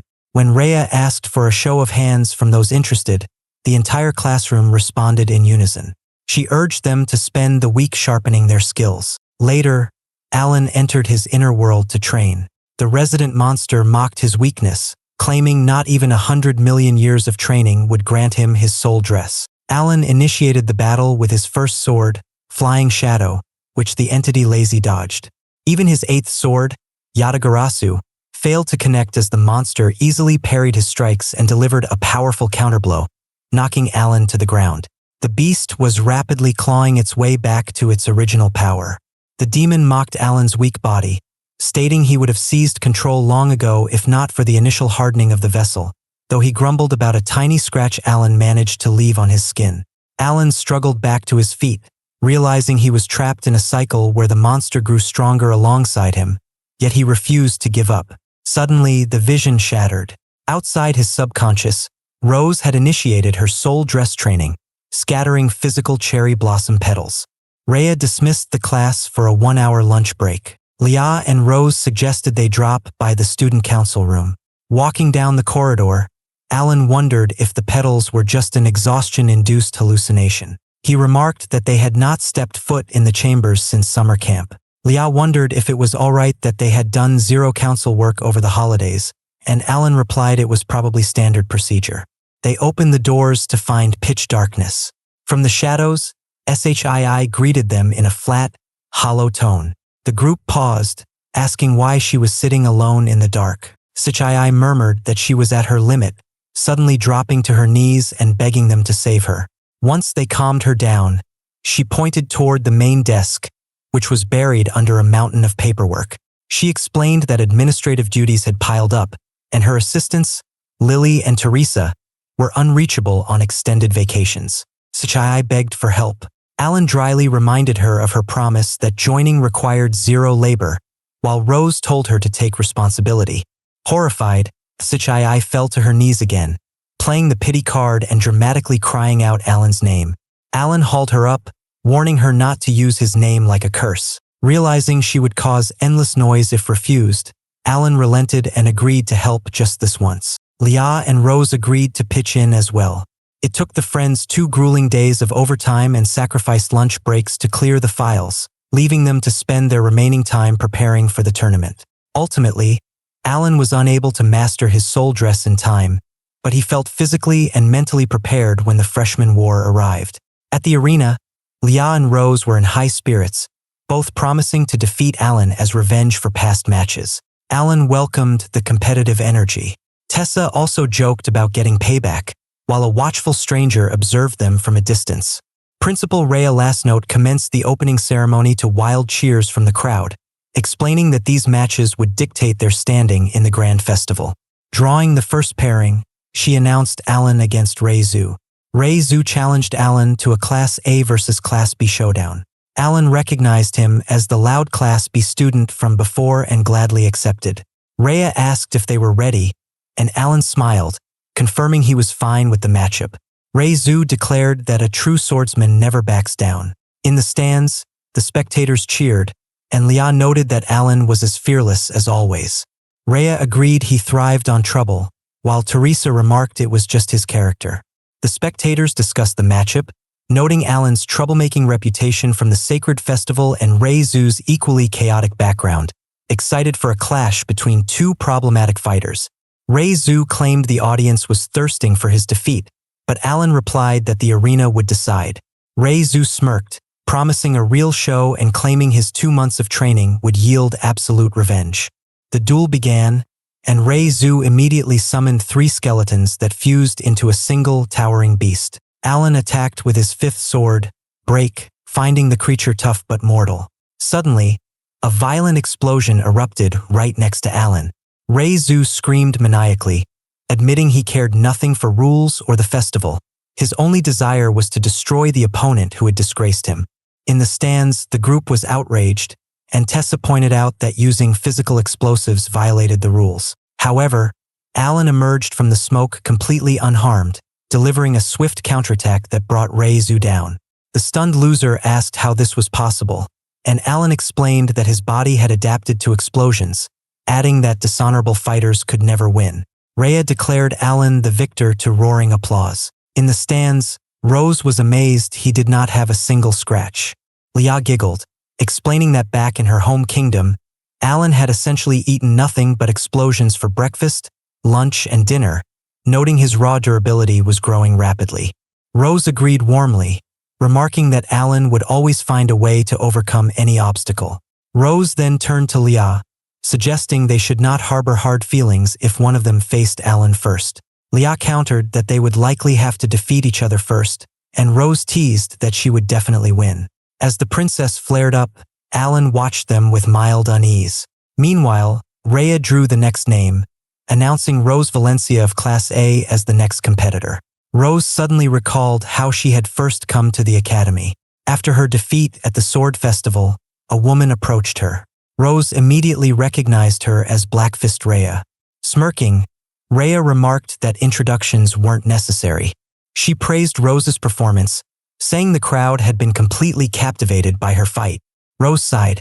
Everything had become painfully clear. She had lost without ever standing a chance. After all, how could she possibly defeat Alan? The academy director apologized for interrupting her thoughts and asked her to listen. She believed Rose would be interested in her proposal. As the heir to her sword style, wouldn't she like to join the Thousand Blades Academy? Her memories faded as she returned to the present. Back in the arena, Rhea announced the second match of the first round between 2 Class A students. The duel began immediately. Watching closely, the director noted that Rose's attacks were aggressive from the very beginning. Rose relentlessly pressured Alan. He clicked his tongue, realizing the gap in strength was obvious. He needed to end the fight with a single strike. As Rose swung her blade in a wide arc, Alan unleashed the secret moon style, Twilight Crescent. Tessa excitedly thought he had caught her. Instead, Rose effortlessly dodged the slash, calmly saying his movements were easy to read before declaring it was time to finish the fight. She activated Cherry Blossom style, Night of Cherry Blossoms, and overwhelmed him with a decisive attack. Rhea praised the spectacular duel before announcing Rose as the winner. Tessa sighed that it was a shame Alan had lost, while another spectator remarked that Rose had simply read his movements perfectly. Alan wasn't upset in the slightest. Smiling, he thought this was exactly what he had expected from Rose. She had become much stronger, and he was already looking forward to facing her again. Time passed, and the tournament reached the semifinals. Rhea announced that after countless exciting battles, only the strongest contenders remained. The girls commented that the real fights were finally beginning. Alan quietly hoped for another thrilling match, while Tessa reminded everyone not to overlook him. The audience split into 4 groups. Some cheered for Rose, others shouted their support for Alan, saying the Kendo Club was counting on him. Another group rooted for Lia, while the last loudly encouraged Tessa to show everyone what he was capable of. Rhea revealed the semi-final matchups. Rose would face Alan in the first match, while Tessa would battle Lia in the second. Rose and Alan stepped onto the arena. Rose admitted she had been waiting for this rematch ever since losing to him at the Sword Festival. Alan reflected that half a year had passed. He never imagined they would end up attending the same academy. Smiling, he admitted the feeling was mutual. The two shook hands, promising to give the match everything they had. At the signal, both swordsmen assumed their stances. Rose immediately opened with Cherry Blossom style, Night of Cherry Blossoms, attacking so quickly that Alan couldn't evade the opening strike. Recovering almost instantly, he began narrowly dodging her relentless barrage. She asked him to honestly tell her how strong he really was. Even with his speed, she was able to keep up. Alan admitted she had become much faster. Hearing those words from him made Rose genuinely happy. She accelerated even further, increasing both the speed and frequency of her attacks until Alan realized he couldn't stop the relentless offensive. Rose unleashed Lightning Cherry Blossom alongside her Cherry Blossom style, but Alan calmly parried every strike, declaring that it still wasn't enough. He countered with First Sword, Flying Shadow, striking before Rose could react. He knew one of her habits well. She rarely repeated the same techniques consecutively.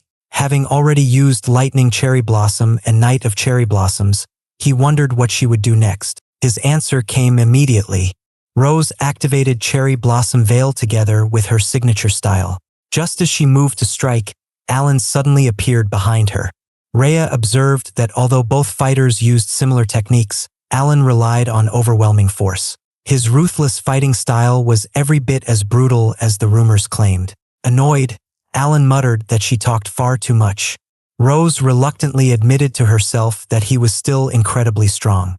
In pure swordsmanship, she would be completely overwhelmed. That realization reminded her of her very first defeat. Back then, while she was drowning in disappointment, the director had once again invited her to enroll at the academy. Rose firmly rejected the offer. Rhea laughed at the sharp refusal and asked why she was so unwilling. Rose confidently answered that she had already mastered the Cherry Blossom style and had nothing left to learn at any academy. More importantly, she needed to find a swordsman named Alan Rodall. Her pride would never allow that defeat to remain unanswered. Rhea grinned before delivering unexpected news. Alan Rodall would be entering the academy that very year. Rose immediately demanded more details. After hearing Rhea's explanation, she admitted she wasn't particularly fond of Black Fist, but this was the perfect opportunity to get closer to Alan. Studying at the academy would become worthwhile if she could finally defeat him. That alone became her reason for enrolling. Back in the present, Rose reminded herself that she couldn't afford another defeat. A tremendous aura erupted around her. Alan instantly recognized the sensation from before. He realized the situation was becoming dangerous. If this continued, the tide of battle would shift. Rose released Crimson Sakura, surrounding him with blooming petals and trapping him within its power. Suddenly, Alan saw an enormous cherry tree standing behind her, a reflection of her soul. He immediately understood. She had trapped him. The spectators watched in amazement. When the giant tree appeared, they couldn't help admiring its breathtaking beauty. Only Tessa grumbled in irritation, asking what kind of ridiculous tree it was. Rhea admitted it wasn't appropriate, yet she couldn't stop herself from admiring another person's soul reflection. The director stared in surprise. "So you're that old man's granddaughter." She encouraged Rose not to hold back and reveal Sakura's true essence. Thinking about the strength inherited from her clan, Rose asked Alan if he was ready. He invited her to attack. She answered with Dance of the Blooming Storm. Alan was astonished that Rose could control the countless petals. He responded with Eighth Sword, Mythical Raven, but she once again forced him into her trap before following up with Night of Blooming Cherry Blossoms. He barely blocked the strike while wondering where such overwhelming strength had come from. Rose continued attacking, combining Cherry Blossom style with Cherry Blossom Flash. Alan quickly noticed that both her physical strength and speed had increased dramatically. Even when he launched a counterattack, Rose effortlessly repelled it. He finally understood. Crimson Sakura wasn't merely an illusion. It was an enhancement-type soul reflection.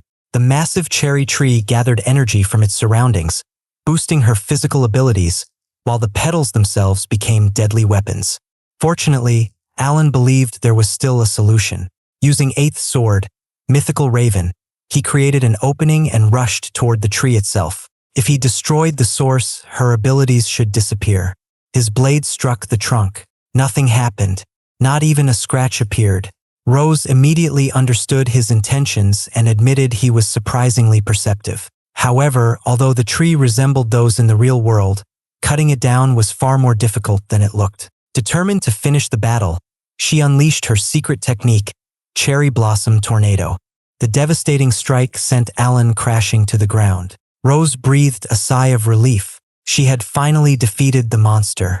Ever since that day, she had trained endlessly while replaying their battle in her mind. Every improvement and every perfected technique had brought her closer to surpassing him. Yet before she could celebrate, Alan rose once more like a phoenix. Shock spread across her face. Recovering instantly, she answered his Eighth Sword with another secret Cherry Blossom technique. He responded with Mythical Crow. She countered using Cherry Blossom Grasp. Their blades collided repeatedly in a fierce exchange. Rose gradually realized just how inhuman his strength truly was. Alan calmly admitted that passion was all he possessed. Then he observed that she had already reached her limit. After activating Crimson Sakura, she had attacked without holding anything back. He realized her soul reflection clearly had a time limit. Rose admitted he was right. She could maintain Crimson Sakura for only 3 minutes. His power was about to disappear. This would be her final opportunity. She would pour every ounce of strength, determination, and spirit into one last attack. She asked Alan not to retreat. Activating Flower Core Technique, Crimson Sakura Thrust, she charged forward. Alan declared he had no intention of backing down. He answered with Sword of Justice. The entire audience held its breath. The two friends launched themselves at each other in one final clash. Their blades collided furiously as neither side yielded.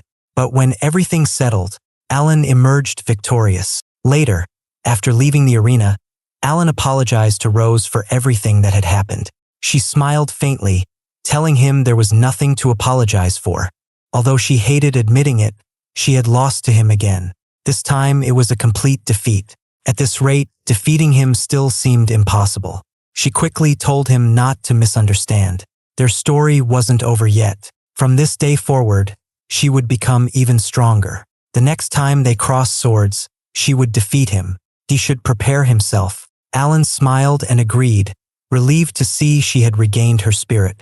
Saying they could continue their conversation another time, he prepared to leave. Before parting, Rose gave him one final request. Until they fought again, he must not lose to anyone else. If someone else defeated him, she didn't even want to think about it.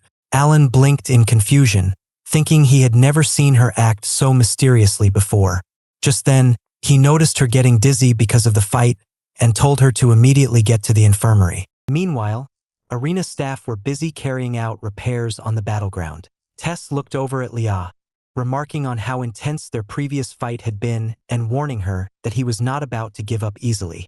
Lia offered a brief apology in advance, telling him not to expect any mercy on her end, to which Tess replied that he would give it everything he had anyway. Around that time, Alan was taking a shower, checking his reflection in the mirror afterward. The physical damage he took had already vanished. His clash with Rose had been brutal, yet he had felt remarkably free of pain. Fast healing was nothing new for him, but the rate at which his body recovered now felt genuinely strange. The only logical explanation was the ritual core. Ever since that spirit attempted to hijack his body, his raw physical attributes had jumped to a completely different level. Was this accelerated regeneration just another side effect of that moment? Alan figured he should ask the spirit directly, even if it meant getting beaten up for asking. Still, his main concern was checking on Tess and Lia, so he needed to move fast. A sudden noise caught his attention, sending him sprinting toward the arena. As he arrived, Rhea was officially declaring Lia the victor of her duel after a completely dominant performance. The crowd was going wild for the princess while still cheering for Tess, praising him for holding his ground as long as he did. Catching sight of Alan, Lia called out in relief, asking how his injuries were doing. Alan reassured her that he was completely fine and expressed surprise at how fast her match had wrapped up. Rhea pointed out that Tess had fought bravely, but defeating Lia was simply out of his reach. Energized by Alan's earlier duel against Rose, the princess had overwhelmed Tess with a relentless barrage. Rhea mentioned that she was ready to kick off the final match immediately, but since both fighters were bound to be exhausted, taking a short breather seemed like the smart choice. Lia interrupted her on the spot, insisting that a break was unnecessary. She was practically buzzing with excitement and saw no reason to stall. Turning toward Alan, she challenged him directly. Seeing that her competitive nature had not changed one bit, Alan accepted without hesitation. Rhea watched them with a fond smile, thinking to herself that this was what the passion of youth among swordsmen was all about. She launched into a spirited announcement, proclaiming the grand climax of the Academy's first-year tournament, the final showdown between Alan and Lia. As both competitors stepped onto the stage, Alan felt a sudden wave of nostalgia. For months had passed since their entrance ceremony, packed with endless ups and downs inside the Academy walls. He knew his school life had turned out this vibrant largely because of Lia. Lia declared that she had been itching for this exact moment and that the win was definitely going to be hers. Alan offered a quick apology, telling her that as much as he respected her, losing was not an option for him today. Over in the medical bay, Rose watched her friends on the monitor, softly voicing her faith in Alan. Lia signaled the start of the battle with an explosion of energy, calling upon the revelation of the Dragon King. Alan noted that her activation speed was noticeably faster than before.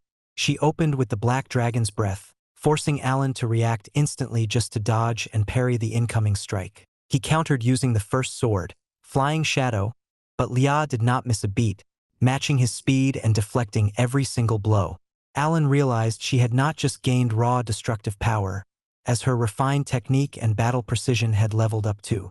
She almost felt like a completely different opponent. The princess unleashed another wave of the Black Dragon's breath, pressing her advantage. Alan knew his strength lay in close-quarters combat, whereas Lia could dominate from virtually any range. If he could not close the gap between them, he would not even stand a chance. He tried pushing forward to breach her line, but her defense was seamless. It made him question if this was truly the same playful, relaxed Lia he knew, as every trace of her casual demeanor had completely vanished. Pausing to catch their breath, Alan admitted that her strength was overwhelming, making him feel completely helpless.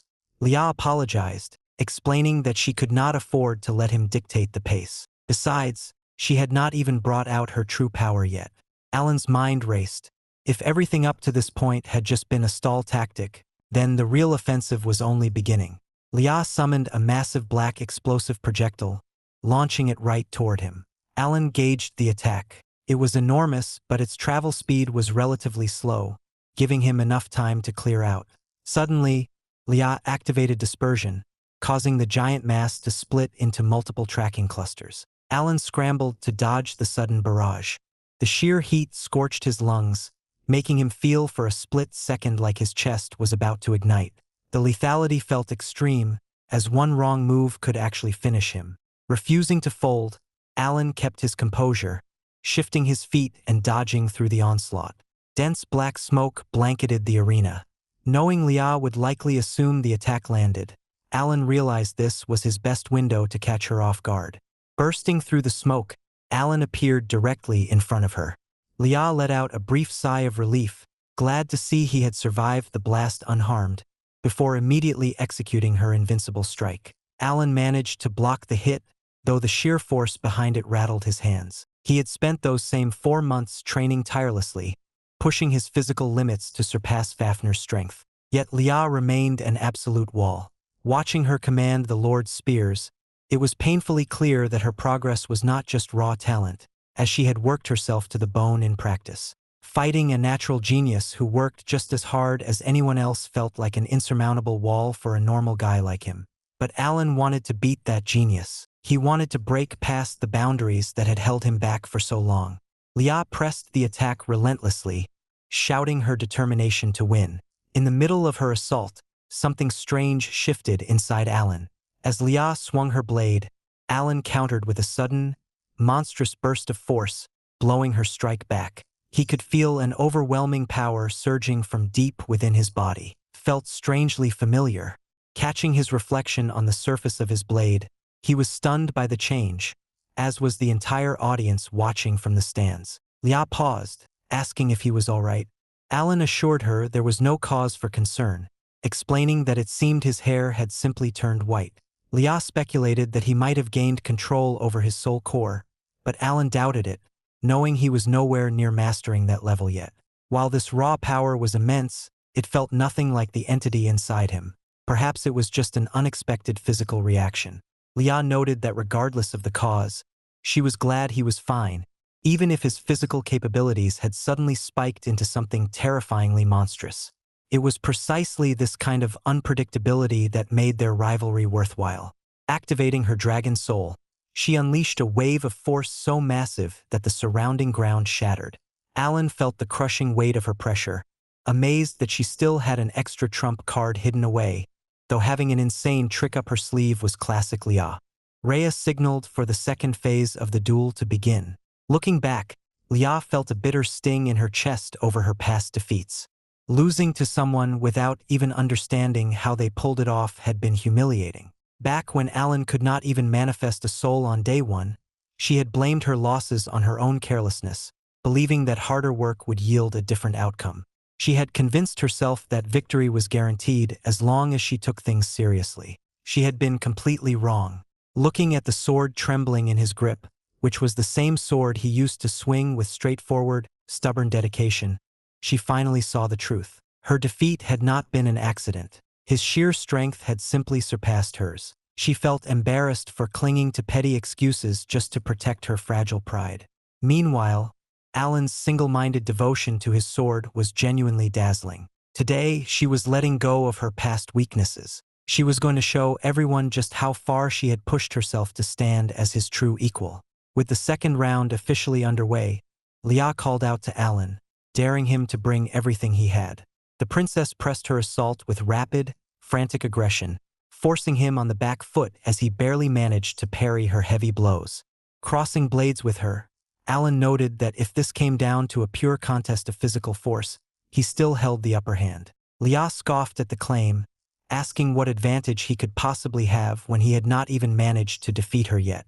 Asking him how he liked this, she unleashed her black breath technique. A massive wall of burning dark fire engulfed Alan, but he powered through the scorching wave. He realized this specific technique had likely become the catalyst for her soul's awakening. At that exact moment, Lia activated her dragon soul. Seeing the utter astonishment on Alan's face, she declared with pride that as Fafnir, a feat like this was second nature to her. 3 distinct waves of black flames surged toward him from multiple angles, yet Alan knew his current self possessed the strength to stop them. He reflected her assault with unbelievable precision, leaving Lia completely caught off guard. Shifting into his own high-level offensive, Alan executed 8 swords, white scales, immediately following it up with Yatagarasu. Both fighters pulled back, briefly pausing to catch their breath. Lia mentally assessed her state, realizing she had burned through an immense amount of energy for that move. Looking at Alan, she could tell he was just as exhausted, since a technique of that caliber naturally drained massive amounts of power. She called out to him, asking if it was really wise to keep throwing around such reckless strength. Alan agreed, admitting that pushing himself like this probably was not the best idea. Noticing their stamina slipping fast, Lia pointed out that continuing at this pace would leave them both running on empty. She suggested they settle everything here and now with one final clash before her remaining energy gave out completely. Unleashing her black dragon's breath once more, the radiant heat made Alan's eyes water and made his skin feel like it was about to ignite. Lia warned him that this was her absolute final strike, packed with every ounce of her serious determination. Alan realized he was far too close to her position. If he stayed in this range, the sheer heat would burn him alive. He needed to adapt his approach. There was a time when he could not handle a technique of this magnitude, but now he was confident he could overcome it.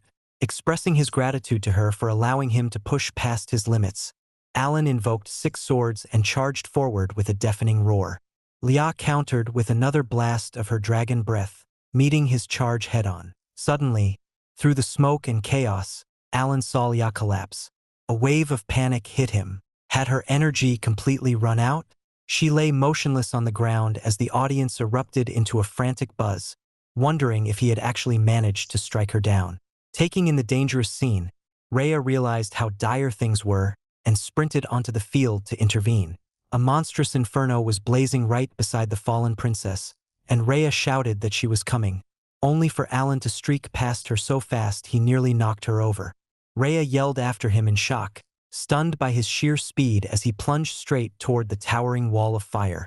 Driven by a single frantic thought, Alan sprinted into the raging inferno to put an end to it. He plunged straight into the heart of the heat, only to realize his current effort was not enough to put out the blaze. At this rate, Lia was going to be consumed by the flames. Pushing his body past every limit, Alan swore to himself that he would do whatever it took, telling himself to step up and do what was necessary to protect her. He ends up withstanding the pressure of the flames and ends up extinguishing it. He was quite surprised by how he had managed to survive it with his arm intact. Upon further noticing, Alan notices that Lia was down on the ground, but still safe. This made him glad. Also, because she was knocked out, the match was officially won by Alan, which also qualified him to participate in the Swordmaster Festival. And with that, the first-year qualifier tournament had finally concluded.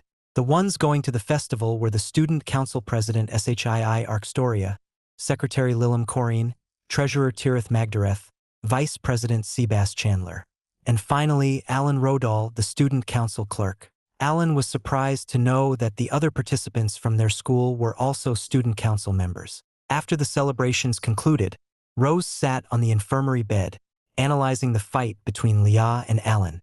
She thought it was a brilliant fight, and that Alan's raw strength was simply too much for her to handle as things stood. Furthermore, Lia's own firepower was tremendous, so this served as motivation for Rose to get better. Just then, Alan came to visit. Seeing his arm in a brace, Rose questioned if he was okay. Alan said the injury wasn't that bad. He asked Rose if she was doing good, to which she said she'll be fine with a day's rest. Alan also noted that Lia looked fine too as she slept. Rose then congratulated him on winning the tournament and praised him for how good the fight was. Alan added that he almost felt like he lost his life, while Rose praised his caliber. As the two of them talked, Lia suddenly woke up and started questioning where she was. Alan explained her whereabouts to her, which made Lia realize that she had lost. She teared up, disappointed that she had lost, but satisfied knowing she tried her best. Alan felt bad for making her cry and was panicking. Both Lia and Rose take note of this and decide to pull his leg. They pointed out how he knocked out 2 girls and made them cry. This was too much, and they wanted him to make it up to them in some way. Alan was left worried as they kept pushing his buttons. Eventually, the two laughed and admitted that they were just joking. The two wished him all the best for the Swordmaster Festival and told him to win at all costs as they would come to cheer him on. Leah also noticed the injured arm on Alan and asked what had happened. Alan understood that telling her the truth would make her feel guilty. So Alan lied, saying he pulled a muscle. Leah saw right through it and pushed him harder for an answer. Alan added that he had just overexerted himself, but she kept pushing for an answer, which made the teacher scold them. Meanwhile, Rhea was mad at how things had gone out of her control. She wondered if Alan had gained control over the soul inside of him. However, she could tell that it wasn't the case. That being said, it seemed like the soul inside of him had started to enjoy proceedings, which made things harder to understand. Just then, the time hermit appears. Rhea was taken aback by him. She knew that the dastardly old man was probably the reason why the soul was inside Alan, and assumed that he must have made him use the 100 million year button. The time hermit was rambling as always, but Rhea had none of it, and hit him with a massive punch. However, the time hermit wasn't hit by it, as the punch made it right through him. It was his transparency ability. Rhea was shocked, but the time hermit mentioned he had other things to do before disappearing. This left Rhea distraught, as she knew that things were getting worse as time passed. The next day, Alan dresses up and tells Leah he will be going out for a bit. Leah is fine with that.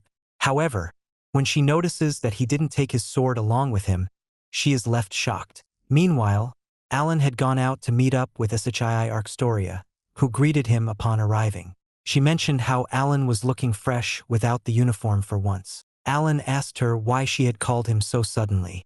She invited him to meet her outside so that they could get some ice cream. He also asked her why she told him to keep this a secret from Rose and Leah, and he was also told to leave his sword at home. Shii pouted and asked if he really is this dense all the time, before telling him to just come and enjoy it with him. Alan was overwhelmed by all of this. Meanwhile, Leah, who was stalking them, had seen this, and she was stunned.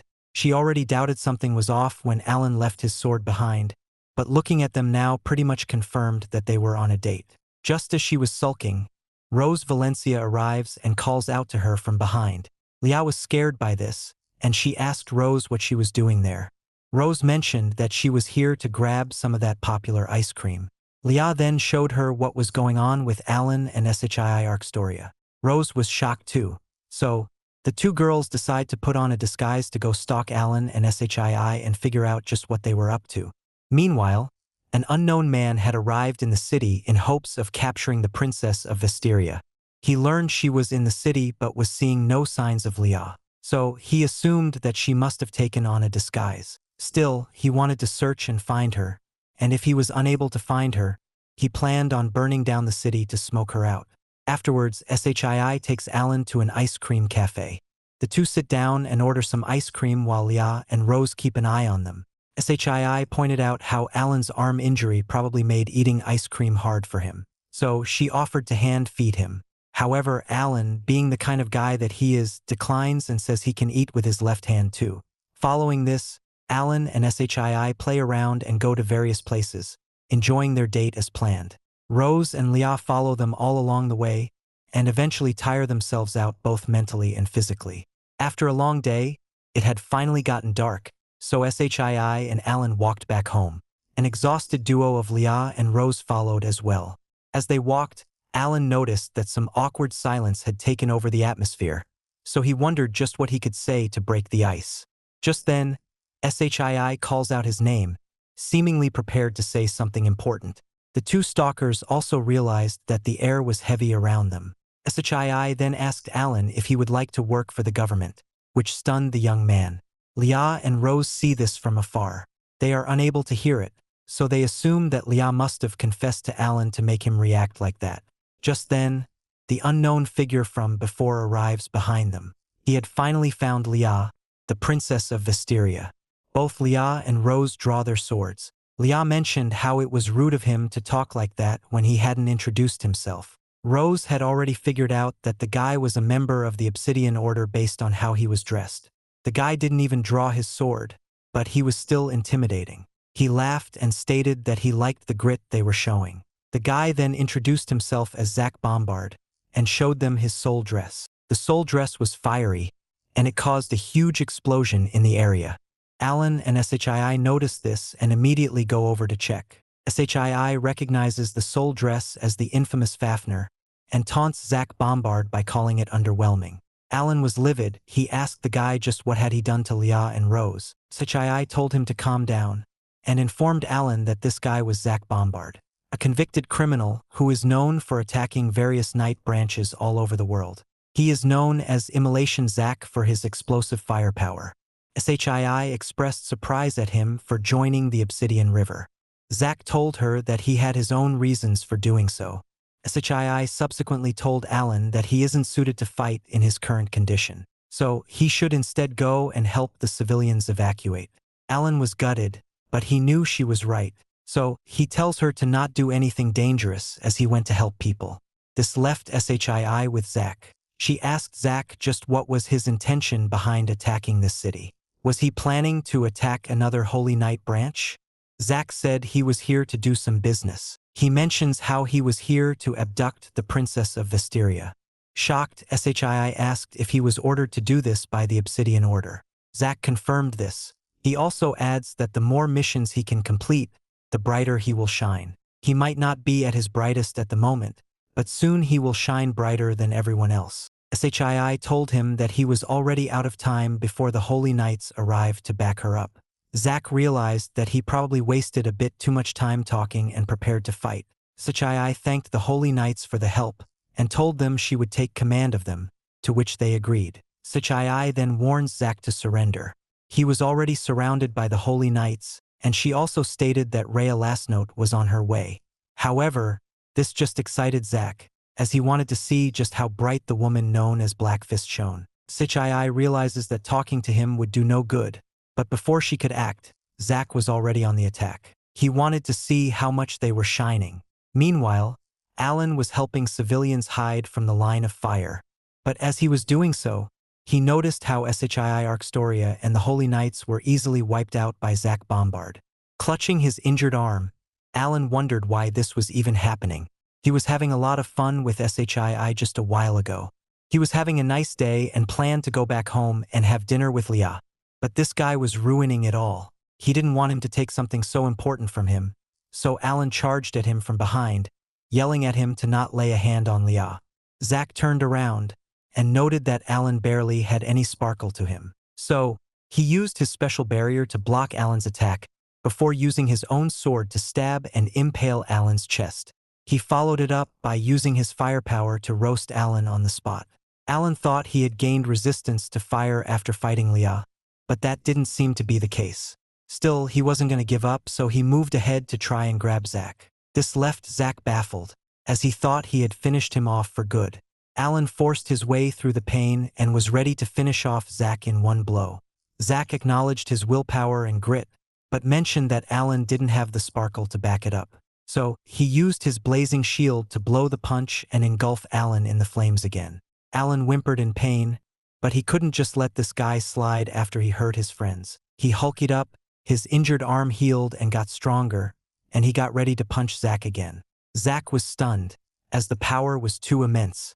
And it indeed was. The punch penetrated Zach's armor and sent him flying back against the wall behind him. Afterwards, Alan wondered just what was causing such a dark aura to come out of his arm. He noted that the same had happened a day earlier when he was fighting to control Leah's soul dress too. Just then, Zach got out of the debris and declared that he finally saw the shining sparkle within Alan. He praised him for the dark power he possessed. He introduced himself to Alan and wanted to know his name too. Alan introduced himself to Zach normally. Zach thought his name was cool and told Alan to hit him with the dark power again. Alan didn't understand what he was referring to. Zach explained that he was referring to the power Alan used earlier and called it his soul dress.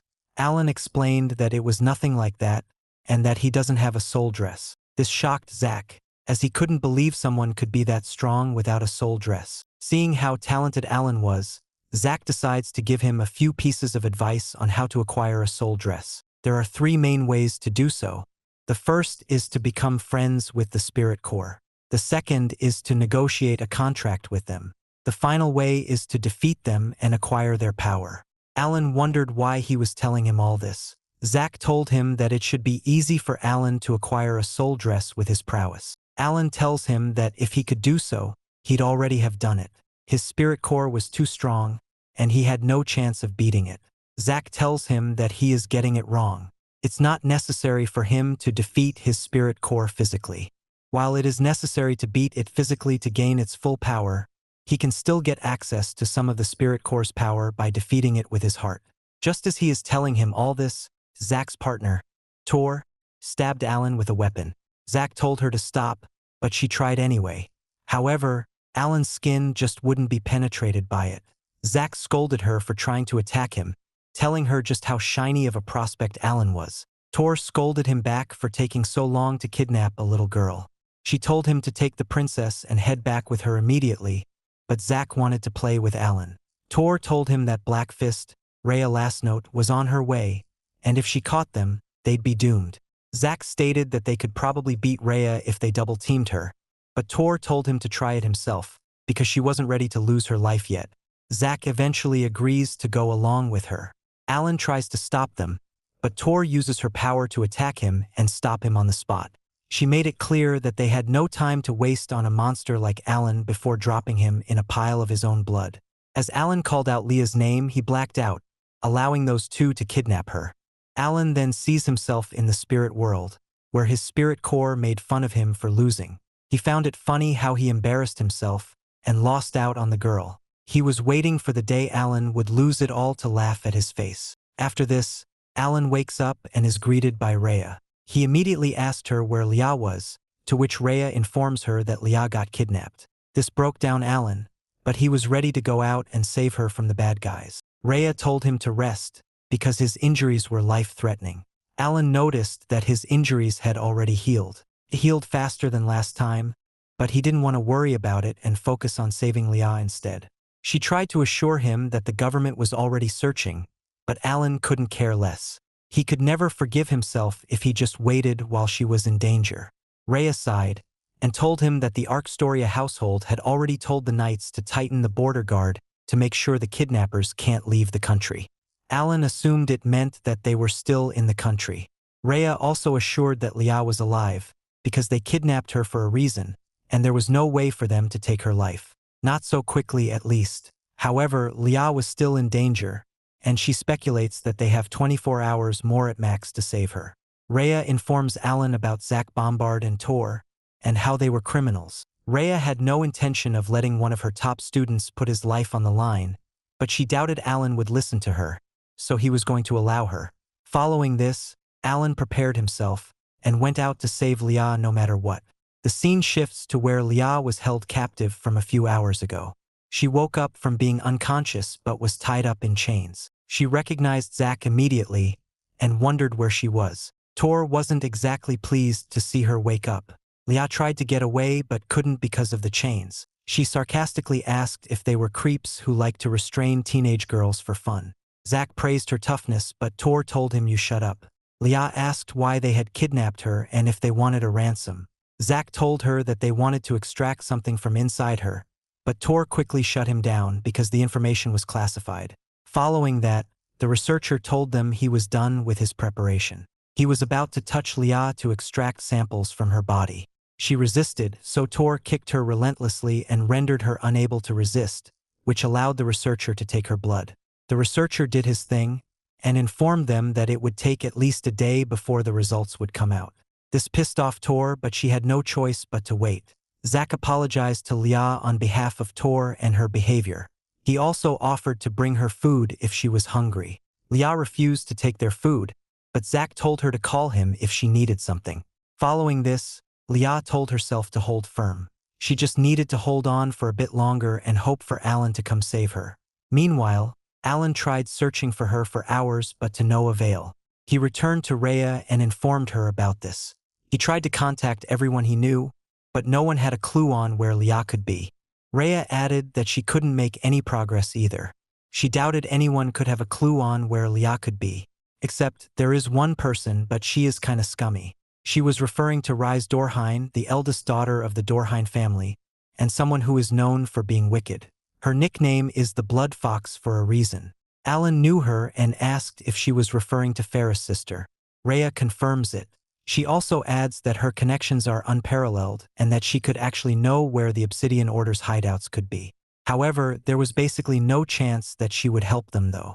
But Alan adds that there is a chance. He told Rhea about how he had saved Rise once before, so she granted him a wish. He planned on using that to acquire information on Leah. Still, Rhea was iffy because Rise wasn't exactly known for being nice. The only thing keeping her away from the hands of law were her connections to the underworld. Still, she never heard of Rise breaking a promise, and they had no other options, so she thinks they can go ahead with it.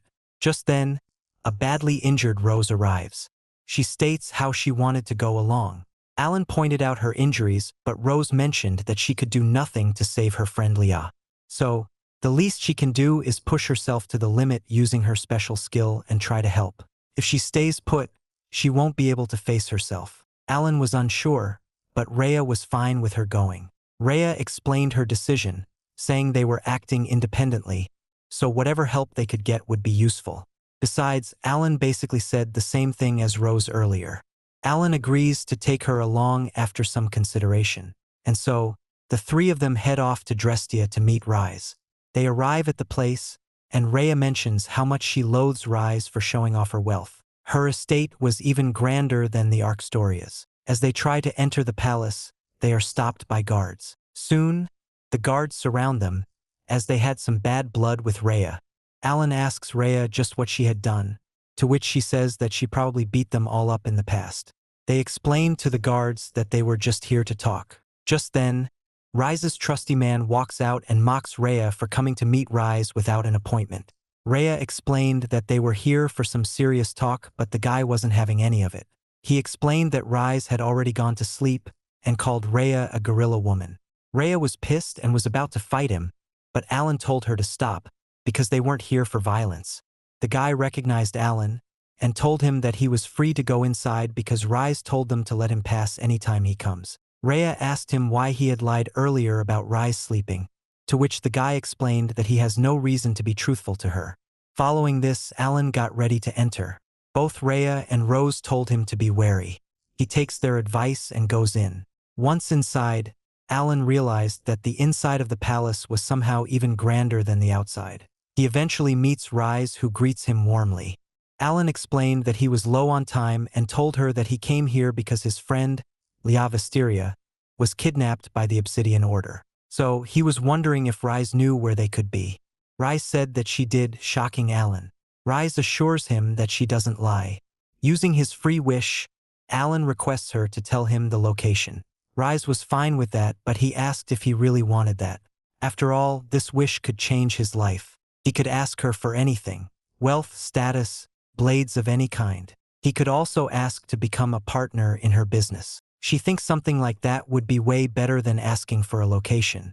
Alan understood her sentiment but stated that he wanted nothing more than to save Leah at that moment. His thinking impresses Rise, and she declares that she liked Alan better than Shido. Following that, she informed him about the location by drawing an X on it with red color. Alan thanked her for the help. She told him it was simply her returning the favor, and told him to get going quickly. After he leaves, Rise smirks and praises him for being incredible. She also wanted to know what would happen to him next. Alan comes back to Rhea and Rose and shows them the map. Rhea didn't know if the place she listed has any real buildings. Still, Alan mentioned this was their only clue, so they should trust what the map said. And so, they got ready to head out to the location, with Alan thinking about saving Leah's life.